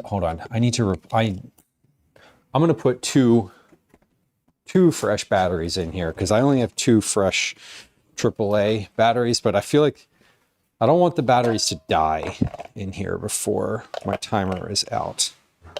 So I'll put 2 fresh ones and 1 old one, and hopefully that works. Cool, it works. And then we'll charge all of them. Okay, so 12 minutes. I'm going to do a 15-minute timer as well. We'll start both of those. We're going to let those cool off for a few minutes on the sheet pan. Yeah, we're going to let those cool. Can I take those off of the sheet pan yet? I'm wondering if this is worth trying to take them off now. Because I think one of the things that one of the things I noted about these earlier was that they were not right where you are. No. I was seeing if we could see this cabinet, and it is. Yeah. What's what you do? I want to get a snack back. It's so long. What do you want? Okay, what do you want? What do you want? I got it. What do you want? Can you open it? Okay. Not that one below it, please. How about this? No. Okay. No, I don't want that thing you bought. Okay. What? What do you want? Can you pull out the snack? Oh my God. What, bro? Pick. Yeah, okay, Daddy, Mommy. Pick something. What am I getting straight? Calvin's not camera shy. Calvin is wearing personally identifying information on his clothing. I can get it in time. A black bag of Takis, please. This? Okay. Why don't you empty some of these into a plastic bag and take that with Yeah, you? I know. That's what I'm doing. That's what I'm seeing if I had time to do it. Here. That's why I was like, yeah, I have time. What? No, I don't right now. Wait. Good? Good? Good. Okay. And you need a water bottle? Got you. Okay.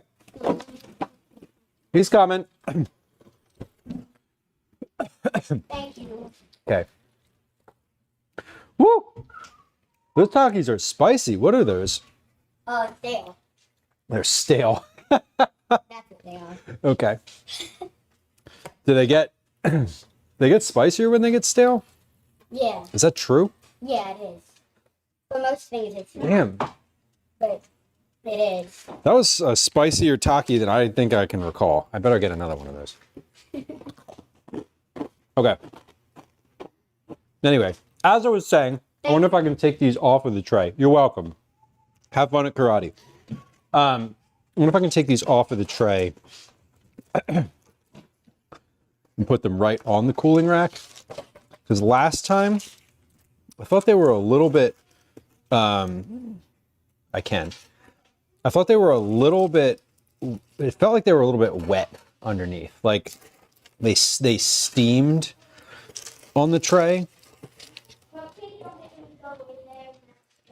So we're gonna, I'm gonna try these.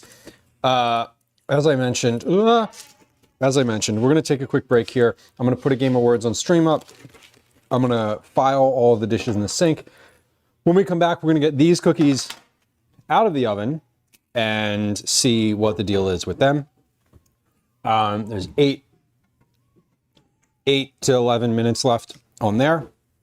Once those are finished, we're gonna put our final big tray of cookies in. So we're gonna bake a tray of cookies with whichever version of these, ends up being the best.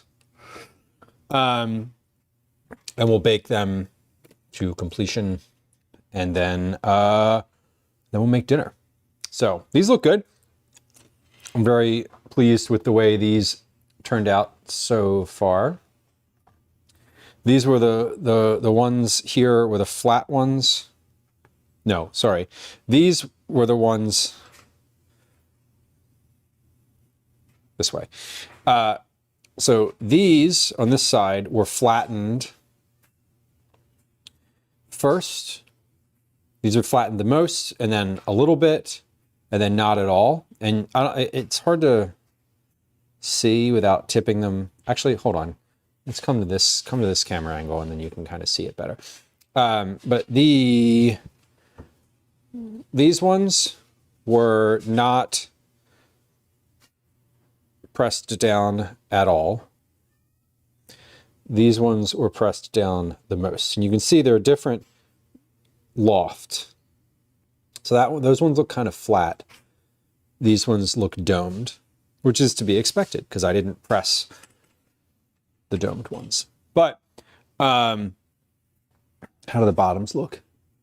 Bottoms look good. Bottoms look colorful, a little brown. They're still pretty warm, but the bottoms of these also are browned. And the interesting thing about these is they smell like roasted beets. Like these smell like beets. Like when I took the beets that were just fresh roasted beets out of the oven and opened that package, that's what these smell like. So that's good. That's maybe not what you want, but definitely what I want out of this situation. So, okay. For anyone who's hanging out, we're going to do a quick words on stream break. If you're new to stream, we run a game of words on stream whenever we run an ad on Twitch. If you don't want to experience the Twitch ad, you can follow along on YouTube. There is a link to that in chat. We have a camera that I need to reset that is on the sink. So we're gonna do a sync camera during that time. So let's just go ahead and deactivate and reactivate. There we go. Looks roughly the same. Words on Stream is a Scrabble-like game. You'll enter the words that you see in the letters at the top of the screen into chat. And if it makes a word, it will be entered into the box. And if we get all the words, we get a board. And if we get a board, we get to keep playing. And we get to keep playing during the ad break anyway. Like I said, I know that ads are not everyone's favorite, but I appreciate y'all sticking around for them. Words on Stream is also a great way to get your first time chat out of the way if you are new to stream, or you're just not really a chatter, but you like to just get a word in every once in a while. Pick one, spell one. Anyway, we're gonna run a quick ad. We'll be right back. Here comes a game of Words on Stream. 3, 2, 1. Here comes a 3-minute ad on Twitch. And again, no ads on YouTube. There's a link to that in chat. We'll be right back. Hi, welcome to another edition of Commercials I Hate. And I'm just going to go ahead and load up the dishwasher and load up the dishwasher.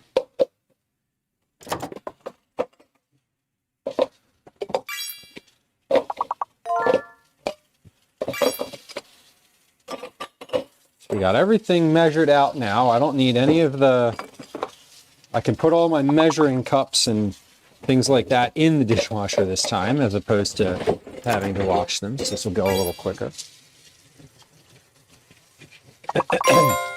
And I do want to scrub the sheet pan this time, because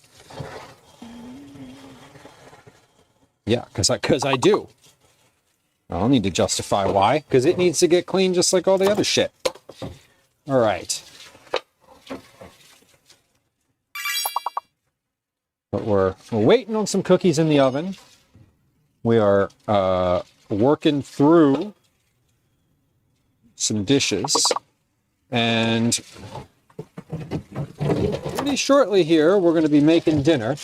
Dinner is, again, a recipe that I am working on today. We've already done all of the work to like measure and weigh and do all the ingredients and like got all that down. I just need to get the process down and the timing. But that's going to happen in real time because it's actually cooking. You can't be like, you can't sort of cook a thing. I mean, you can sort of cook a thing. I guess you can sort of cook a thing. Anyway, last guesses. We got another one coming up. Elsie, get off the counter. This goddamn cat, get off. One of the cats is up on the counter. She smelled chicken, but I was watching her, and the moment she hopped up, I was on it. I was on it. Okay. We're working though. We're working.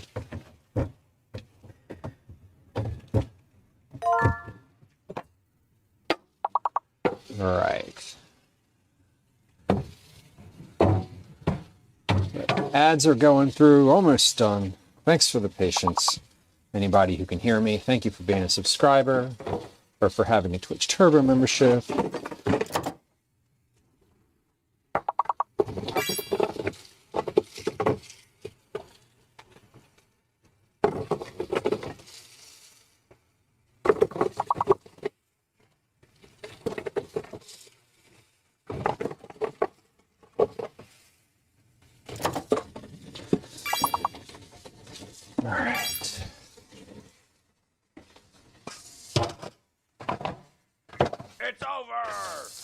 Hey, if you're on Twitch, thank you for your patience. I appreciate you. If you're still hanging out, welcome back.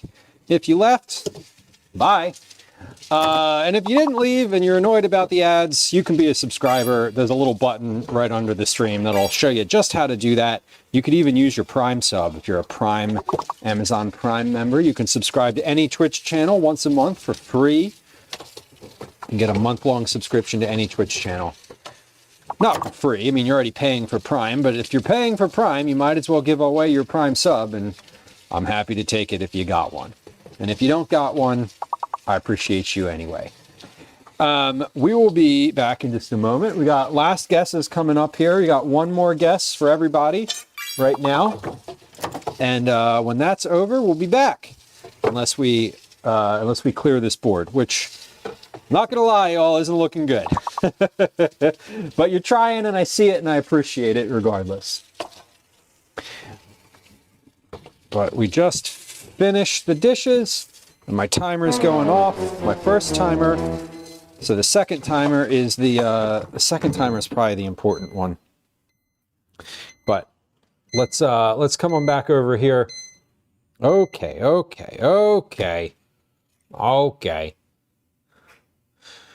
We're going to come back over to the main screen. Here we are. All right, we have cookies out of the oven that are already over here. I'm going to check these cookies in the oven. These are the 25-gram cookies. Reminder, they're 10 grams less than the last one, so they might be finished. They might be roughly about the same. They're not quite. I'm going to leave these for 15 minutes also. So we got another 2 minutes on this one. And then we'll see where they're at. These have been resting for 10 minutes now. These are feeling a little firmer than the other ones. These are the ones that were pressed down. The ones that were not pressed are cakey. They're not... Yeah, they're very cakey. They're very soft. They're also still a little warm. But I'm leaning towards, I like a cookie that's a little solid. Chewy is good, but I like a little crispy edge. And these do not have that, at least yet. These do. So I think we're going to get the next round of cookies out of the oven. And then we're going to, we're going to get the next round out of the oven. We're going to see what those look like, just based on what they are visually.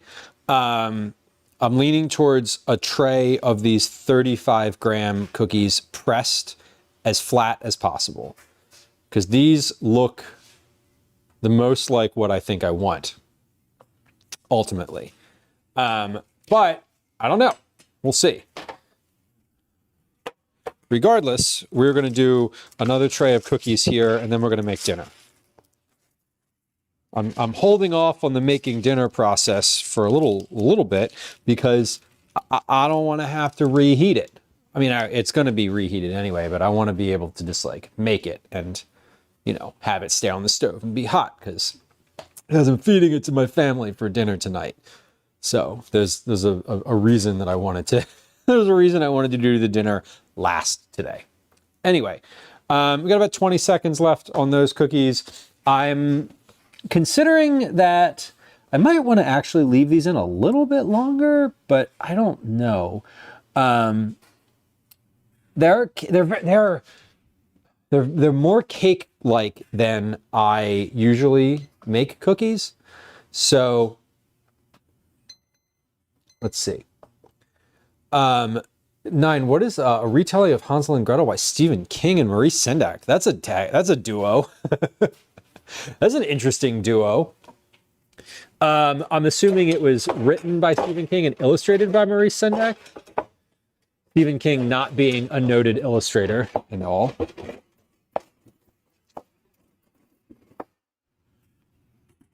Sounds cool.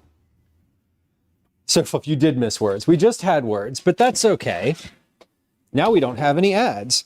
Yay. All right. These just came out of the oven. Okay, we're going to go with the 35-gram pressed flat cookies, and we're going to put 4. They can go on the tray 4 by 5 because they're relatively small. Before we do that, though, I'm going to show you a cat.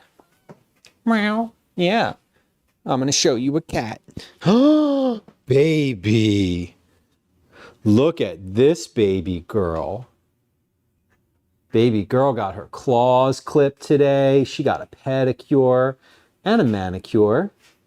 She didn't want either one of those things, but they happened anyway. And then she got a churu.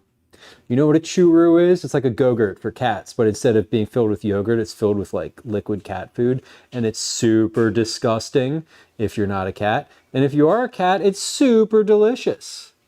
And all the cats love them.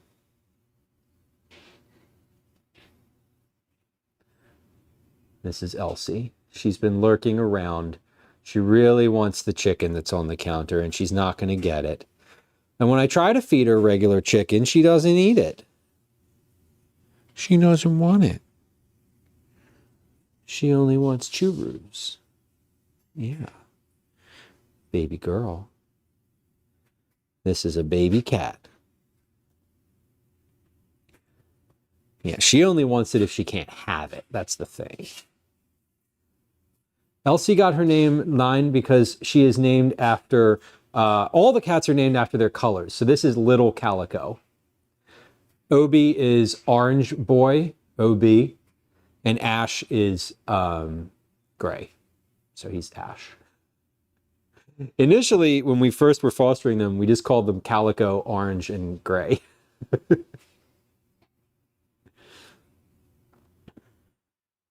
Yeah, Lauren on YouTube, she is very patient. All of the cats, so we fostered these cats from the day that they were, from them being 1 day old. So Elsie has lived in this house since she was like 24 hours old. And all of the cats are very used to being handled, like picked up, manipulated, shaken around. We have a 10-year-old. And so he likes to pick up the cats. I like to pick up the cats. Gwen picks up the cats. She doesn't pick the cats up as much as he and I do, but they're all just like extremely sort of like, just like when you pick them up, they're just like, I'm being handled now. But the thing is that we never, ever, ever drop the cats or break their trust. You never drop them. You never just like, like jokingly. When you put them down softly. So they don't mind being up because they trust that when they want to get down, they can get down. When she like makes a move and wants to be released, I will just immediately put her down. And when I decide it's her time to get put down, she just goes down very gently. And we put her on the floor, on her feet. And so they are very trusting. They don't mind being held because they have not had a bad experience being held. That's important.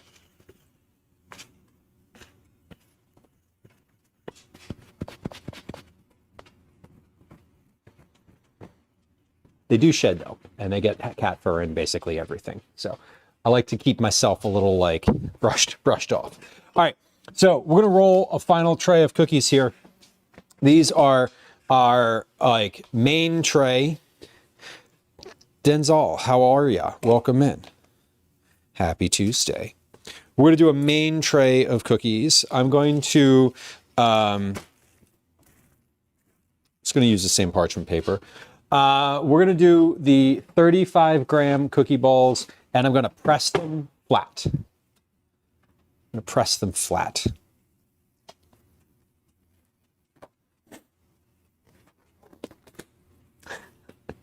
Did we get big Elsie's on the screen? That's fun.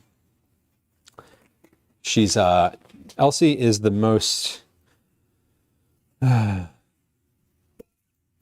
Elsie is like the de facto leader amongst the 3 cats. She's got like big older sister vibes, and she's definitely just like the one who's in charge. She's the most just like the most all around like cat leader. Who is yelling? Cyborg! That one sounded like a real cat in the room, and I thought it was. I was like, because Elsie was just yelling up on the steps. She was just up on the steps meowing. And I thought she had come back down in the room, and that was not the case.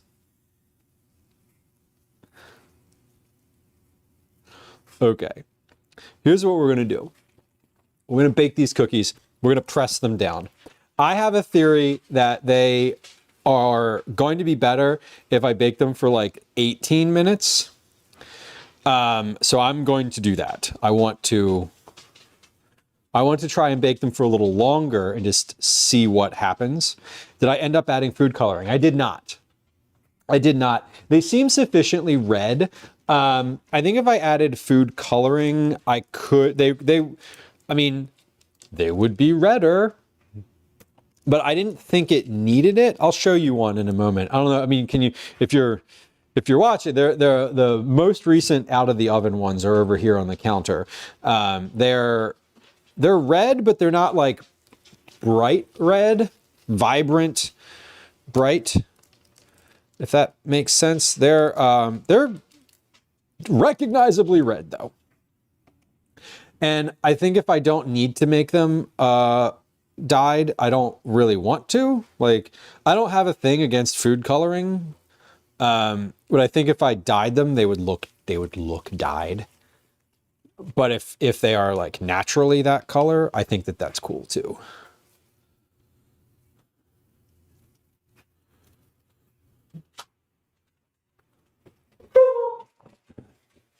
All right, now Daisy's chiming in. Okay, I actually don't think I have enough to do enough dough to do 4x5. So we're gonna start laying them out in 4x5, and then we'll get to where we get to with what we have left in here.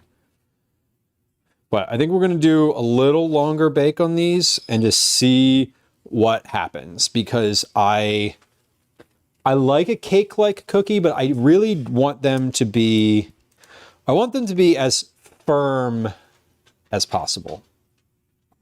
That's sort of the ideal outcome. I would love a crispier cookie, I guess is my thought. I personally don't love like soft cake-like cookies. Not a big fan.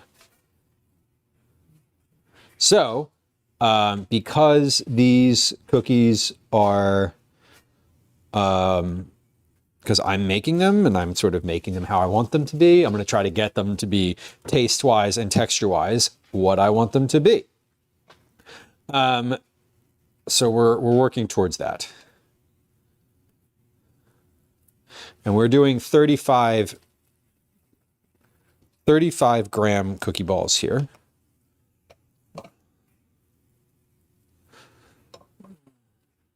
Some of them are 36.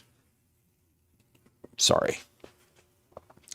And that is going to be that. Okay, so actually I can do 4x3, and that'll be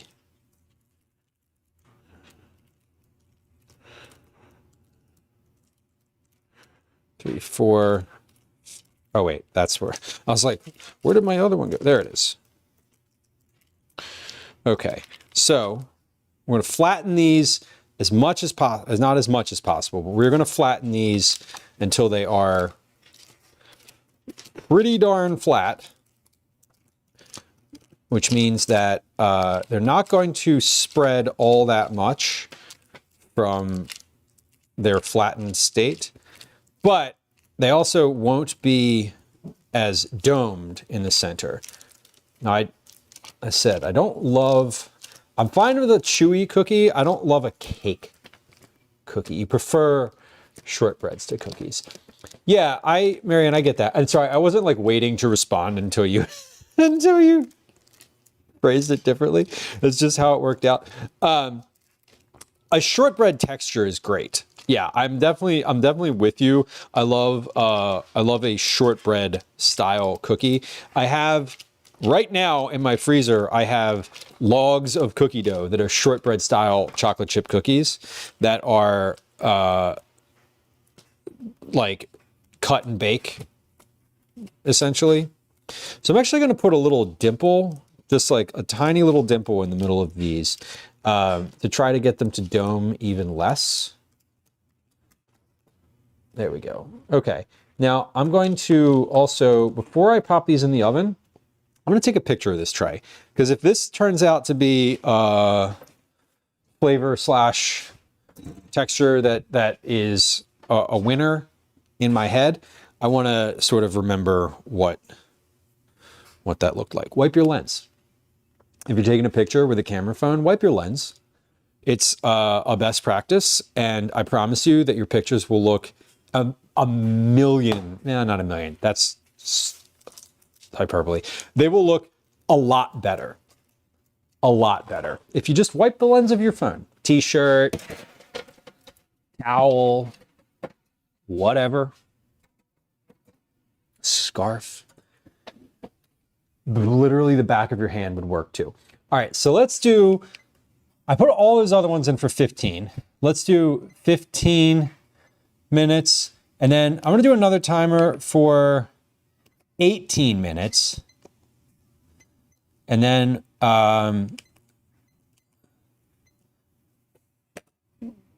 we'll see what happens with those.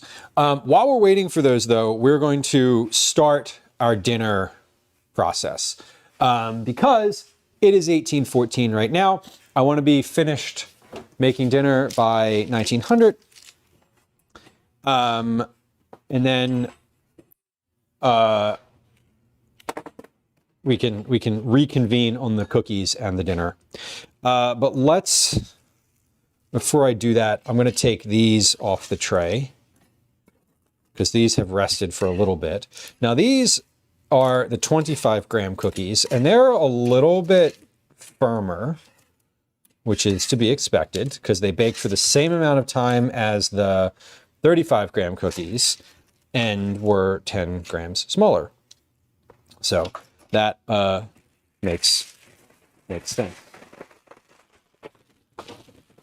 to me. All right.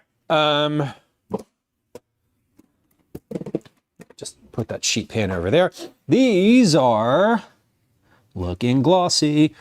Love to see it. Okay. So let me just put, speaking of Post-it notes, we were talking about Post-it notes earlier in stream. I just want to make sure I know which tray is which. Wait, that's upside down. 35 grams. So these are the 35 grams. I know what order they're in because they're in the same order on both racks. And we're going to do, essentially we're going to do a taste test of like both of these and just see sort of what ends up closer to what I want it to be. Okay, cookies are done. Let's start with the dinner process because the next rack of cookies, I just need to look at and pull off the stove when it's ready. I'm not doing anything else to it. I am putting it on a cooling rack though. So let's get that out before I even start. I'm not frantic about it later. Okay, here we go. Let's do that. We're gonna move all of my dinner ingredients over here. We got orzo, we got chicken, we got lemon, we got butter, we got feta, we have dill. I did not put any toppings on these cookies, by the way. I didn't. I was thinking about it, but I thought about it after the fact. I think I'm gonna let those be as they are and not put like topping stuff on them. That way I'm just sort of evaluating them all evenly. The first ones I did put toppings on, but then I realized I was like, oh, if I like the taste of one of these better, is it because of the sugar or is it because of the salt? Like, so I didn't really make enough of each of them to put 3 different toppings on 3 different cookies, you know? So, really haven't had anything with beetroots but juice and borscht. Well, we love borscht. Did I make borscht on stream or did I just make that for myself? I don't recall. I think I made it on, it was fine. I would make it again. I wasn't in love with it when I made it, but I also had never made it before. So there's that. Let's see if we can get this camera to work for at least the next like 20 minutes or so. I don't know if it will, I don't know how it'll do. This one's been frustrating as hell. And I don't know if it's the camera, if it's OBS, not really sure why it's not working very well, but it's not. For First off, let's take a look. This is an all-clad pan, but I don't know what size. I don't know what size this is, and it doesn't say it. It's the bottom's worn off, so I'm going to. Yeah, this will be fine. I'll use this. This will be good. Okay, we're going to follow our directions. Our directions are into the stainless steel skillet, set to medium high, add the orzo and olive oil. So let's set this to medium high. That is 4.5 out of 7 on my stove. Let's see if that camera is going to work. I bet it doesn't. I bet it's the sink. Oh shit!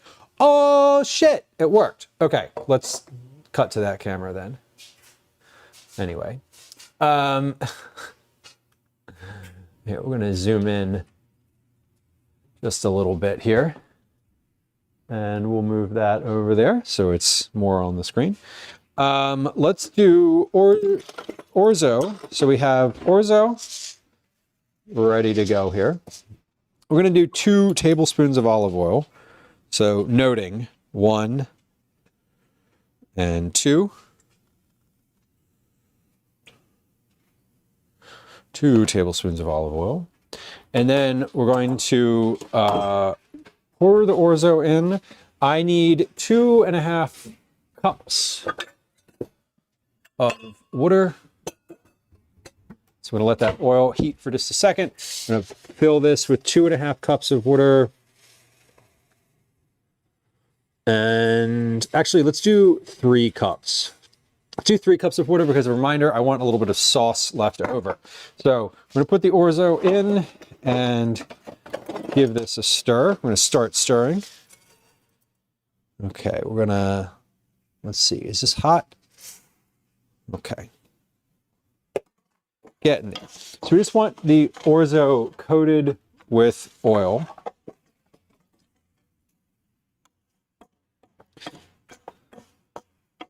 Oh, timer. Need to time this. Count up timer. When you're cooking and working on a recipe that you're like trying to get from just like a thing that you just sort of throw together every once in a while to an actual process, the count up timer is like your best friend.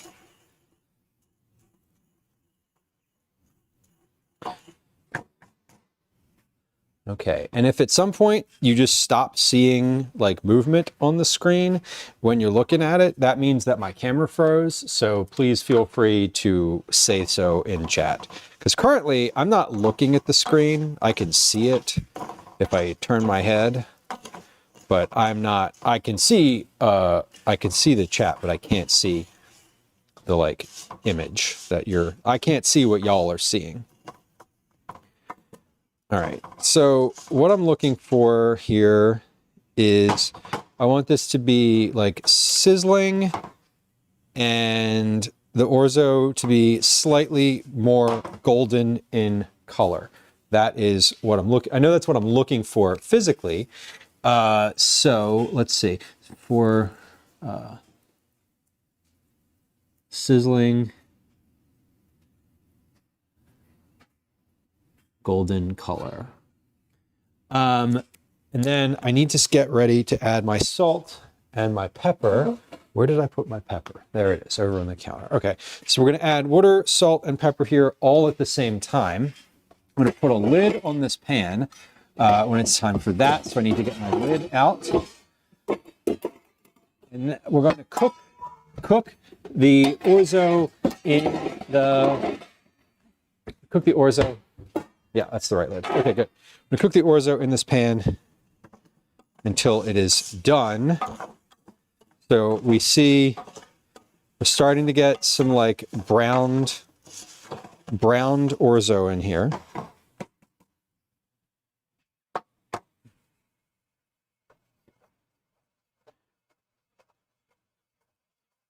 So I'm just toasting it is really sort of what the the point of this is. It'll rehydrate just fine, but I'm using some oil to add a little bit of extra, the oil and heat to add a little bit of extra flavor by browning it just a little bit before cooking it. Speaking of cook, I got 5 cookies have been in the oven for 10 minutes now. About 5 minutes on one timer, 8 minutes on the other. So this has been in here now for 3 total minutes. So we're going to do this for about 4 minutes. This is the same thing that you do to like rice-a-roni when you're cooking it, except you cook it in butter.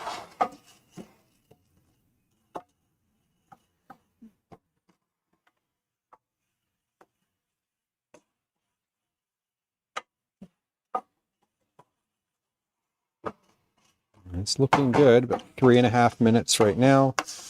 Yeah, so some of these are getting browned. Some are browner than the others. It's all good. No smoke. There's no smoke coming out of here, so that's a good thing. And I'm doing this on my medium burner. So I almost always, when I'm working on a recipe, okay, this is 4 minutes. 4 minutes. We're going to add a teaspoon of salt and a teaspoon of pepper to this, in addition to the water. So we're going to do, we have half, I only have a half teaspoon measure. So let's add teaspoon, one teaspoon of salt, 1 teaspoon of pepper, and then I'm going to mix that in. And now we're going to stir in 3 cups of water. Here comes the sizzle. We're going to turn the pan to high. We're going to pour all of that in at once. I'm going to stir. We're going to bring that to a boil. I'm going to cover it. Well, I don't know if I want to cover it just yet. We're going to bring this to a boil. I was saying that I almost always use the medium burner for working on recipes, because I have a simmer burner, which is like really small and not so powerful.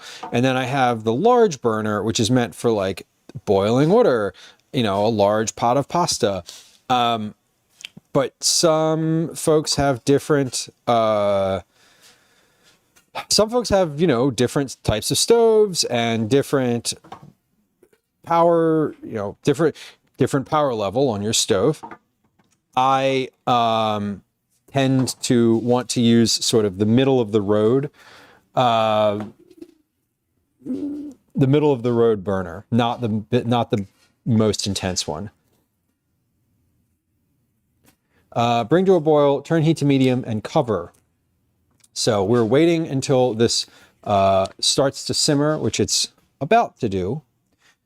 We all do have a favorite burner, Caretaker. That is deeply accurate. I'm using my current favorite burner.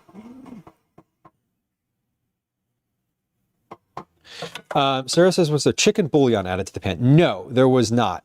What was added to the pan so far is 2 tablespoons of olive oil, a teaspoon of salt, a teaspoon of pepper, and 3 cups of water in addition to the orzo. I toasted the orzo, so the color that you're seeing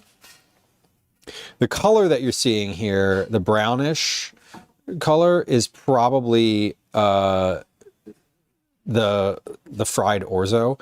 And the glossiness that's on here is from the oil sitting on top of the water. So that's what we're doing. Jamie, I hope you are caught up on the pan now as well. And ordering tacos is amazing. I love that for you, and I would love that for me too. Quite honestly. Okay, this is simmering. So we're getting some little bubbles coming all through here. I'm going to turn this down to medium. So a medium on this stove is 3.5, and we're going to put a lid on it. That was 7.5 total minutes. So we're going to let this cook we're going to let this cook until the orzo is cooked, and there's a little bit of water left in the pan. I don't know how long that's going to be, so we're going to come back over here and just let that one roll for a little bit here. Let me make some notes. Turn the heat to medium and cover. 3 spoons, bring to a boil. So that took 3 minutes about to come to a boil. I do know that I need to stir it while this is happening, because if I don't stir it and it starts to boil, I know from my experience in general, there's not enough water in there to sort of cycle the orzo like it would be if you dropped it in like a big pasta pot. So the orzo is likely to sort of sink to the bottom, and that means that it will burn if you don't stir it. So what I do want to check is, okay, that's been in there now for a minute. Let's check and see what this is doing, because at the heat that it was at, it should be doing sort of what it should be at its peak right now. Whatever it's doing is what it's going to do when I leave the lid on for 5 minutes versus 10. So let's take a look. We are boiling, and we're going to stir. So we're going to let that sit. We're going to stir that about every 2 minutes or so while it's in there. We're at about 2 minutes right now. So let's, I'm going to set a timer. So this should take roughly 9 to 12 minutes to cook. What does the box say? So I'm using boxed orzo today. For authentic al dente pasta, boil for 9 minutes. Okay. What I don't want is for this to dry out in the pan. That's what I don't want. We're working towards having this finish with about a half cup of water left in the pan. So I put generally the ratio is like for every 4 ounces, for every cup. Generally the ratio when you're cooking orzo is for every 4 ounces, it's a cup of water. So like for a cup of orzo, you put 2 cups of water in, because a cup of orzo is about 8 ounces. I put 3 cups in because I want there to be leftover liquid in this pan when I'm finished. So you never cook with the lid on, except for spaghetti sauce. Well, you don't want the spaghetti sauce to to sputter. I want this heat to medium low, actually, because this is starting to steam. We're starting to get out of the back side of this pan, we're starting to get some steam. My timer, that was my 18-minute timer on those cookies. Let me put an eyeball on them real quick. I'm gonna give this 2 more minutes. Started the clock on that. Okay. Let's take a look over here at the stove. So we have a pot. This is now steaming. You can see steam coming out the side of it. I'm going to open this and give it a stir. We're not sticking to the bottom. That's good.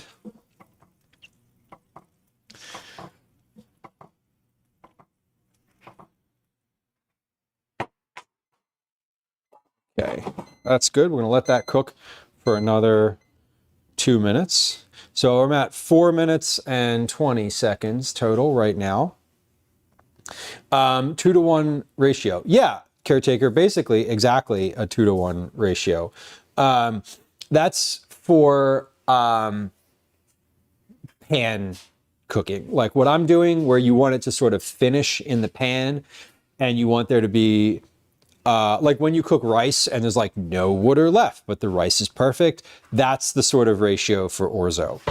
If you just want to cook it and like get it done and have it all be like super perfect, then you just put like 4 quarts of water. So you put a bunch of water in a pot and you boil it just like regular pasta, because it is regular pasta. So cook for X number of minutes, stirring frequently to prevent orzo from sticking. Orzo should be cooked through al dente with about, let's say, a half a cup water remaining.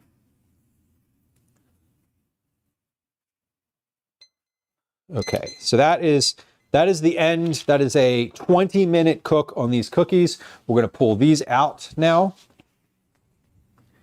and let these start to cool off. Yeah, these look great. And I'm starting to see some actual like browning and crispiness around the edges of some of these, which is lovely. Okay, and they're all pretty uniform, so I'm happy about that. All right, we're going to stir this orzo again. We're at 6 minutes, so come on back over to the stove. Hopefully the camera still works. It does.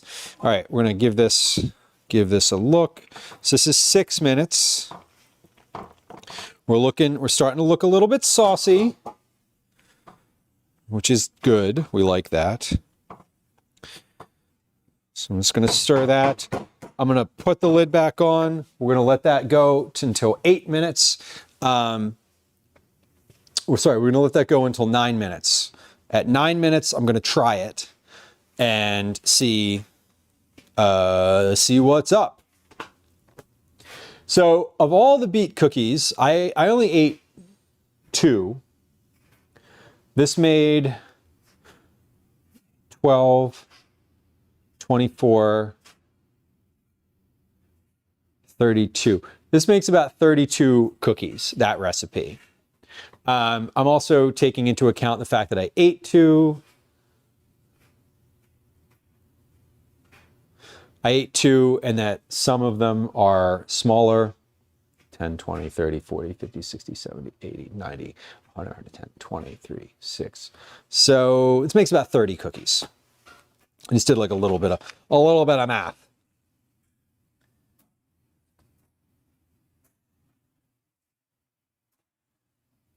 Okay, that makes about 30 cookies or so.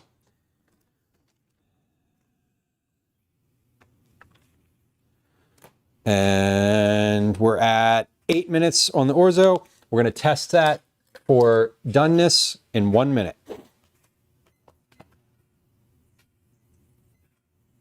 I can see on the stove here, it is steaming. Like the side of that pot is really steaming. I have this at a 3 out of 7. So with the lid on, it's cooking. It's cooking pretty well. Now, it is circulating a little bit. So when I've been stirring it, nothing's been sticking, which is great, which is what I was hoping for and wanted.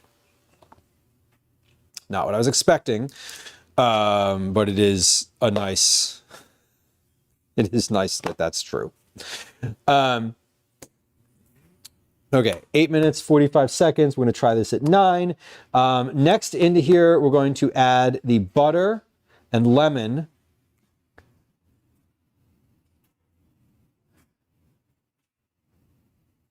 Add the chicken, dill, and feta.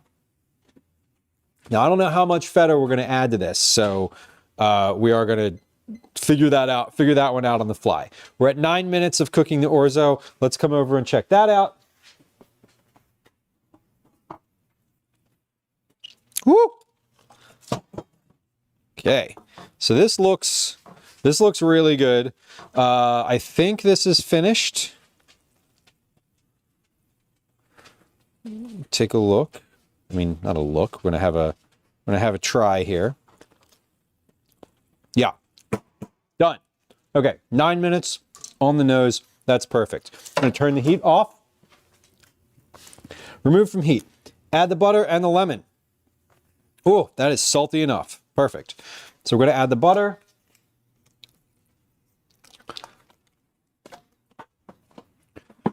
And the lemon.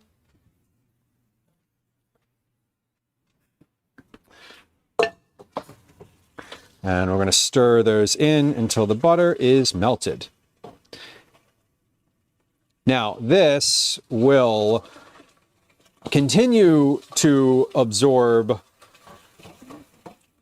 I'm actually going to say to leave the heat on here until the butter is melted, because I kind of want it to keep steaming a little bit. This was a little too, there's a little too much liquid left in here, but also at the same time, I think it was like, we'll see what happens when I add the chicken in here, because the orzo is also going to continue to absorb a little bit of this. Now, I can tell you right now, this is not going to be enough food for... Gwen and Calvin are going to be a little annoyed because there's not a ton of this. So I think the other thing is I want to drop the amount of water in here down to 2.5 cups. So notes. Drop water to 2.5 cups. So I think that'll be sort of the right amount. Yeah, okay. And also, this is just now starting. That just started to boil a little bit again. So we're going to add the chicken. Now this is basically half of a chicken. Okay, I can turn the salt. That's what I want. I want it to come up to a boil again. Like, take the lid off, add the butter, add the lemon, and then bring it back to a simmer. Because now, look at my sauce in here, right? There's like no liquid. Like, the moment it hit a simmer, it was perfect. So, we like that. All right, so this is looking good. So I've got basically half of a rotisserie chicken in here, a half of a box of orzo. I have lemon and salt and pepper. We're going to now add feta cheese to this. I'm going to add all but a tablespoon of the dill to this. So let me get a tablespoon out and actually like measure that out. Because I want to use a little bit of that for topping. Caretaker says, are there any veggies going in this or on the side? Nope. No. There could be. We were talking about it earlier and had said that like artichoke would be really good in here. Peas would be really good in here. But I don't have anything that is a like planned veggie for this recipe. This is sort of just like a saucy pasta dish. All right, I'm washing my hands because I'm about to do the feta here. And I think I might end up using the whole block of feta. I'm not really sure, but I'm going to put it in. I'm going to put it in before our before it's off the burner. Quilpy, welcome in. Been lurking. Hey, congrats on the 20th check-in. Big news. Big news. That's a Cookie Club entry. Big news. Okay. So I have a 7-ounce container of feta here. Let's do this. I'm going to take the cheese out of here. We're going to weigh that in this bowl. So that is 7 ounces of cheese. That is perfect. That's 7 ounces of cheese, not 7 ounces of full container. So a general feta container is usually 6 ounces. So we're going to crumble most of this cheese into here. And stir it in. And then we're going to take about an ounce of that. We're going to weigh this again in just a moment here. And we're going to keep maybe like an ounce worth to the side. Hold on. Yeah! So close, 0.85 ounces. Hold on, I'm going to take a little bit off because I want about 6 ounces. Yeah, okay, that's 1 ounce. That's 1 ounce remaining. Marianne, this is feta, yes. So mixing in the feta. I just crumbled it. You could use feta crumbles. Like I just got the whole block of it and did it by hand, which obviously was super easy to do. That took basically no time. So we're gonna mix in the feta. Now that it's off the heat, I turn the heat off. The feta and the dill. And that is your finished dish. Chicken, feta, orzo, dill, seasonings. Now I salted and peppered the orzo because the chicken is going to be a rotisserie chicken. And so that'll come pre-seasoned. The feta is salty already. So the only thing you really need to season here is the pasta, and you do that in the water while it's being cooked. So basically, once it's finished, you don't need to do anything else with it. Now, this is a ridiculous amount of feta to keep. So I'm going to call for 6 ounces, but like I'm going to put this other ounce in here because like I'm not putting that back in the fridge. What am I going to do with a single ounce of feta? You know what I'll do? I would lean my head into the fridge. I would look at it. I would probably just pop the whole thing in my mouth, and then I would get a snack, whatever other snack I was looking for after that. We're also going to add in the lemon zest. So this is the juice of 1 lemon and the zest of 1 lemon. And I'm going to mix that in. And we're going to give this a shot. We're going to try this. I'm not going to eat too much of this because this is dinner. And if I like fill a bowl with this, I know that I could eat this whole pan. Wouldn't be a problem. But shit. Pause. Okay, here's what we're going to do. I have to weigh this as it is right now. And then later I'm going to weigh the pan by itself. Because sometimes I'll go and I'll like dump everything out of the pan and I'll weigh it right then. We're not going to do that right now. We're just going to weigh this in its entirety before I eat anything. 2,908 grams. Okay, great. Yield. 2,908 grams. That's 102.6 ounces.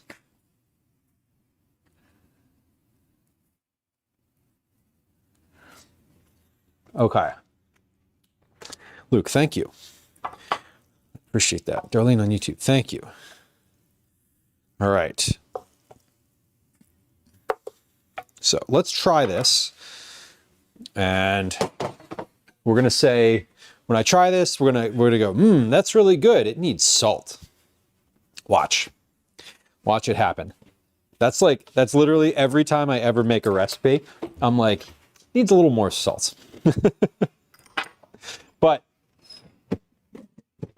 you know, par for the course. All right. Well, this is also, it needs a little bit of fresh dill sprinkled on top. If you want to take a look at the camera, this is the dish. This is the dish that we have made.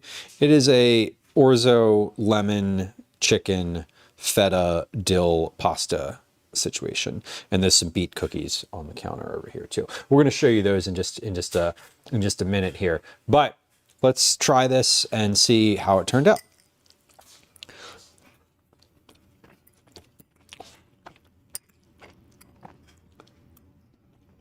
That is super good. That does not need salt.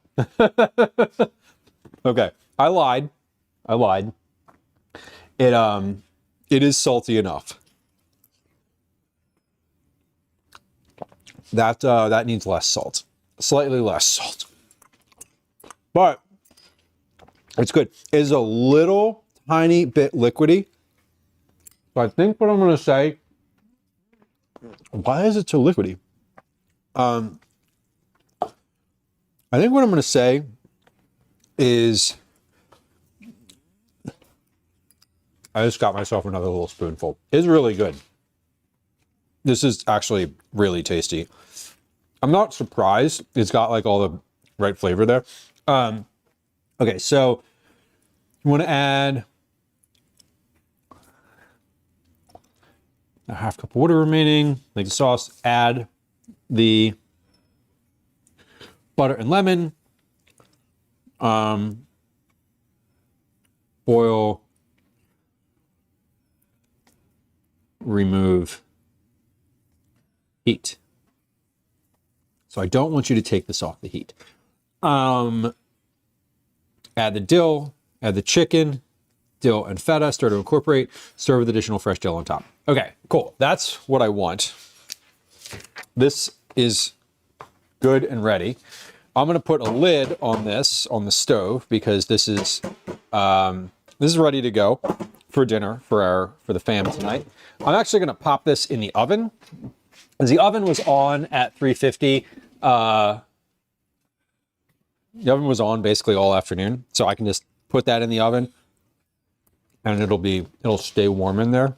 But let's man, those are good. Okay, I like this. I'm curious what the family's going to think of this. It's tangy. It's like tangy and salty. The feta is definitely, I was right to call it lemon chicken because lemon is the dominant flavor in here, which is good. I like that. I'm really happy with how this turned out. Like, I also, oh my God. Yeah, obviously I'm happy with how it turned out. Look at how I'm eating this. I'm also happy that scaling this recipe would be very easy. You could very simply just bump the volume in there of each of those things with very little difficulty if you had a larger pan. The other thing that I was saying that you could add to this are chopped dates. Like if you wanted to add a sweet component to it, like salty, sour, and sweet, you could add a couple chopped dates to it, which I'm going to do to mine later this evening. I have a few dates that I'm going to pop into mine, and probably Calvin's because he's a big old date fan.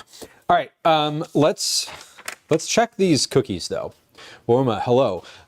We are about to. We've tried the cookies, but I have all of my like final tests and sort of ready to goes out and ready to go. I'm going to take these off the pan. Yeah, these are a little firmer than the other ones, at least on the top. They're still soft underneath. So I'm like, I got to sort of, I'm going to look up a little bit and see sort of if there's like, I want to make some adjustments, but I think these have been good so far. The ones that I tried initially were very good. So we're going to try another couple here. We're just going to eat some cookies for science. Right? Like you got to. It's literally for science. Okay, let's move, though, this tray out of the way. And this tray is finished. My oven is off. It is slightly cracked because I don't want it. I only just turned it off a second ago, or a few minutes ago, and I don't want the dish in there to like completely dry out. It shouldn't. It's got the lid on. Alrighty. Well, here's the results of our experiments today. We have beet cookies. Some of these are upside down, by the way. I don't know if that's like... No, okay. No, none of them are upside down. They're all right side up. Let me get my compost bin off the floor there too. All right. We have 35-gram cookies, 25-gram cookies, and then these are all 35-gram cookies here. Let's try... I want to try one of the regular ball 35-gram cookies. This is the first ones that I made. They are completely cool to room temperature now. Great color. Inside is cakey and slightly oranger than the other ones.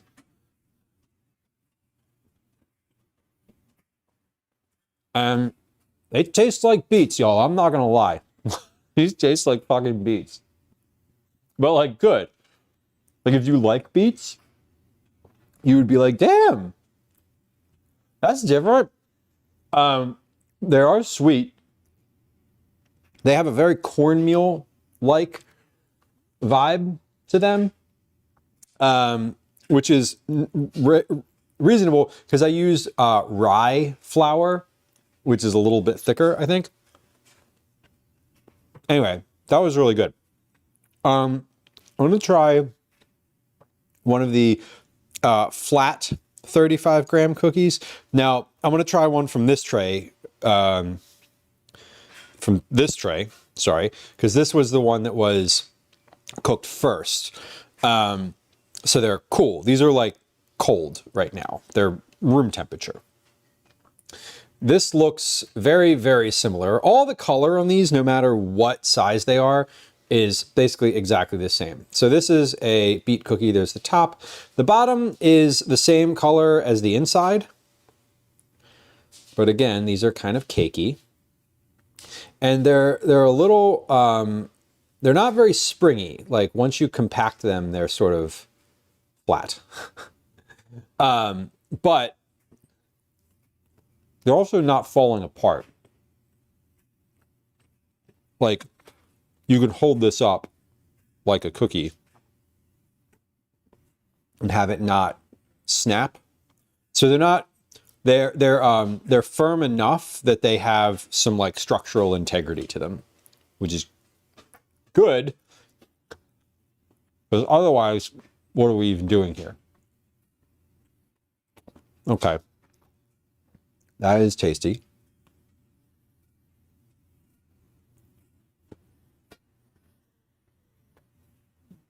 I mean, they taste like beets, y'all.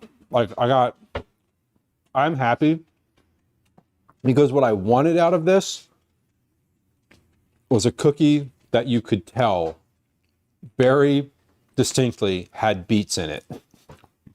And that's what we have.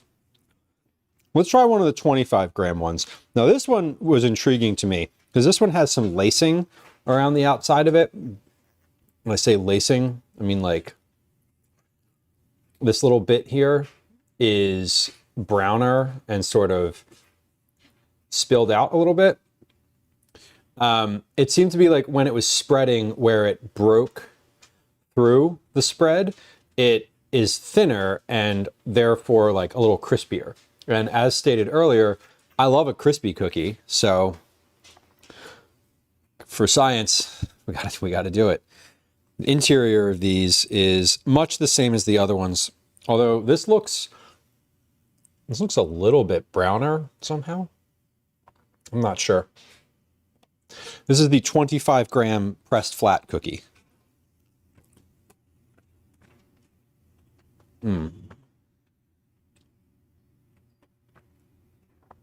Man, they're all good.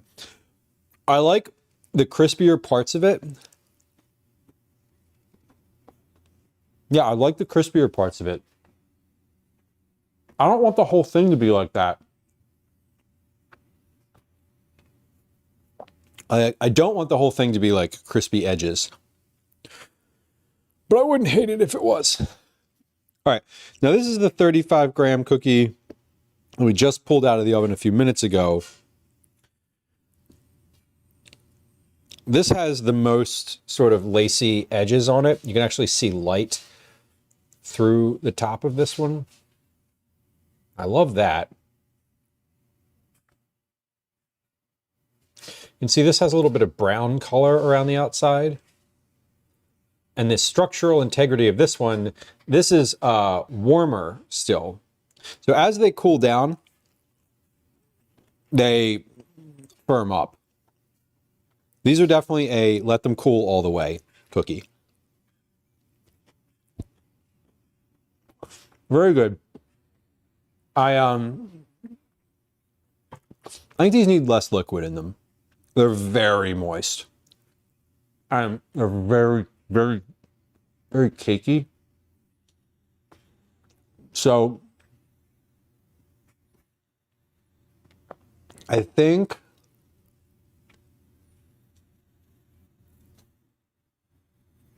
either that or another egg.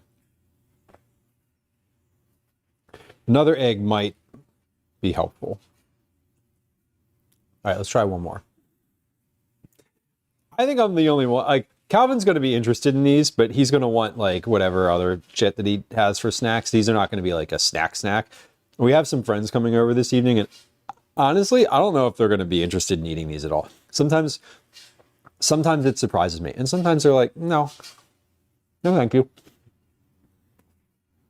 But I'm definitely going to eat a bunch of these because they're very good. I'd be happy with these as they are. And they're not quite what I want. If someone was like, here, try this beet cookie, I would be like, that's really good. Knowing that I made these, though, I'm like, that's really good. And I think we can do better.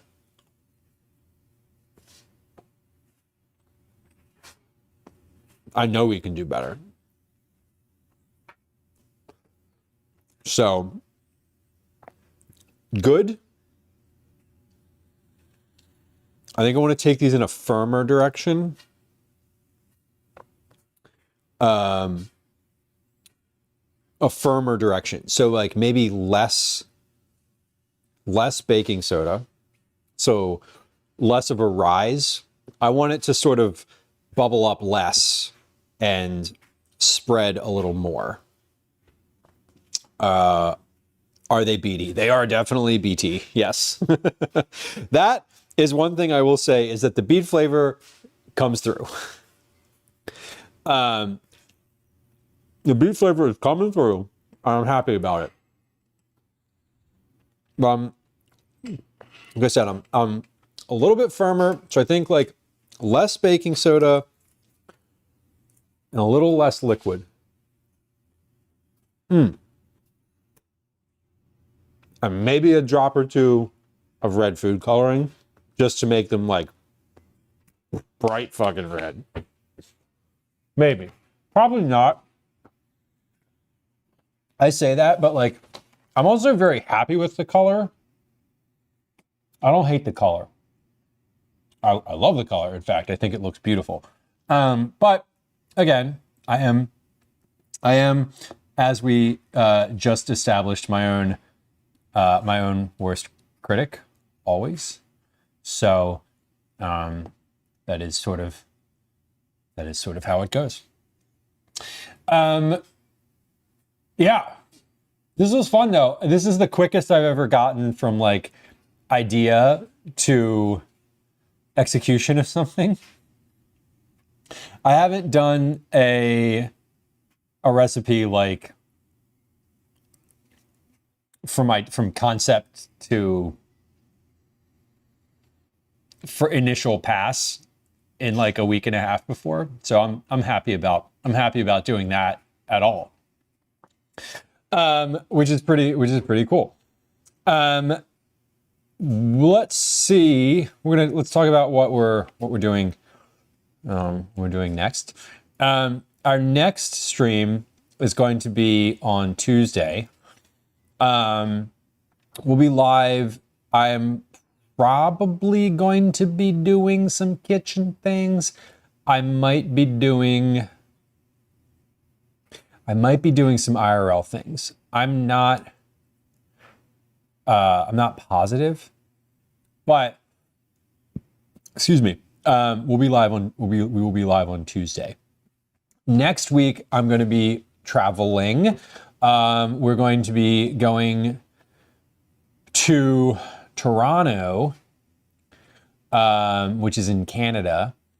According to the weather, it's supposed to rain every day I'm going to be there, which sucks.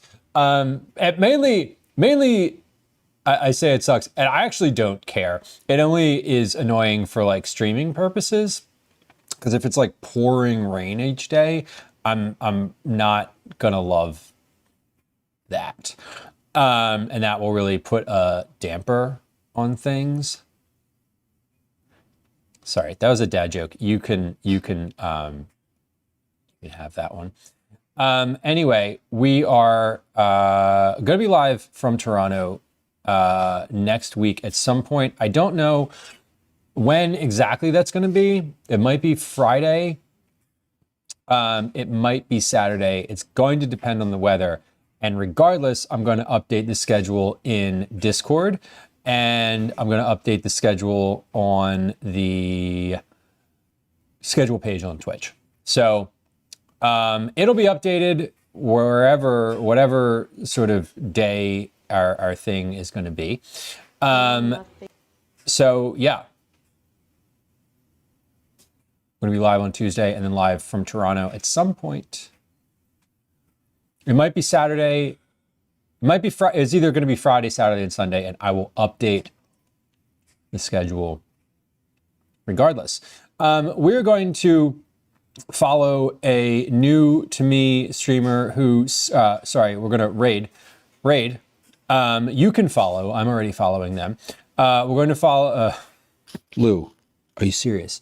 We're going to raid a new to me streamer who has been doing some food and drink stuff. And they stream food and drink, it looks like on Thursdays, which is cool. Oh, Nick, hello. Nick, did you see the cookies? Did I show you them? We have, am I serious right now? I am serious. Yes? Angry Rook, what was I? Okay, Nick, here's the final product today. Sorry, we have to pause for a second because Nick was the inspiration for these. So did I make any changes? These are 35 gram cookies that have been pressed completely flat. They are sort of the best version of the ones that I made today. I have a goal, I have a next step. I'm going to try to make these a little firmer, less cake-like. So this is what the inside looks like.